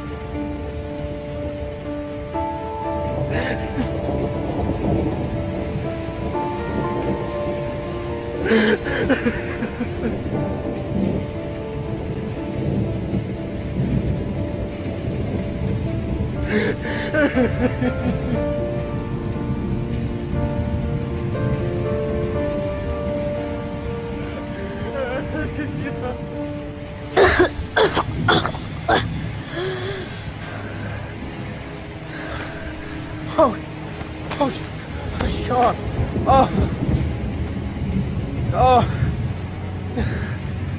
I thought you were gone. Dad, I knew you would come and save me.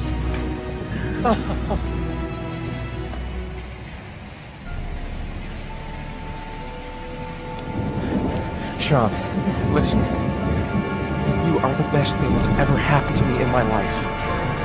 I want you to know that whatever happens, I love you more than anything in the world. I'm not dead.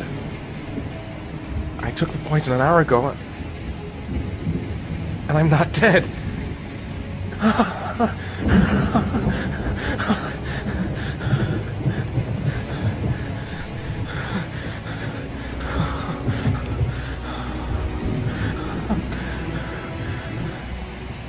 Ash, get her out of my face. Mars didn't do it, for Christ's sakes. He's innocent. Hey, what are you doing?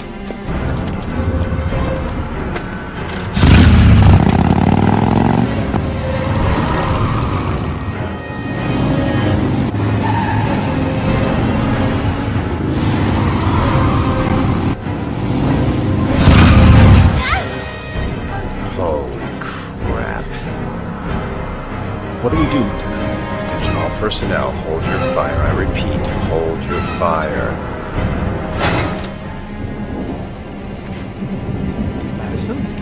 What's going on? The cops. They're out there. They have the building surrounded. They'll shoot you if you go outside.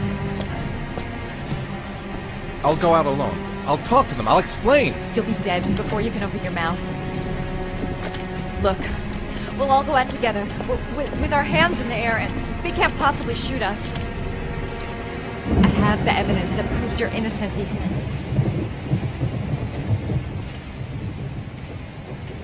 Listen, I'm sorry I didn't trust you. I was only thinking about Sean, and I thought... That's okay. The only thing that matters is that you saved your son.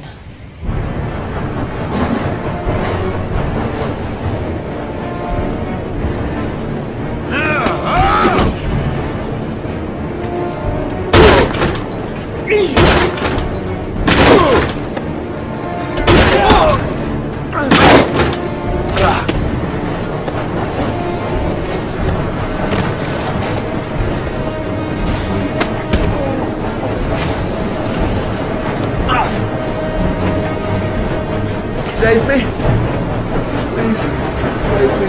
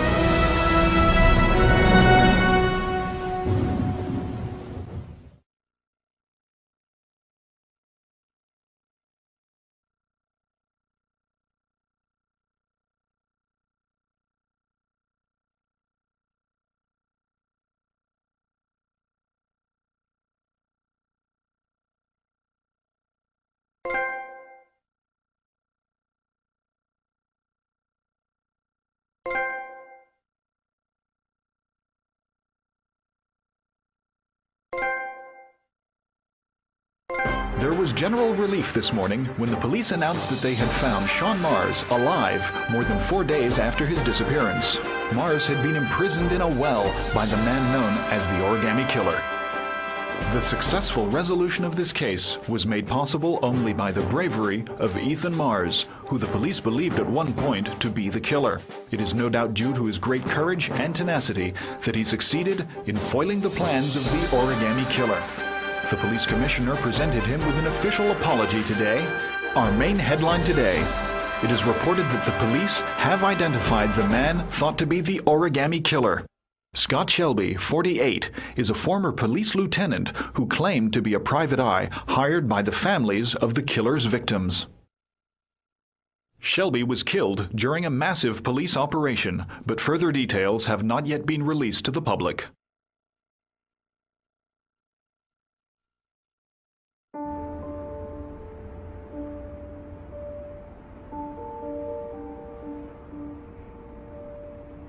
Let's just say a friend of a friend let me jump in line.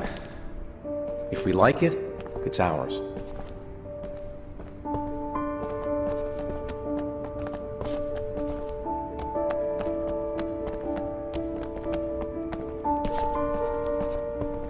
Hey, Dad! I think I found my room! Well, what do you think? It's perfect, Ethan. We'll be able to forget what happened. We'll lead a normal life. And one day, it'll all just seem like a bad dream. We've earned the right to be happy now, Ethan. All three of us.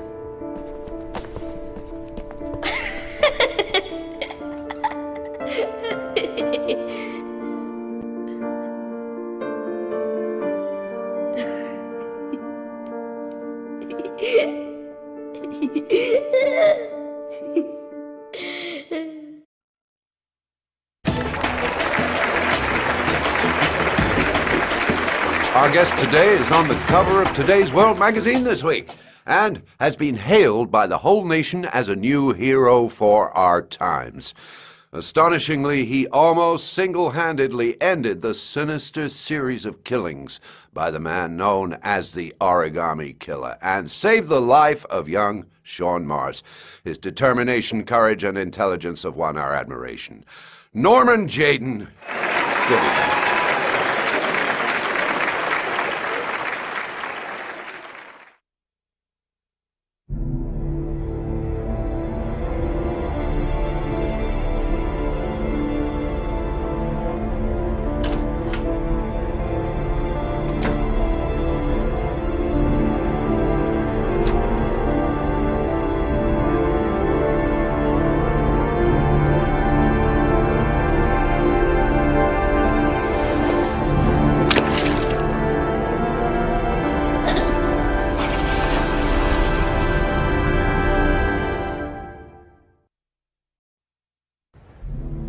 Are you sure you've thought this through, Norman? You've got a promising career ahead of you. It's a pity that... With all due respect, sir, I'm done thinking. I need to lead something like a normal life. I've just got a bit too close to everything recently. I need to step back. At least for a while. Will you be coming back to the FBI? I don't know. I'm making no promises.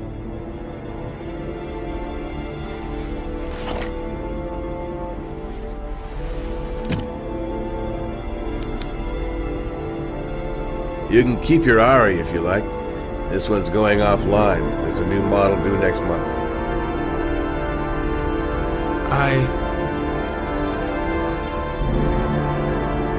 I think you better take it back. It's just a little too compelling and, well, it won't help me where I'm going. The real world. Whatever you want. I hope you find what you're looking for, Norman. I hope so too.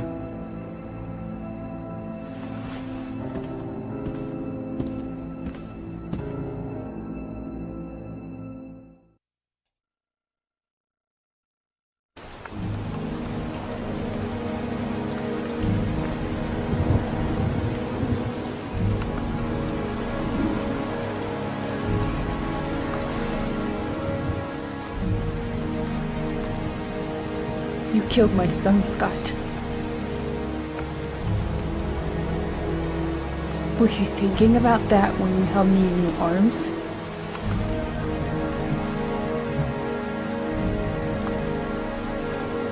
I don't know why you did all this.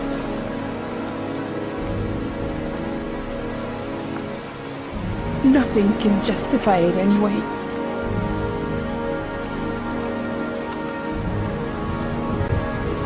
I feel nothing but contempt for you. Nothing but contempt.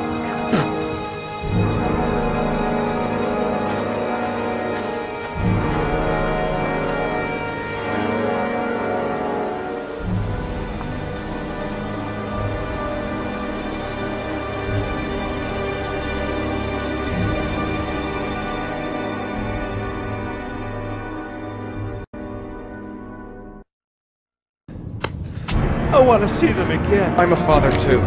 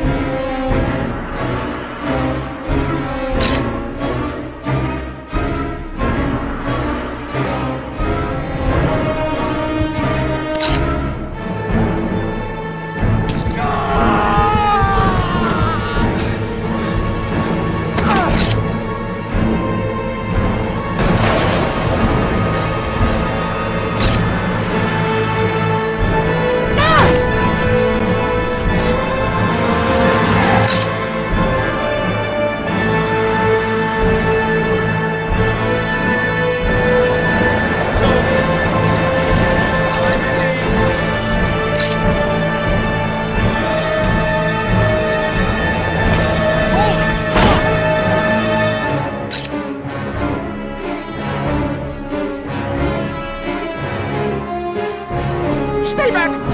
Don't come near me, or I'll shoot!